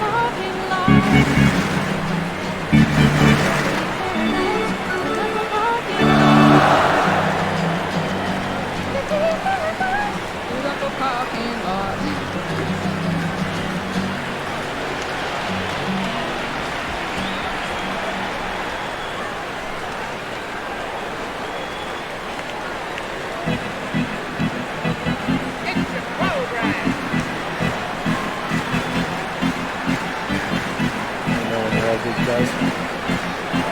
Good. Joni Mitchell, correct. What a fabulous team. Thank you. Thank you for inviting us into your home. Oh, yeah. This place is quite remarkable. It feels like a sanctuary. Yeah. Is that what it represents to you? Yeah. There's artwork on all the walls. Most of it your art. Now, the only thing that didn't is this which is fairly unknown English artist, but very new. That's what I bought it on Madison Avenue. It's at that moment in the dawn when water is called, I think, kind of color, like when the light is coming up. And then if you look at the place, I really know. In terms of the paintings that are yours, all of them, except for that one, how do you decide what makes the cuts? What makes it onto the walls and what doesn't? Oh, it's changing all the time. You know, most of the things here, well, I only paint things that mean something. That's the statue at 40 below. This is Otuna, Nigerian water goddess. You know, I'm a water junkie. She's the Nigerian goddess of water, and she came up like Jesus in a tortilla. That came up. And I just brought her out, found out afterwards. She's like a BC in Madonna. You know, I don't belong to this religion, but you know. And there's self-portraits? There's some self-portraits. That's British Columbia. That's where I'm building my house in British Columbia. That's my property. That's my property in British Columbia in Washington. That's Edmonton, on the banks of the North Saskatchewan. That's in my kitchen. It's a lot of Canadiana in this one. Oh yeah, here's my Canadian brother, son-in-law, and my grandson. This is Angus from the San Eugene, Angus dying in Mexico. That's Whittier right now and doing all of the jacaranda and doing that beautiful picture. It's just one of the tools. So that's from LA too. The two hands with the gold ones, that's symbolic of the double album. It's also on the latest Golden Age. Speculation, who's to know if the next thing will good or put itself. Well, I actually wanted to start with the painting. I got a lot of segue and ask you about it because whenever I've seen you talk about painting or read what you're saying, it's quite enchanting. Does all of your creativity, whether it be painting, writing songs, poetry, come from the same well? In other words, is it the same place in Joni Mitchell that where the visual art comes from or the music? Yeah, I do believe they're different languages. You know, and some things don't translate as well from one language to another. So you create, just like I've got vignettes and things that happen that would make a good short film, but wouldn't make a good song, right? You know, so somewhere down the line maybe. So is it about assigning the idea or the inspiration? Yeah. This is... I kind of. Well, the painting's pretty straightforward. You know, they're all personal moments. Like, you know, I like their memories on the wall, and there's a lot of where I come from. And here are, land that I love. The landscapes are all very personal landscapes, either from property that I own or a good hike near the house. But they're my pets. They're birds that came to me to die. Painting and music are two languages. How do you describe them? What does music represent? Well, I'm a painter first, and I kind of apply painting principles to music. Production skills are visual and not from the staff. I don't think in terms of the Princess Margaret called it the fly ship. Do you read? I said, no. Oh, it's just fly ship anyways. So, you don't need to read in the studio because you can go to them too. You know, when I play with literate musicians who can transcribe my changes, I play to them and they're surprisingly unorthodox. They get right about, and it looks like an augmented, diminished, inverted, and they're very long, a lot of them. They go, oh, this is deceptive, until they diagnose it to play to it. So it's a good thing I don't know about that. I just put it in So to the painting is chords. your first language, Painting is my your first mother tongue, my mother tongue. So that's yeah. and music is a learned language. And interestingly, I know you did say this in the documentary Women of Heart and Mind. You said, anytime I make a record, it's followed by a painting period. It's a good crop rotation, painting to clear the head. And extracting from that, it feels like you're saying, to a certain Your extent, attention, please. music Throwing of any materials in the is a direction vocation. of or onto the Painting field is is strictly liberation. forbidden and punishable No, by fine and I wouldn't imprisonment. exactly say that. Thank I you would for your say, cooperation. you know, you do the music, which is very soothing, and I'm choosing chords. Okay, let's start with the poetry. Okay, let's say, which came first, the lyric or the music. Usually the music comes first. Okay, and then, you know, I mantra it, I play it over and over, and then that kind of translate. A lot of the time you see it, you know, I write some party songs, but mostly I write late at night and film songs, so it can be moving, but, you know, and I'm listening to those chords and I go, okay, you know, this is here's where the pinnacle thought has to go, here's the high goes, and this is where the main thrust, the most important idea has to go, because this is the music. You know, so then I'll get the melody, and then I'll go over it. You know, the Beatles, like scrambled eggs, you know, maybe get something phonetic, and then something happens in the course of the day. Maybe it all comes in one day, maybe it's later that week, or in some cases, it's taking as long as 7 years to get to the breath, you know, to what is this music creating as a story, you know, and then I try, it's a one track with me, to marry, so that it's theatrical, first of all, it's very dramatic, it's frustrating filmmaking, it's very visual, you know, and you're scoring the actress, but the actress, you know, is singing, you know, the lines, but trying to get them as conversational as film, so that you don't, so that everything is so united and conspiring towards the text. I want to come back to that, because that's really interesting. But on the point of painting to clear the head, it sounds like saying that feels like painting is your comfort food. No, they're all different. You know, like they're all different mental processes. So poetry, what you're doing is you're stirring up thoughts. You know, you need a stimulant of some kind. You know, so and then you're watching the thought process, which is anti-Buddhism. You know, instead of thought dismissing, which is meditating. You know, trying to empty thought out. Italian hands. You're getting excited. It's okay. I like it. Yeah. I don't know how the Italian got into the jeans. But anyway, with the poetry, you're making a head jump and you're rating it for linguistics. Like I'll go, I've got Irish blood, you know, it's like, the blind thing.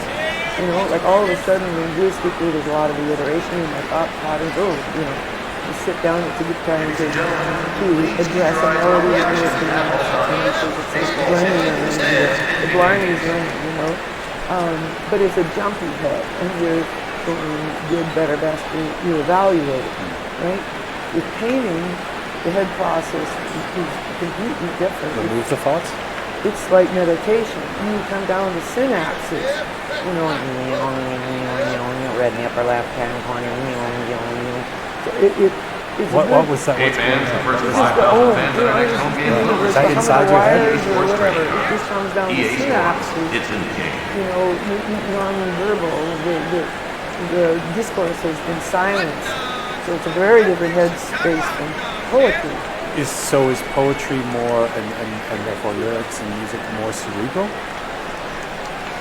What would you say? Well, you got a busy head. I guess so. And I would say that's what. Yeah. You're watching it you're watching your busy head, right, from a detached point of view, and you're stealing from it. Ooh, good thought, bad thought. Oh, colorful. Not quite to the point. You know, like there's a peel some more layers off it. That's the way I write. That's not the way everybody writes. You know, but it's an active brain, and the analytical process is in play. In the painting, the analytical process appears from time to time as a command. Red in the upper left hand corner, you know, No, it's too fat. You know, like whatever, you know. Noah's too fat. Nose too fat. Noah's too fat. Upper lip too thin. You know, like. So it's more like sounds like the robot from Star Trek. It's more like a contemplate or a meditative. It's more like a Zen mind training. You know, whereas writing is more from a Buddhist position, more neurotic. You know, you're raiding Mishigas, basically. You know, the chaos of the contemplative eye thing. Let me come back to all that, because there's some things I want to touch on, especially the writing and the actress roles that we just talked about. But one of the precipitants for this interview is you're going to be back in Canada soon for a tribute concert called Joni, A Portrait in Song at the Luminata Festival. I was at your induction into the Canadian Songwriters Hall of Fame in 2007. You get a lot of these tributes and this kind of acclaim at this point. How comfortable are you being venerated? Depends on the venerated. You know, I mean, in a certain way, Honor died in World War II. You know, he kind of died, and not very many people know how to do it anymore. If they honor you wrong, it's arrogant because it's done.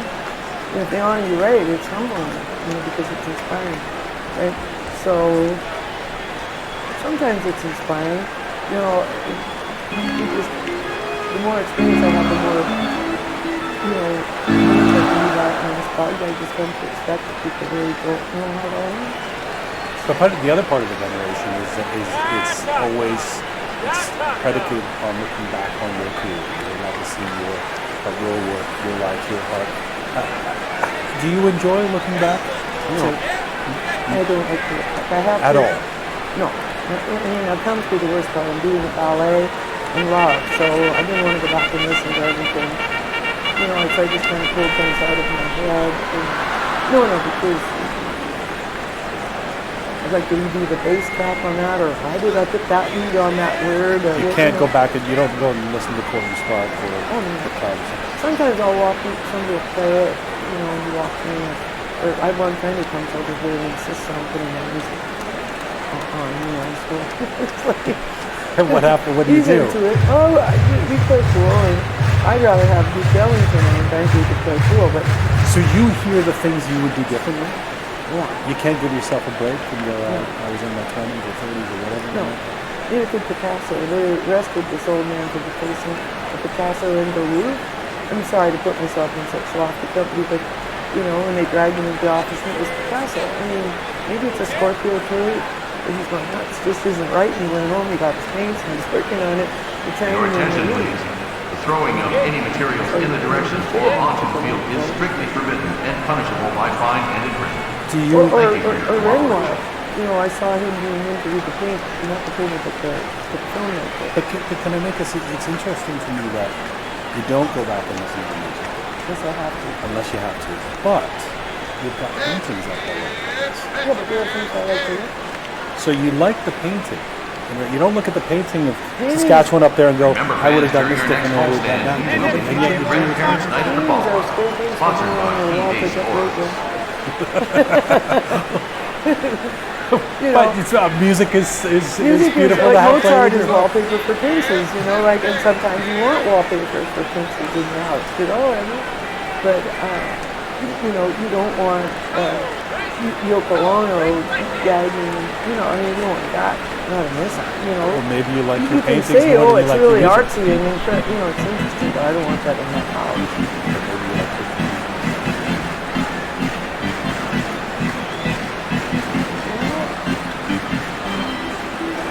You know, there are some things here that most of these are quite satisfactory. I don't want to put them on the school. You know, I guess maybe in answer to your first question, how do I select things? I put out things that seem fringe. You know, so I don't have that thing, but if I'm listening to my music, you know, like,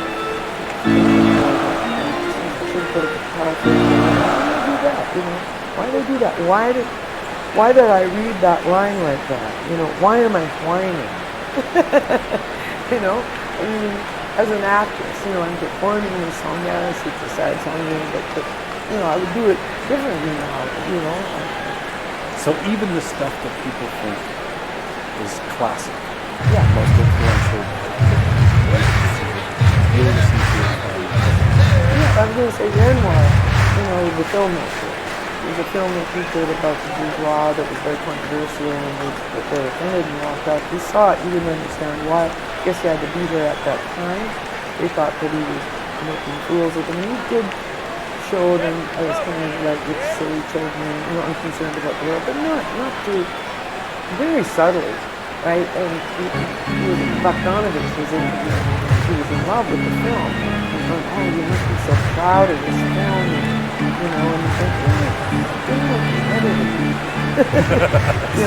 so I guess it's like divine dissatisfaction or something, and it's what drives you to the next period. You won't make that mistake again. Is there also, on the question of the tributes and the veneration, is there something about it that you don't like in terms of continuing to... Be sure to catch the upcoming Parent Appreciation Day. You've got children? Come on down. People don't know what prizes, giveaways, and much, much more.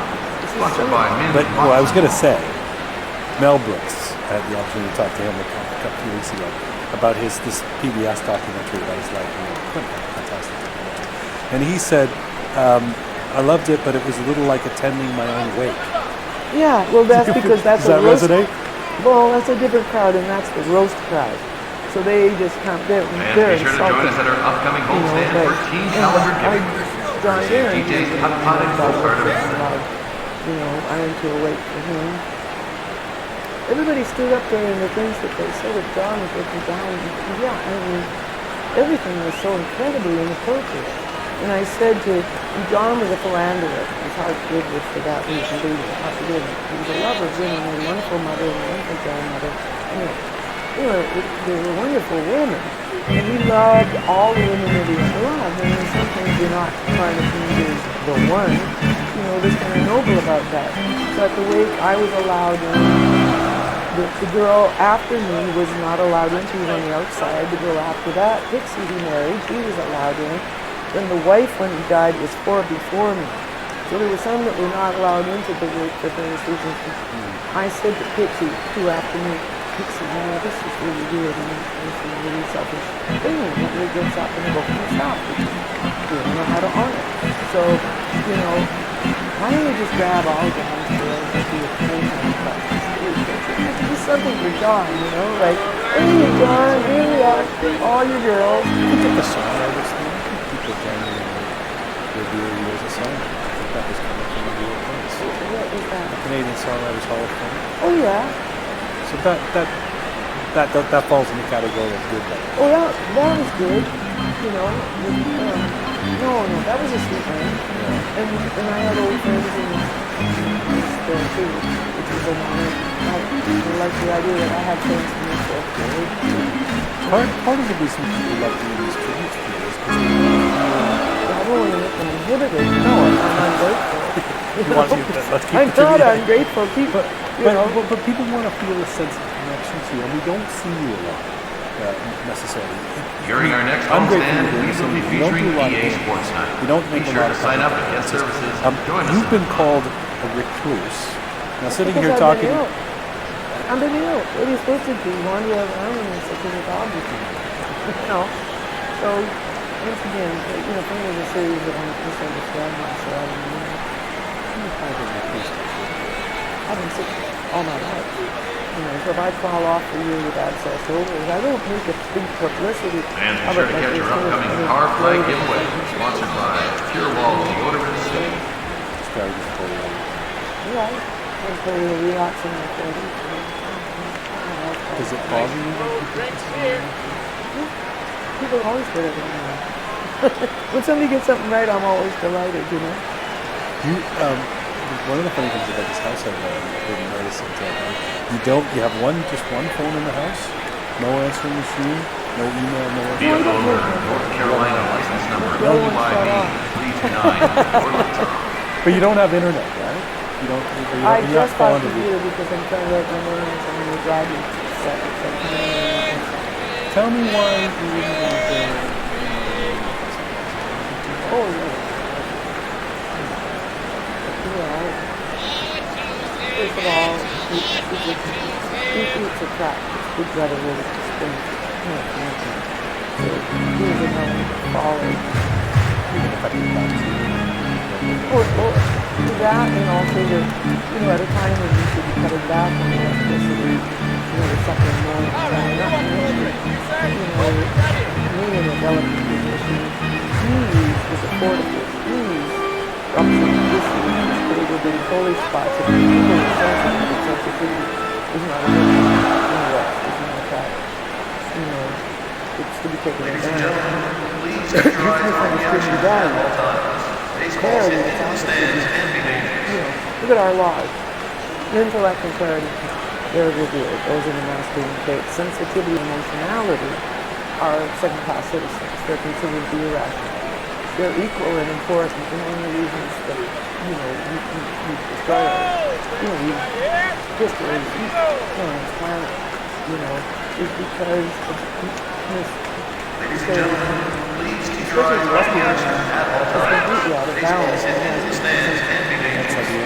So our laws and everything, if they were sensitive, they would know that our ionization is just nuts. I mean, the oceans, whales are getting advanced because of sonar and all the activity down there. Whales know how to surface without destroying their bones. But because of the electrical activity, our stupid invention down there, and we see 56 whales eating themselves up. Electronic noise. We are being driven mad by cell phones and satellites. It's like it's a music thing. In the big picture. I know that they're all talking about it as one of the things that you can do. Exploring creativity, exploring that musicians from around the world. For that, and if you've got a attention deficit button, people, there's more malformation taking place. Even down to just people, white collar crime potential. It's really just further extension of our insanity as a species. But the point of logarithmic no return is just what one we needed to really go back and regress electricity. That we insist on making a push button rather than push button. You're a push button generation. You try to get a thermostat. All you need is to turn it up 1 degree, down 1 degree, 2 degrees. You got, are you sure? Are you really sure? You have to figure it out 6 times because it's a tragic little culture. They love it, but in the big picture, in the future, it's going to cost you. It's terrible consequences. Take me back to growing up. And please join us during our next homestand for Veterans Day, sponsored by the People's EA Sports. I'm curious when you knew that being a creative person, an artist, would be your calling. Second grade. Yeah. Second grade, I forged my identity as an artist who had these boomers with this big population of children. And my house sat between Alexander School and King Street School. I started at Alexander and later went to King Street. Temporarily they opened the hall and took a stroll over there. And I bought a little old lady out of the car. In the second, it's really nice little old lady, but real, even like in arithmetic, very classic in the box kind of thing. So, she graded us in the second grade in all grades and gave us an average. And she moved the A students into a row and called them. Our next homestand will be featuring EA Sports Night. Sign up and get services. Join us in the fun. Into a row and called them. And if one teacher took a row and called them gold, right? So I looked at the A students, and they all had their hands crossed on their desks, as I recall, and they were all looking very accomplished and very proud. And in my opinion, there wasn't a smart person in that role. The smart ones were all in the C role. The B's were trying to be in A. They were trying to be inside the box. And the flunkies generally were a bit here. And the C was average, but the really smart ones were in the C. Winston Churchill was in the C role. Einstein was in the C role. Most individuals would be in the C role. So I remember saying, okay, you got prize, but not cool to me, like Anthony Robbins, but I don't like the idea of being a third-class citizen. But I do. Fans, our next home game is You had to MVP draw Baseball Dev a Team doghouse. It Feature. had First front 15,000 and side fans will receive an and autographed everybody picture of the MVP all in Dev skinny or Team. their lines went Tickets out are to still the available. corners, but they didn't have a sense of proportion. So I You got a sense that that was you had right. something your own. So I went, I do the best doghouse. So from then on, I forged my identity as an artist. So in grade 2, I mean, I know you draw the best doghouse, but do you actually internalize that this is something that you want to be doing? Not really. I just knew myself first that I was above average at something. I wasn't just bad if I did the best doghouse. It was a matter of, self-confidence. Well, I'm good at something. Average at all of this stuff.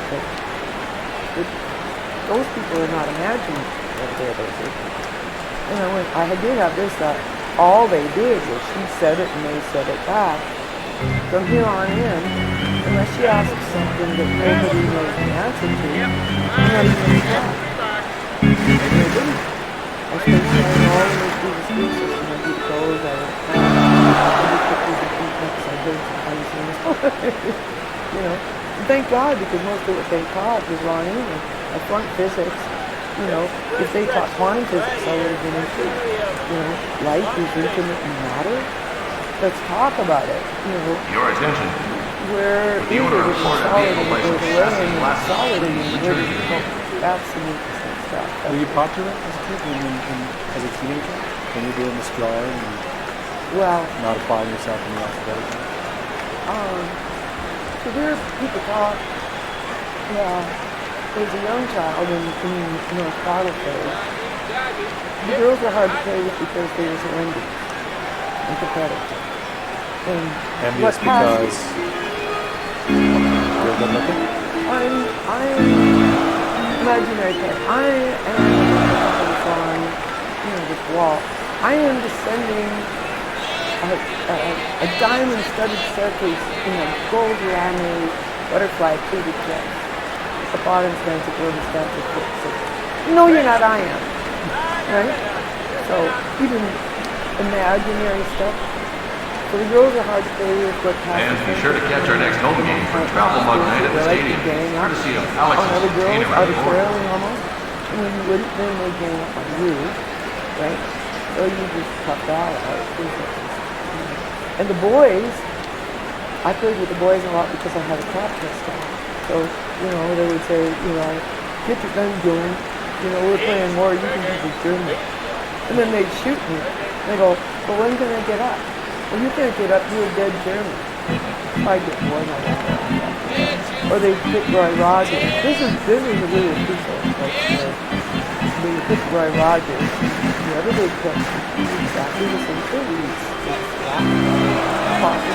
Slap our asses up and down the back alley, and he would holler to us all, come on, man, over the rise. Come on, man. Roy Rogers, whoever he was, come on, man, over the rise. We're 1 mile away from this back alley with the lawn and the dog is turning inside of us. With a ravine, the bridge, the bulltown, we could sabotage, it was really better. So, I was into location for play. Come on, if we just go 1 mile, over here is a great place to do cowboys, Let me be Roy. You can't be a girl. So I said to my mother, I want to Roy Rogers. Oh, she was all upset. The girl wants to Roy Rogers.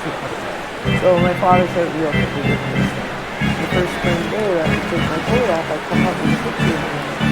That's the kind of picture. And it's red. I had a red hat, and had these brown Oxfords on because I'd had polio and I had to wear these stupid ugly shoes. No problem with the plastic ring on it, and it was leaning on the old corral, And the red shirt with the fingers and the Roy Rogers with it. So I come out and I say, they pick the Roy, and I go, no, I'm Roy Rogers. Look, it says right here. I didn't know Roy Rogers. Why not? It says right here, right here. Why? You're wearing Roy's coat. Well, what does she do? Well, she stays home and cooks. Come on, man, over the rise. Did you want to do boy? No. I just wanted her to play, no. I wasn't.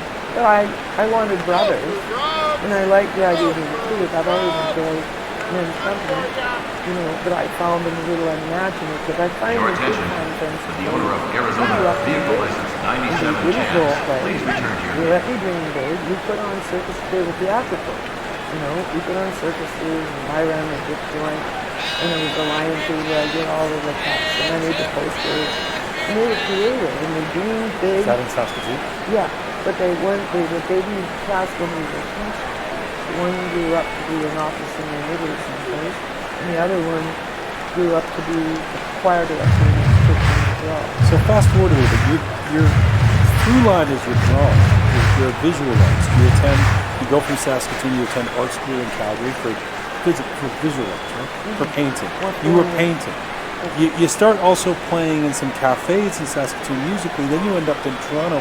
How did music become the career? Because I got crazy. I got crazy. I was the only virgin in art school, right?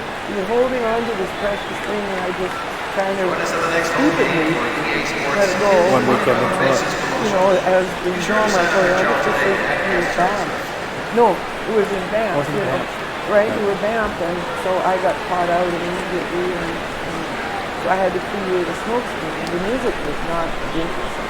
This is a tip of faith, because I didn't know I had the gift. I hadn't started to write. It was just a folk And singer. how did music become a smoke screen rather than painting? When I quit art school, And be sure to catch our upcoming Kids Home Run Derby contest, sponsored by EA I was Sports. having trouble with the props anyway. I was in debate with them all the time. They didn't like the way I dressed. Again, you had to go into a box. You know, to be a painter, you had to wear bend. There was a uniform. It didn't allow for individuality. And we were prejudiced against people with hand-to-eye coordination. We were all abstractionists, and I didn't care for that part of the thing. Even in high school. Yeah. Oh, yeah. It was totally conforming. And I was an honor student there, and I talked to other students later that they, even though they were hard on me and always on me, you know, that they used my work as examples. But I was an honor student, but I was off because I was no good at mornings, and I would go to Edmonton and sing on the weekends when I'm tired and listen in the morning. So hardness should not take for an artist to realize anyway, which is even what they're going to drop in absenteeism. I said, well, yeah, I mean, I got my work in. You know, I just didn't get it in by the clock and stuff. You know. So music becomes this music. You go to Toronto, by the way, of course, you have the child, put the child up for adoption, family development, but let's clear up something that people have seen in moments that I gave up my daughter to freedom of career. This is so wrong. There was no career. My music at that point, first of all, I was just a folk singer. You know, it was no ambition. There was no, I had no voice, I guess. I sort of did. You know, but there was no real gift that, you know, it was just something that was happening within the die-outs, and, you know, it was a way to get money to smoke, you know, to have a pizza and go to a movie, and to bowl, because that's what I did in art school. I came in there with no frills, you know, I had to earn half my day in art school. There was nothing left over. So singing in the clubs was fun, and it afforded me a little bit of income that I wouldn't have had. When did you know you were more than fun? That you actually did. When I made a bad marriage.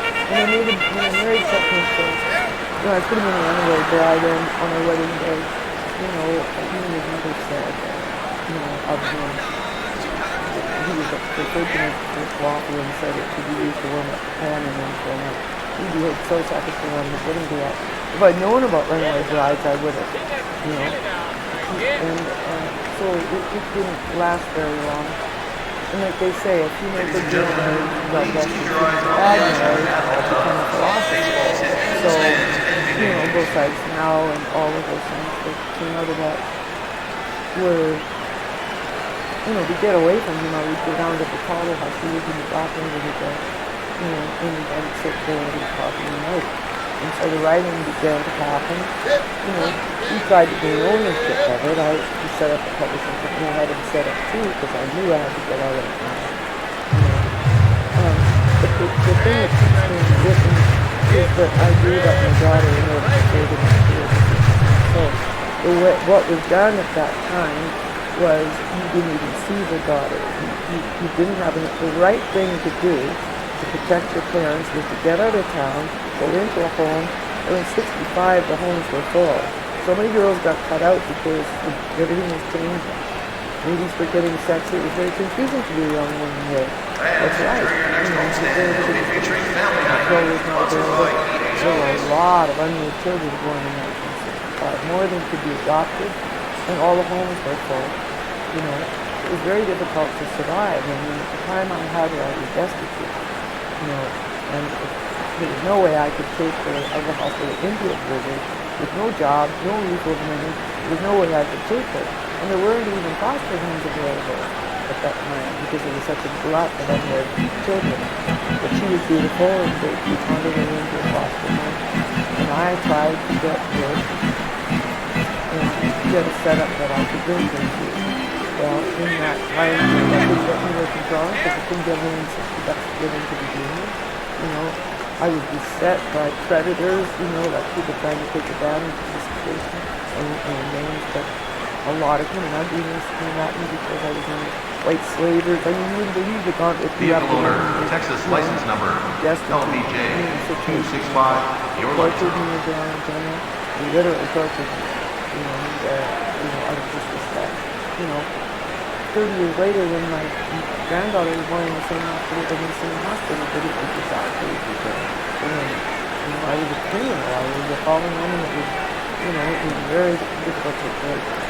So, things changed, things improved. The Christians would have us go backwards. Join us at the next home game for EA Sports Kids Run Round Bases promotion. Be sure to sign up your child today at Essence. Increase the quotes, like the Catholics get the birth quotes. It's kind of the same. It just all comes down to money. What happens here? So, you know, no, I'm glad you cleared that up. I'm glad you cleared that up. But I do want to ask you about. But I did not. I had no career. They don't understand. At the time I had no career. So when does the career? And I had no ambition to be a musician because there was no reason. The bottom was falling out of folk music.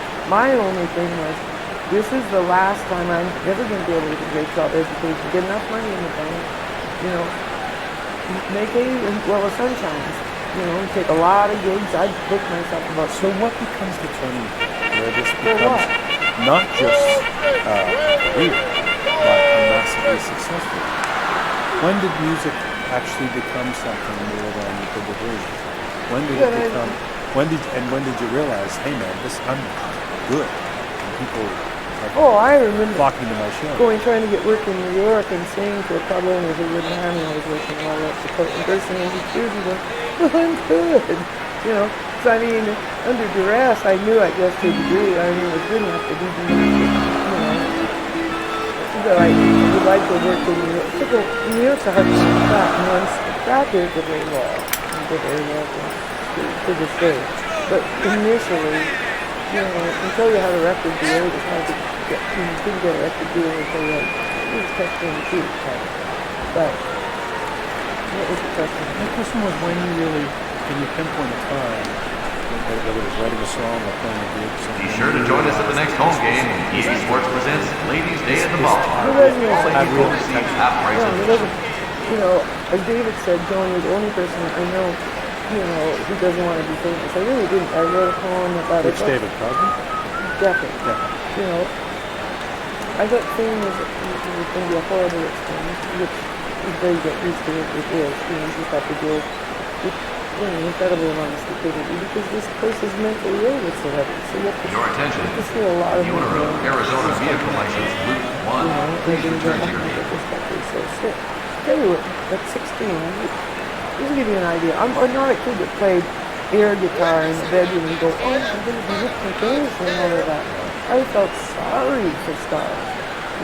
Sandra Dee was all over the local magazine with her mascara running down. Paparazzi were on and she was breaking up with her husband. It was misery, I thought, for the poor woman. What if we could get in the school newspaper? The owner of California vehicle license Crocker 1, please return to your vehicle. Identified with what you think is so big over there with what is, identified. So I had to write in blank verse on assignment.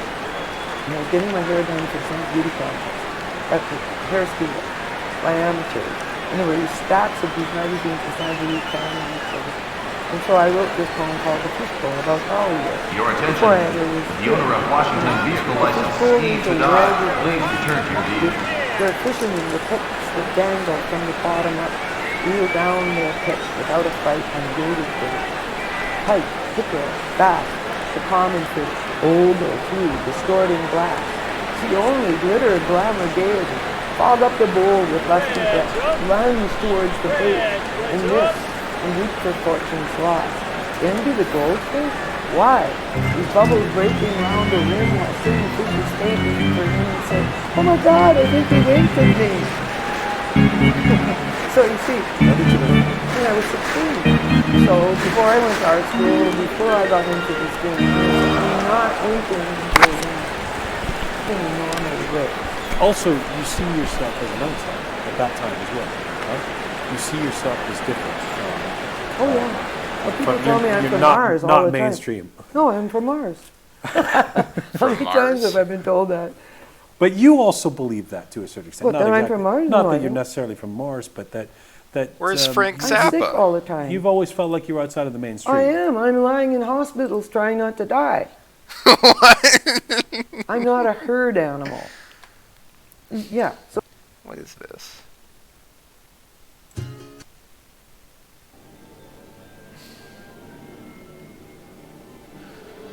What the hell?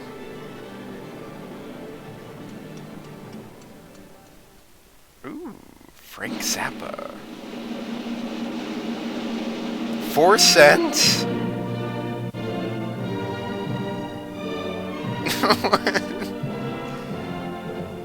Hello, my name is Frank Zappa. I'm a rock and roll musician. I'm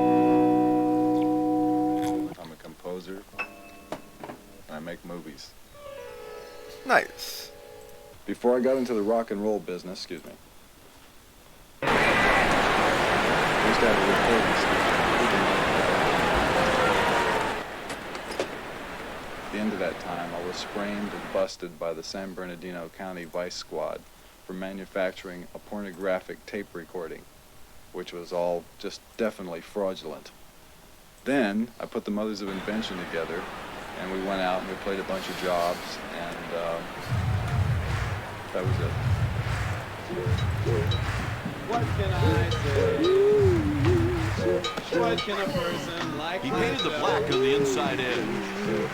He's got 2 wins and 6 losses so far. The pitch is pulled out to the left side. Well, that's a ground ball hit to the second baseman. Out number 3, side retired. Here's the batting order the manager has filled out. The answer is simple, my friend. Today's starter for the visiting team, Wade Miller. All you have to do is call. And tell them how you feel.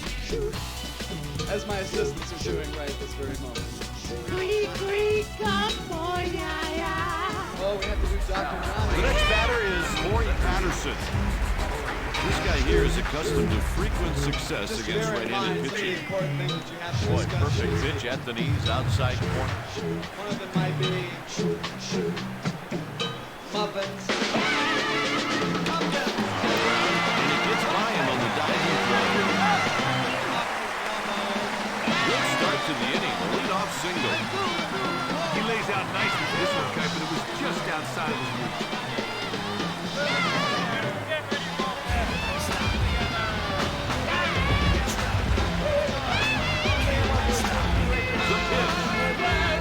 America. Extra bases. He's rounding third. A run crosses the plate. It's an RBI triple. God, he was flying around the base pass on that triple. Calling my name. Gotta call one today. When you get off the train.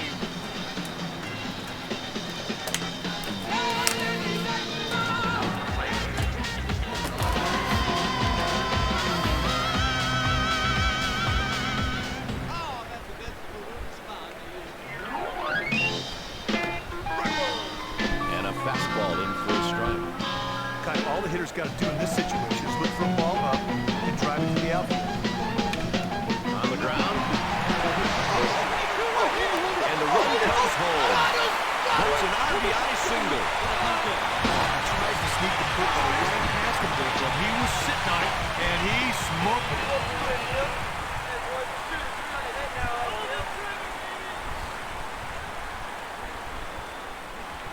And here's the delivery. He catches the plate for a strike. They've set that defense at double play depth. If you can get a ground ball right here, they might get two. It's hit to the left side. Hard slide. Can they turn it?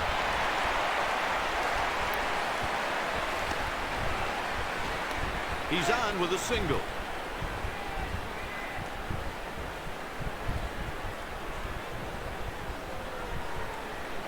Middle back.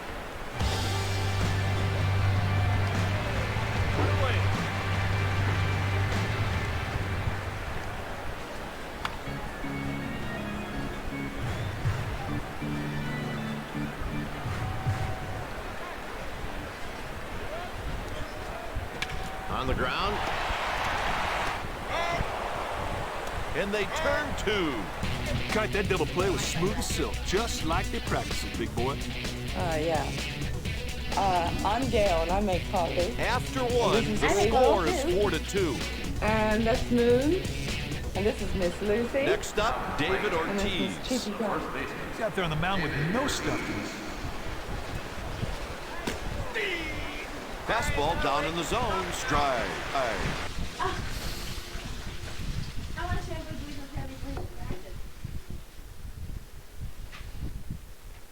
When I was little, I didn't have too much interest in music at all. When I was about 5 or 6 years old, up until the time I was about 13. I was interested in chemistry, and especially in explosives. I learned how to make gunpowder when I was 6. This dude is a pretty good strikeout pitcher, and usually tallies a bunch every time he throws. At a place on the East Coast called the Edgewood Arsenal. What's that? Fly ball hit the shallow left. Poison gas during World War II. Good start to the inning. The leadoff single. For Up the next, people Wade who Miller. worked on the Army base there. Everybody that lived in the project had to have 1-0 gas count. masks This pitcher rings up in their kids with house in great case the frequency tanks of every mustard time he gas toes the broke. rubber. So the toys that I remember growing up Strike with were a the fastball. little chemical beakers that my father would bring home, and the gas masks that were hanging in Robertson the hall misses, closet. and it's 2-1. I used to wear that out in the yard and run around in it, and I thought it And was a here's space the helmet. delivery. 2-2 count. And I Double play continued. situation. Pitcher's Actually, gonna try and keep the the ball last down here to force the experimentation hitter to that I get the did ball with on the ground. explosives was when I was He about dives 15 and years makes old. a fantastic catch. I attempted to set fire to the high He school really doesn't ball make a team. great throw here, but lucky for him, his teammate picks him up and I makes a mixed play. up this quantity of powder, which consisted of regular black powder and then flash powder, which is 50% zinc and 50% sulfur, mixed with sugar.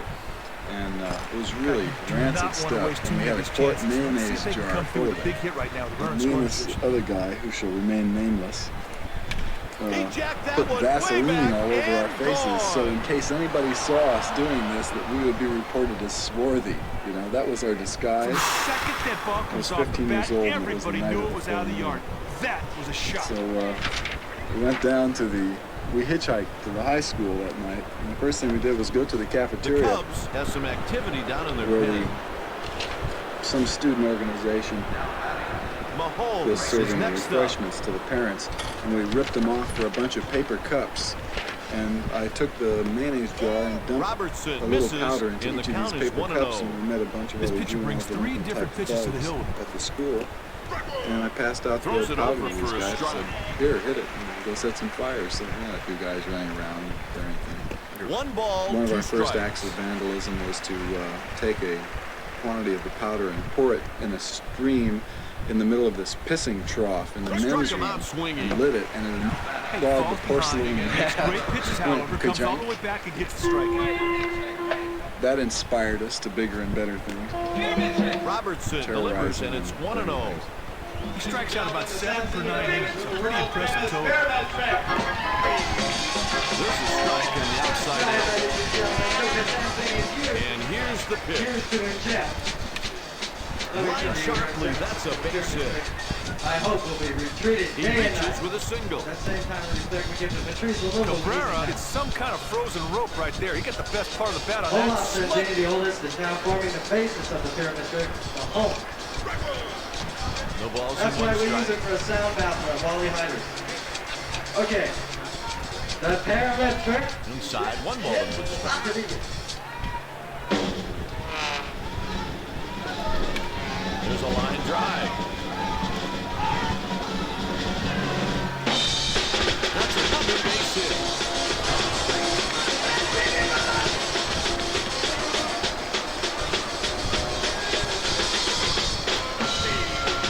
Robertson gets a cold strike with the change But as of far pace. as music goes, about the same time I began to develop an interest in rhythm and blues.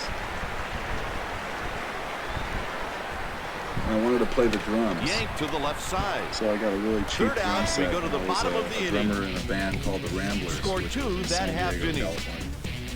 And then I began to be interested in the sound of blues guitar. But it seemed that when I listened to the guys playing at that time that they never played exactly what I wanted to hear, and so I thought I would learn how to play the guitar myself. So I finally took that up when I was 18. He put that pitch I was right when playing the catcher strictly called for it. The blues batter was stuff. simply I didn't get attracted overmatched. to other styles of guitar playing until a few years later.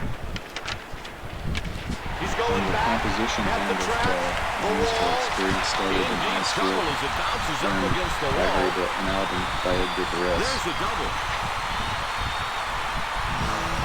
Phillips comes to the plate.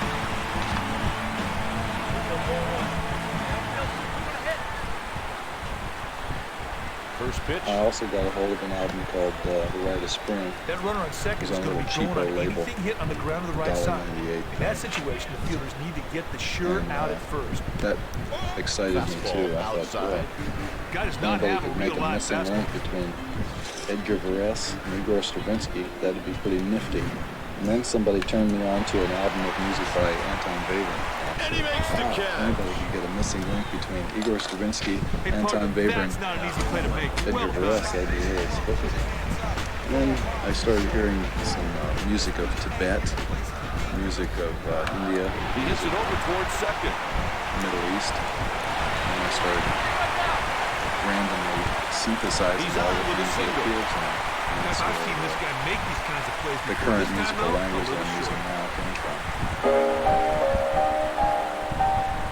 Robertson makes his way to the plate.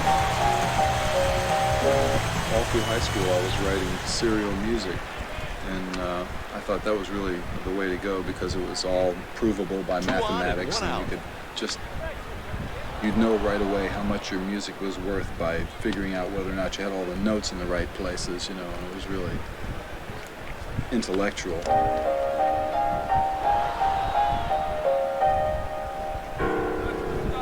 Then I heard what some of the stuff sounded like that I had been writing, and it was so ugly that I Miller started delivers to a fastball out of the zone. go backwards and He's registered get 3 into wins the and 4 melodic losses area on the again. season. And then people started telling me that my Got him melodies were swinging. ugly. I guess I'm successful. Successful. Next at the plate, Corey Patterson.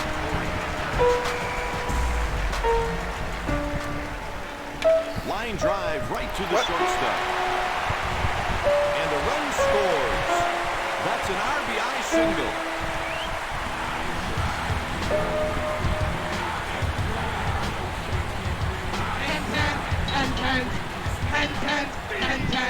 He's in there for a strike. He's 0-1.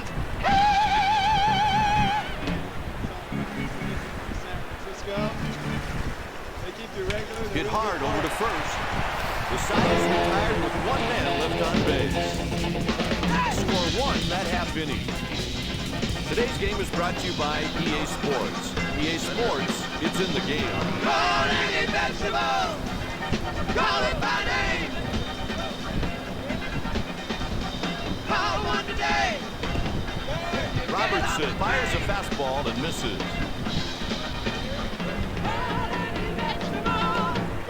A ball.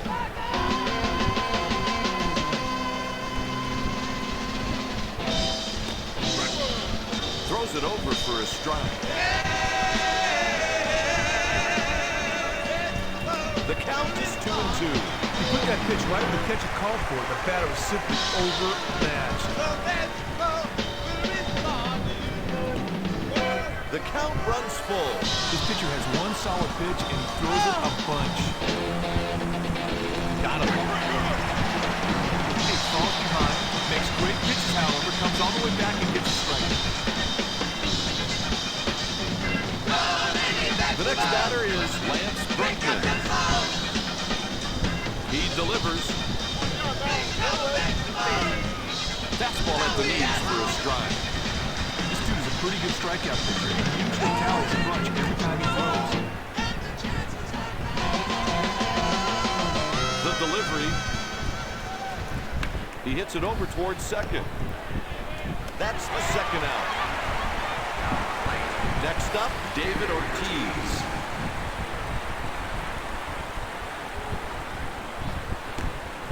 Pitch inside. Sometimes you try to make a hitter chase your pitch. That's exactly what you saw right there. Robertson now behind 2-0. Type hitters know that they can take pitches from this left-hander as he will walk guys. Misses outside. Sometimes you try to make a hitter chase your pitch. That's exactly what you saw right there. He walks him on 4 pitches. Walks always seem to come around to hurt you. He falls behind the batter and just never gets back into the at-bat.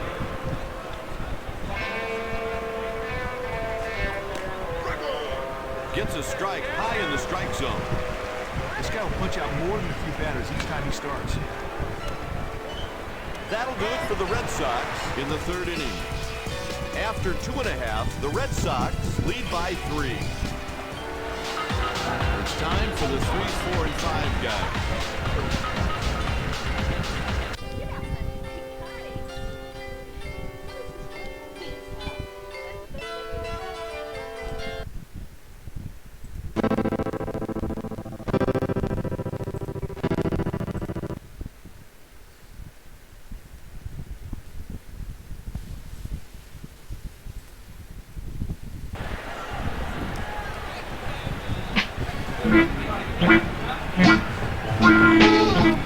Tonight on Monday Conference, the politics of the rock scene, with Frank Zappa, leader of the Mothers of Invention, composer, record producer, filmmaker, musician, and perhaps a social revolution.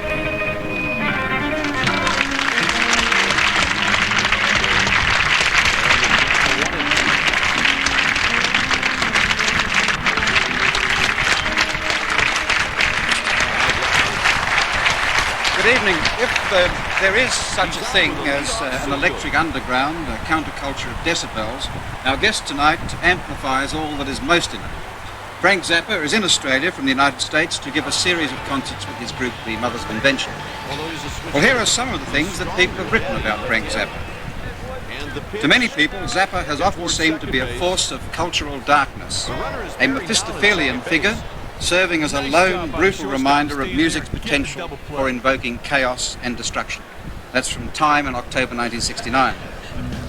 And from the Australian magazine Go Set this year, the greatest satirist of all time, the distorted mirror through which we experience ourselves and the neurotic, perverted society that man has created. From the book, Rock from the Beginning. By any standard, he was quite outstandingly ugly. But the Mothers, his group, left him looking like Robert Goulet. Bearded and gross and filthy, entirely obscene, they were the classic New Yorker cartoon of beatniks brought to life. And finally, I was never a hippie, always a freak, but never a hippie. Frank Zappa on Frank Zappa. Well, what does it all add up to? What is Frank Zappa about? And what is the rock music counterculture all about? Does it have a political message? Is it revolution? Or is it just fun, inspiration, and a lot of money? Frank Zappa is about music, and that part can't easily be put into words. But here's a taste from the titles of some of his records.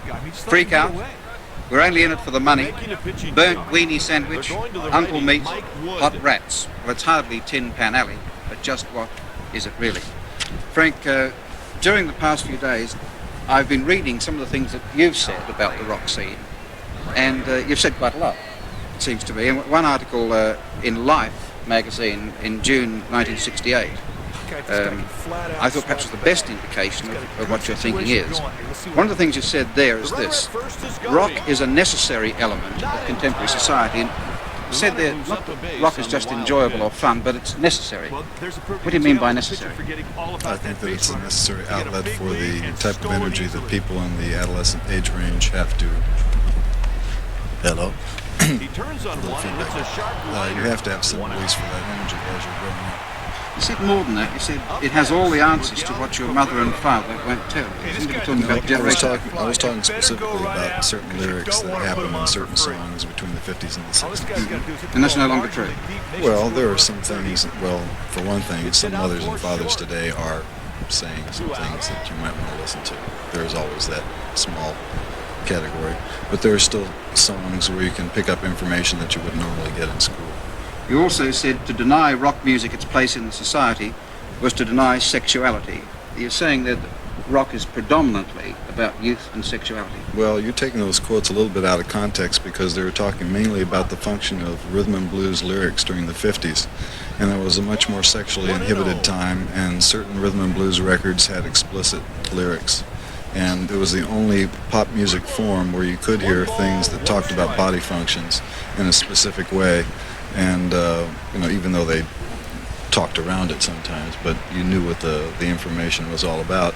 And when they weren't offering sex education in high schools, and when you couldn't have access easily to information that would explain some phenomenons that you might be experiencing in your own body, you could get that information from records sometimes. But all that's in the past, you say? Well, it's not so necessary anymore because the sexual standards in the United States have changed to the point where gratification is easier to obtain, and there's more widespread information about the uses of those organs that provide the gratification, so you don't need to find that out so much from a record.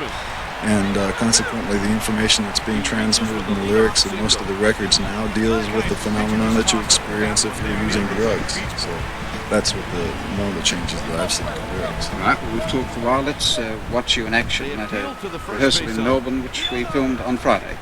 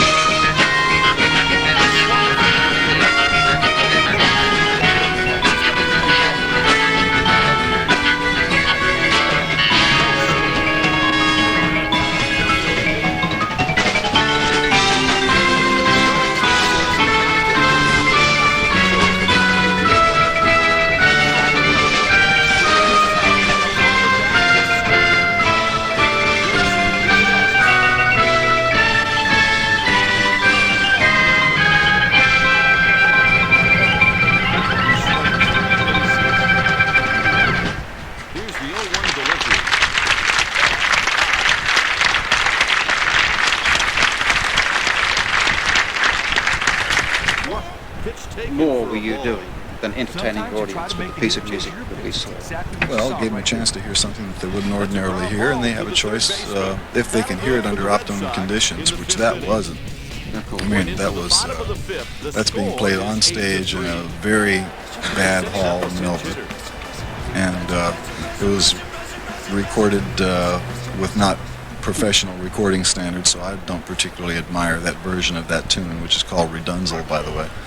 And but if that were played under ideal circumstances, all it is a piece of music that shows interesting sectional changes and an assortment of solos where people have a chance to improvise within a set framework, just like they used to do in the old days of jazz, except that it's electric and it has a different kind of a beat to it. One of the women like, well, do you ascribe any political revolutionary implications to rock? And that's your very narrow definition of politics. Well, tell me what's your narrow definition? Well, I'm cutting out drugs and sex. Well, what are you including? Why I ask it is it seems to me that to ascribe any political significance to rock is to fall victim to a sort of Hollywood mentality that suggests that there can't even be political change without musical accompaniment. That's not true. I think that rock, in some ways, describes the mood of that mass of the population that listens to the music and that selects the music that identifies with most as being the most popular.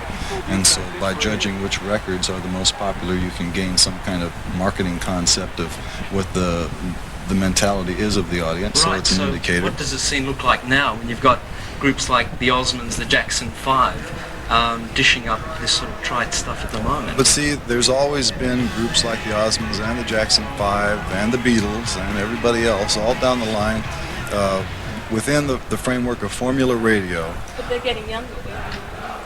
What, the groups or the audience for the groups? The groups, I guess the audiences too, since they're traditionally a couple of years younger. Well, when you have a situation where radio is controlled strictly on the basis of how much money the sponsors can make from buying time on the air, and the station has to present ratings to the sponsor which show that they have the largest audience, and when they do research and find out that the thing that people want to hear most is the Osmond Brothers and whatever else, that shows you something about the mentality of the audience. It shows you their age, though. Yes, but there are stations that cater to various age groups in the United States. I don't know what your radio scene is here, but in the United States they have rock stations, they have FM jazz type stations, they have classical stations, they have middle of the road stations. Each one caters to a particular audience, and if you study the programming on each one of those types of stations, it'll give you information about the mentality of the people who ascribe to it. Frank, you were saying before that you saw part of what you were trying to do as being able to play the sort of music for mass audiences that the young jazz blues musos used to play, much smaller ones, or the same sort of experimental stuff. Do you feel at all that there's a sort of block in the way society conditions people to hear music that means that you're in fact always going to have a very minority audience that can overcome that block? Well, the only way that we're really going to be able to reach a large audience is by giving that large audience a chance to hear what we do. In the United States, we don't get our records played on the air very much, and I think in Australia, the number of times that any of our works get played on the air here is so minuscule, you might as well not even mention it. So that's the first stumbling block to reaching a large audience is just letting them hear what we do, rather than hear about it by word of mouth. Yeah, but and then the other thing we can do is play it for them in a concert situation. But the normal, the sort of straight and teeny bopper type reaction to Frank Zappa is, that's not music, that's just sort of loud noises. And it seems that the society has built into people, they've learnt how to listen to music, right? And it seems as though you've got to take almost a consciousness leap to get to the point where Zappa really means something to you. Well, all I can say is I play the kind of music I like to play. It amuses me to stand up there and do what I do. It feels good to play guitar. I like to do what I'm doing. If there's somebody else that likes doing it, I'm pleased to do it for them. And the more people that I can do it for, the happier I'll be. But if they don't like it, there are plenty of other types of music that are being presented for the same purpose, to get them off in an entertainment type way. So Sure, but as a musician, you've been coming out with albums like Freak Out, which is another side of you, which seems to be sending up the whole system as such. well, you have to consider that a lot of people think that there's serious music, and there's comedy music, and then there's cowboy music, and there's other kind of music and like that. And I think there's music, and there's physical activity, and there's concepts, and there's sociology, and it goes on. And when I compose a piece, all those things are involved in the same thing. You have to consider that any piece of music that's written on paper or prescribed, a set piece, is going to sound different each time a different group of musicians play it. And so as I construct things for the musicians that I'm working with, I take their personalities into consideration and build that into the music. Frank, I've got to confess, I'm really more interested in the politics than the music, and I'd like to take you back to this. I'd like to take you back to your article in 68 again, and see whether you still stand by this. It seemed to me you raised then a very fundamental question, but you didn't answer it. You said, the loud sounds and bright lights of today are tremendous indoctrination tools. I'll cut it short. If the right kind of beat makes you tap your foot, what kind of beat makes you curl your fist and strike? You raised the question there, does rock music have that power, do you think?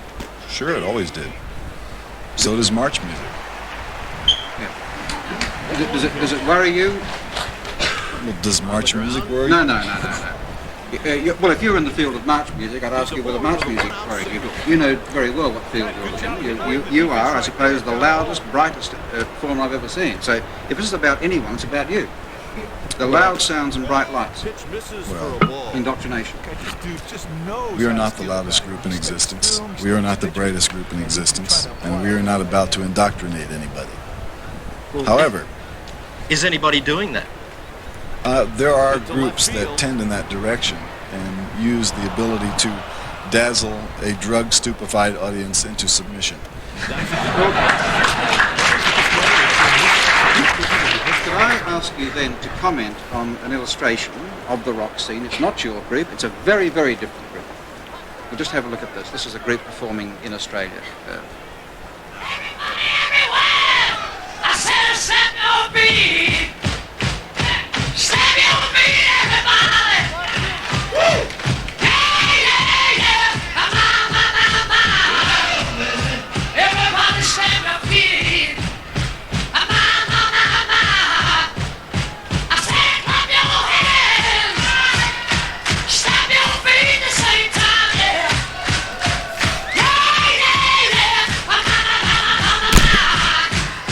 Everybody clap your hands!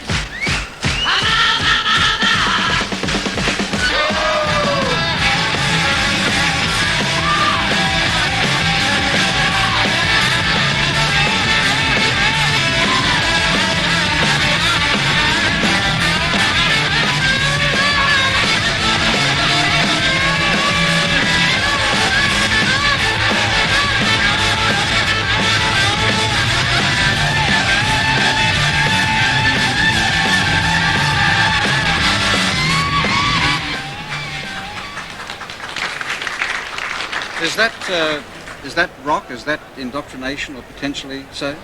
No more than that man over there clapping his hands and having those people do it as soon as he does it. No, but there you have it.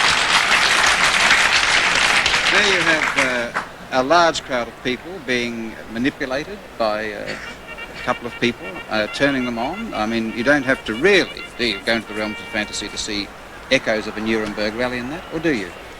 Well, they may be prettier and younger, but aren't they equally out of control? No, I wouldn't say they're out of control. No, I think that they want to clap their hands, they want to stamp their feet. They think that feels good, so they do it. So what's wrong with that? Subject of manipulating people, Frank. You once worked in an advertising agency. You've said that you are using the techniques of Madison Avenue to change the whole country around painlessly. That was in 1968. Is this campaign still going? I never said that. Oh, if you're relying on quotes extracted from interviews, you're in trouble.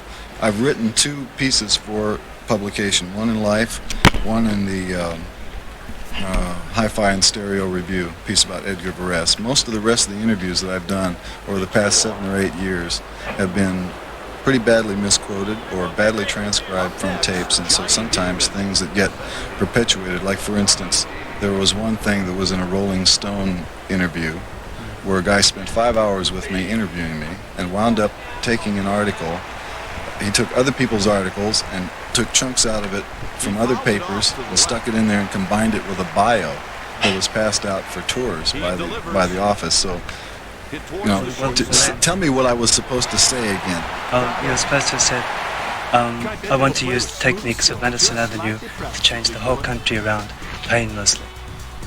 I don't talk that way. Well then, I'll tell you, my experience in advertising is this. I used to do national advertising for a greeting card company in California, and I was also a freelance commercial artist, and I did some ads for the First National Bank of Ontario, California, and I never worked in Madison Avenue, and I was never employed by an advertising agency, and the advertising that I'm talking about is things on a small scale like that I've personally experienced. However, I am aware of the psychological techniques that can be used by advertising agencies. I'm interested in the subject of semantics, and I will use those tools to express my point. Well, when you first started, your group had the reputation of being rude to audiences. You would come out and say, "Hello, pigs." You don't insult audiences anymore overtly. Not even psychologically. Perhaps you're trying to put across a serious brand of music. How did the change come about? Well, I have said to audiences, "Hello, pigs." And I'll tell you exactly the circumstances under which I might say that to an audience. We did something that probably no other rock group has ever done. We worked in New York in a 300-capacity theater for 5 or 6 months in 1967. We did 2 shows a night, 6 nights a week. The show consisted of a stage, our equipment, a box of toys, and the audience. And the audience was oftentimes involved in what we were doing. The audience that came to see us was basically a tourist-type audience, or kids from the outskirts of the city who would come into town to get drunk, to get wasted, to get laid, to get whatever, and we were like a circus peep show on this particular street in Greenwich Village. And so they would come in there and they would behave like pigs, and I would say, "Hello, pigs." And you know what they would do? They would love it. They loved every minute of it. And there were regular people that would come back night after night to see the shows. And one of these, to give you an idea of the type of audience, the characters that would come in. So one kid, I think he saw about 30 of the shows and saved all the ticket stubs. And after we finished our run there, he came and he showed me his whole stash of stubs. But he used to come in, and he always wanted to get up onto the stage. And what he wanted to do was come up and grab the microphone while I was singing and grab it and scream at the top of his lungs and then collapse on the stage. And then he wanted me to spit Coca-Cola all over him. And so I said, "Sure, come on, do it." You know, he did it 3 or 4 times. You know, it came in every time I saw him in the audience. I go, It sounds almost like a sexual perversion. As far as audience goes, we've seen this clip where there is an incredible audience reaction generated. Some people have said that rock can be an instrument in its own right for social change. Do you think that it could either be an instrument for social change, or conversely, is it just a reflection of what's going on in society? It can be both. You know, it just depends on how intelligently you want to approach it. You know, Where do you think the scene is now? What's happening following the falling out of the protest movement in America? The system's gone on. Let me tell you something about movements in the United States. I find the United States sociologically to be a very fad-oriented country. And no matter what event takes place there, to me, by the time you've had it reported to you, just as an innocent bystander, if you're not directly involved in the phenomenon yourself, by the time that it's reached mass print, it takes on the aspect of a trend, you know, and it starts being merchandised to you. So you hear about a protest movement, and suppose you're in a town where there isn't a protest movement. Well, you've heard about a protest movement, so if your town's going to be cool, it better have one of its own. So you've just been sold a protest movement of some sort, or a new dance craze, or whatever. Drugs go on and off the charts in the United States. Everything seems to work in trend cycles there. And it's all a result of the way the media has manipulated the whole population of the country. Can you give us some sort of an idea of how you see rock acting as an instrument of social change? Well, the crudest level would be at the point where noted rock stars start doing singing commercials for Coca-Cola or various other products. You can see that the endorsement of somebody who has public credibility, and in fact many people in the entertainment business have far better credibility than political figures. So if so-and-so whose records you like says such and such and makes this suggestion to you, well, you might go along with it. But surely that's just the personalities. It's not inherent in the music, though. The directness with which you could cause physical action to occur in a concert situation is something that is within the scope of the power of pop music. In other words, if the guy from Slade who is saying clap your hands and stamp your feet, if he knew how to tell those people to do something that was more complicated than clapping their hands and stamping their feet, and if they were disposed to it, and if it was presented to them in a way that He was out by a mile. was just right, they would do That's it. why I sent it. But that's no different than a guy in an advertising agency saying, here we have a detergent. It's competitive with these other detergents. If the box is this color, it'll stick out better from the rack. And if you stack this many designs this wide on a rack, you will produce this desired effect on the housewife when she comes in. And so it's just another clap your hands, stamp your feet, except you pick up a box. Well, you're painting yourself, to me, as a political conservative in the rock scene. Is that how you'd see yourself? No, I wouldn't say I'm conservative, but I wouldn't say that I'm how you might imagine. No, or how you were. I mean, where is Frank Zappa that caused people to call you ugly, obscene, and so on? Well, what happened to him? He's still here. It's the same guy. Some people could look at me and say I'm ugly. Other people can look at me and say I'm obscene. It just depends on their point of view. For instance, if you're a rock and roll journalist and you want to write something in a magazine, are you going to do an interview with me and say he's really a nice guy? Who wants to read that? They want to hear he was really gross. He almost made me puke when he talked to him. And so that's the way it goes. Would you agree that when I read the magazines and papers that write about you and other rock stars, the values of those magazines do suggest that people who read these magazines have very little, if anything at all, in common with the straight world, if you like. But this is a subculture of its own. In a whole range of values, the kind of language they use. Well, I don't know about words like subculture. I think that as long as you consider that people within a certain age bracket who have a certain taste in music and a certain lifestyle have to be considered as extracted from the mainstream of society, you're going to be creating conflicts because they are part of the society. Can I take the risk of misquoting one interview with you? You tell me if it wasn't right. It was a very interesting point indeed. You were alleged to have said in an interview with Jerry Hopkins, whoever he might be, on the subject who wrote the Rolling Stone article. You were talking about trial by jury by your peers. Do you remember that? Yeah. And you said that young people with long hair, you were alleged to have said, young people with long hair cannot be fairly tried by old people with no hair. That isn't peer review.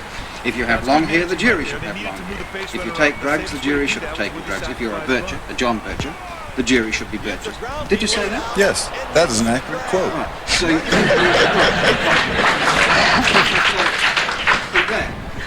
you must see society then as really a group of subgroups with very little communication between them.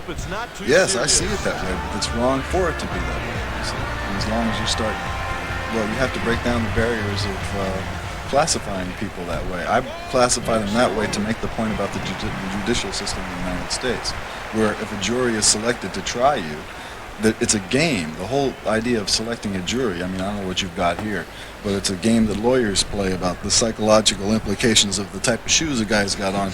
It's going to let you know whether he's liberal or conservative, whether he'll identify with the underdog in the case, and so on and so forth, and each guy who's involved in choosing the jury is going to try and stack it in favor of his case. Meanwhile, the person who is in trouble is the guy sitting in the chair who's got to, be faced with this jury that has no comprehension of his lifestyle, and certain things within one lifestyle may be perfectly okay, and within another lifestyle may be not so swift. Are you saying that there can never be a system of common values throughout society, or that's just how it is now but could be changed? I think the main change that should occur is people should appreciate other people's values. Can I just take that a step further? Is this, the music you're playing on this Australian tour isn't what some people would call rock and roll or rock? Are you broadening the scope of your music to try and embrace other cultural groupings?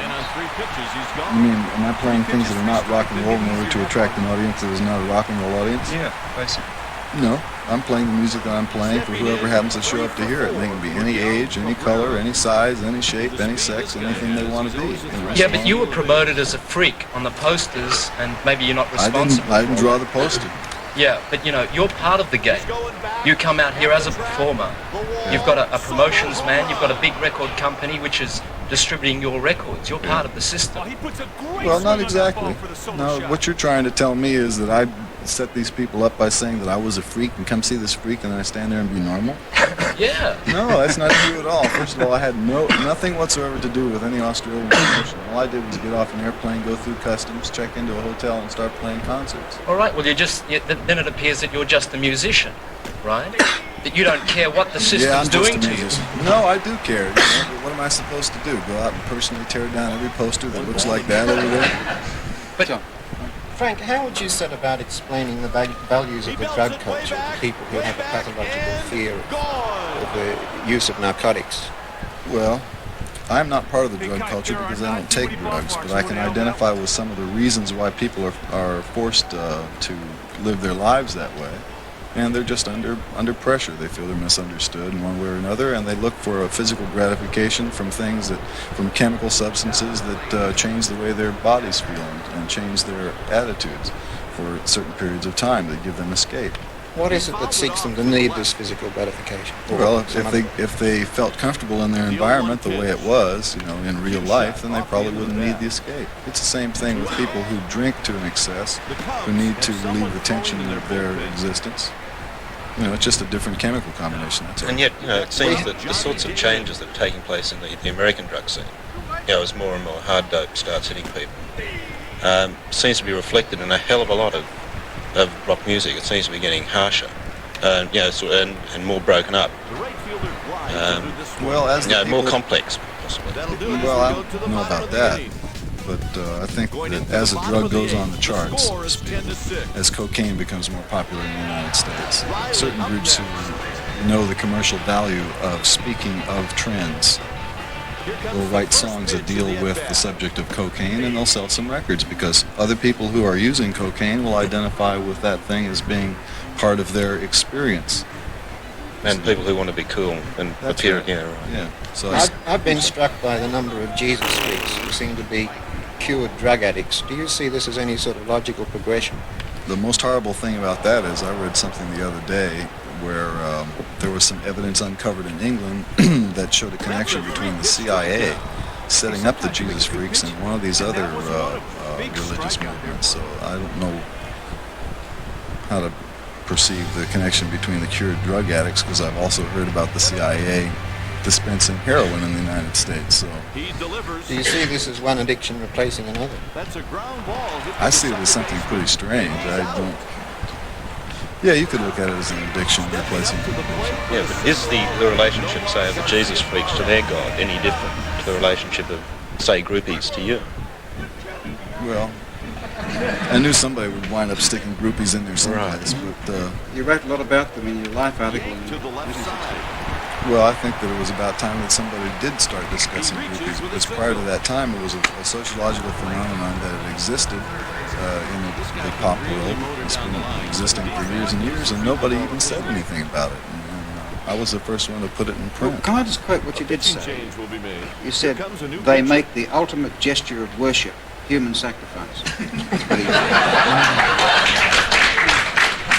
Even a program of ill repute in this regard, like Monday Conference, it wouldn't be as male sexist as that. Gesture of worship, human sacrifice? But that is exactly what happens. It's all right. So all you have to do is describe what's happening. I'm describing a phenomenon. Why should you call it sexist? You said it's one of the most amazingly beautiful products of the sexual revolution. Why beautiful? Well, you'd have to go on the road and check it out a few times.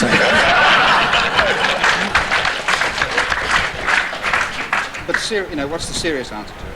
That's the serious answer to it. You can't really discuss groupies from an armchair position unless you go out there and have some experience with groupies from a performer to groupie relationship.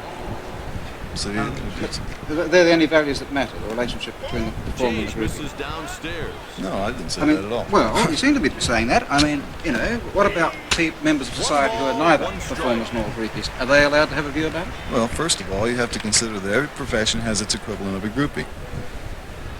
There are girls who are attracted to people who work in every profession. And so, it just so happens that pop music has a name for them, groupies. But there are girls that... Well, yes. You said earlier that you felt that in the 50s and 60s that the younger audiences were more sexually inhibited. Do you feel that with this less sexually inhibited audience that you're providing some kind of a service to your groupies?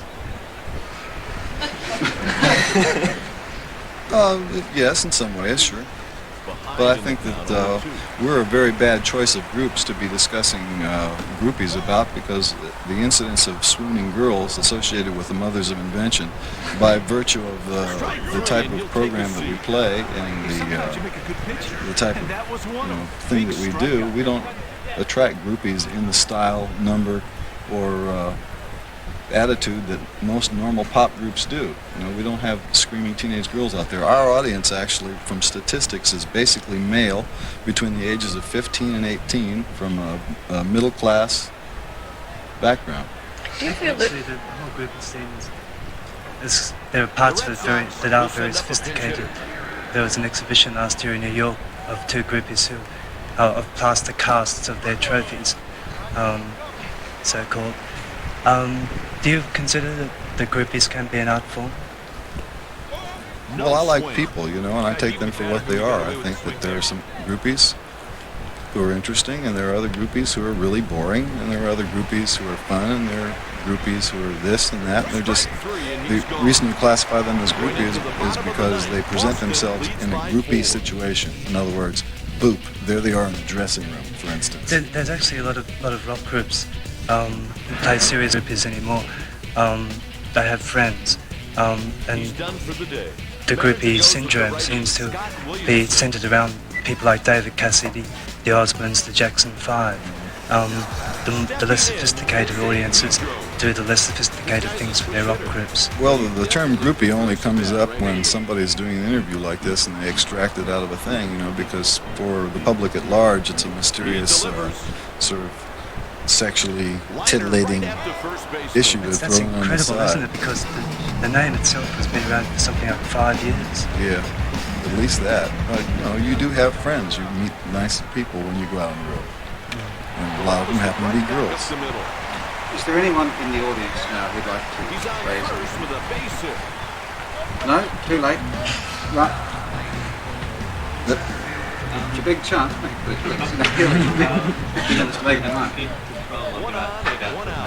What? You obviously have complete control of your artistic output at the moment on record. Could I ask you to what extent you think somebody at the beginning should compromise their art, such as it is, for the sake of getting public recognition? As little as possible. I wanted to ask you whether you were misquoted the other day by, excuse me, one of the few underground papers in Australia, Digger, and I'm not connected with it, when you said that you were worried, or words to this effect, you were worried about not having made a cent out of the Zappa poster showing you on a toilet seat. No, I didn't say I was worried. I just mentioned that in passing because they were asking about the origins of the poster, and I went through the process of explaining the copyright laws and so forth. And that's to inform people that I did not sit on a toilet in the hopes of selling millions of posters worldwide to earn my living from that. I play music And unfortunately, more people know my face. I think it must have been a misquote again, because it certainly emphasised the fact that you know, what seemed to worry you was the fact that you weren't getting any money out of it. And why I brought that up was because it seems to me that you're in a false position here, and that a lot of us are in a false position here tonight, because you're being sort of foisted upon a middle-class audience as a revolutionary. You're not. Neither Well, that's are been we. knocked on the head, that's for sure. Well, I think so, Bob. But I think your questions have only accentuated the sort of middle-class prejudices that people have about the rock scene. Using that look, slave that's what film. I was doing. I was asking the questions that people really ask. Not dummy questions, but dinkum questions. No, You they're may not like dinkum them. questions. You may not like them, but they're How real. do you know they're dinkum questions? Now, Ask the audience. Okay, and if we've answered, if Frank Zappa has answered to the best of his ability, some, that's good. That's a net gain. But he's an individual. You're putting him up as a rock idol, you know. Look, everyone's an individual. Everyone's special. Everyone's a rock idol? No. If we worked on that basis, we would never have anybody on Monday conference. Everyone's special. Not only rock stars, everyone's special. But don't make people what they're not, you know. Manipulation by the media. Last night on the ABC, the program This Day Tonight, a bit about predicting the next coming musical scene, and they predicted that we're going to come back to clean-cut music and clean-cut musicians, especially. It's hit back up the middle. The dirty scene, which a lot of us are involved in. Is this important to you, how you come across to people? Obviously it is, but could you come in and a little bit more? I don't know what I'm supposed to say. I think that you're being manipulated when somebody tells you in advance what the trend is supposed to be, because obviously they got a bunch of it in the warehouse they're going to sell you. Anyone else there? Yes. You approve of, there's a lot of musicians coming out these days who make a great thing of their musical virtuosity, especially in guitars, people like John McLaughlin, who I think is most famous for his just ability to move his fingers fast. Do you approve of that, or do you prefer in guitarists just a taste thing? Well, I'm impressed by both. You know, anybody who can move his fingers that fast is certainly entitled to some credit. You know, but I would rather listen to somebody who surprises me, because the ability to play scales up and down an instrument, whatever that instrument is, as fast as you can go, is something that you can practice forever and ever and just develop manual skill. But in order to play something that just surprises you out of your chair, now that's a little bit harder to do. Do you Not too many people. One of the points about John McLaughlin is his religious thing, though. Isn't it? Make it short, though. Yes. It's that he's using music to convey his religious beliefs. Is this a valid use of rock and roll? I think it is, if it's his own personal taste. I use the music that I convey to convey my own personal convictions about the way I live, because it's all derived from my personal experiences. So I guess it's fair. Do you ever see yourself coming back to something quite so verbally oriented as the film or album? Oh yeah, it's always possible. I just do whatever I feel like at the time. The next album that we're putting out is it's all vocals except for 2 songs. Why did that album happen just at that particular time? Which, the Fillmore album? Yeah. It happened because there we were on stage at the Fillmore and we played it, and I thought it was good and we put it out right away. Anyone else from the panel? Yes. Yeah, I was going to ask you a question. What you thought of groups like Alice Cooper, who, you know, they've kind of got very famous now, and they started off doing a lot of very sadistic acts, like killing chickens, things like that on stage. Do you think that the audience has come along to see them kind of... Well, there's one act where Alice Cooper cut his head off. At least they thought it was Alice Cooper's head that was decapitated, but fortunately it wasn't. Do you think the audience has come along to see a show, to be entertained, or they come along for an outlet for their aggression because they're frightened by the kind of increasing level of violence in society? Both. Definitely both. Mm. And the fact that they are entertained by that is pretty unfortunate. Mm. Do you feel that the popularity of hard rock music with young girls is a result of the fact that their aggressiveness, particularly their sexual aggressiveness, has been suppressed in society? Yes. Do you think that rock is going to become so complicated, as your music is very complex now, that it's going to lose its audience? No, I don't think that there are too many groups that are going to go in the direction that we go in, because they can't really, it's easier for them to stomp it out, because I think more people, statistically, would rather hear it stomped out. And so it's not very tempting to put together something complicated when it's more fun to stomp it out. Well, do you think the people going back to the primitive thing are also going to lose their audience because of the increasing sophistication of some of the band? There will always be an audience for stomping it out music. The United States Supreme Court, as you probably know, has reversed its old ruling on the test for obscenity and made it much stricter. I mean,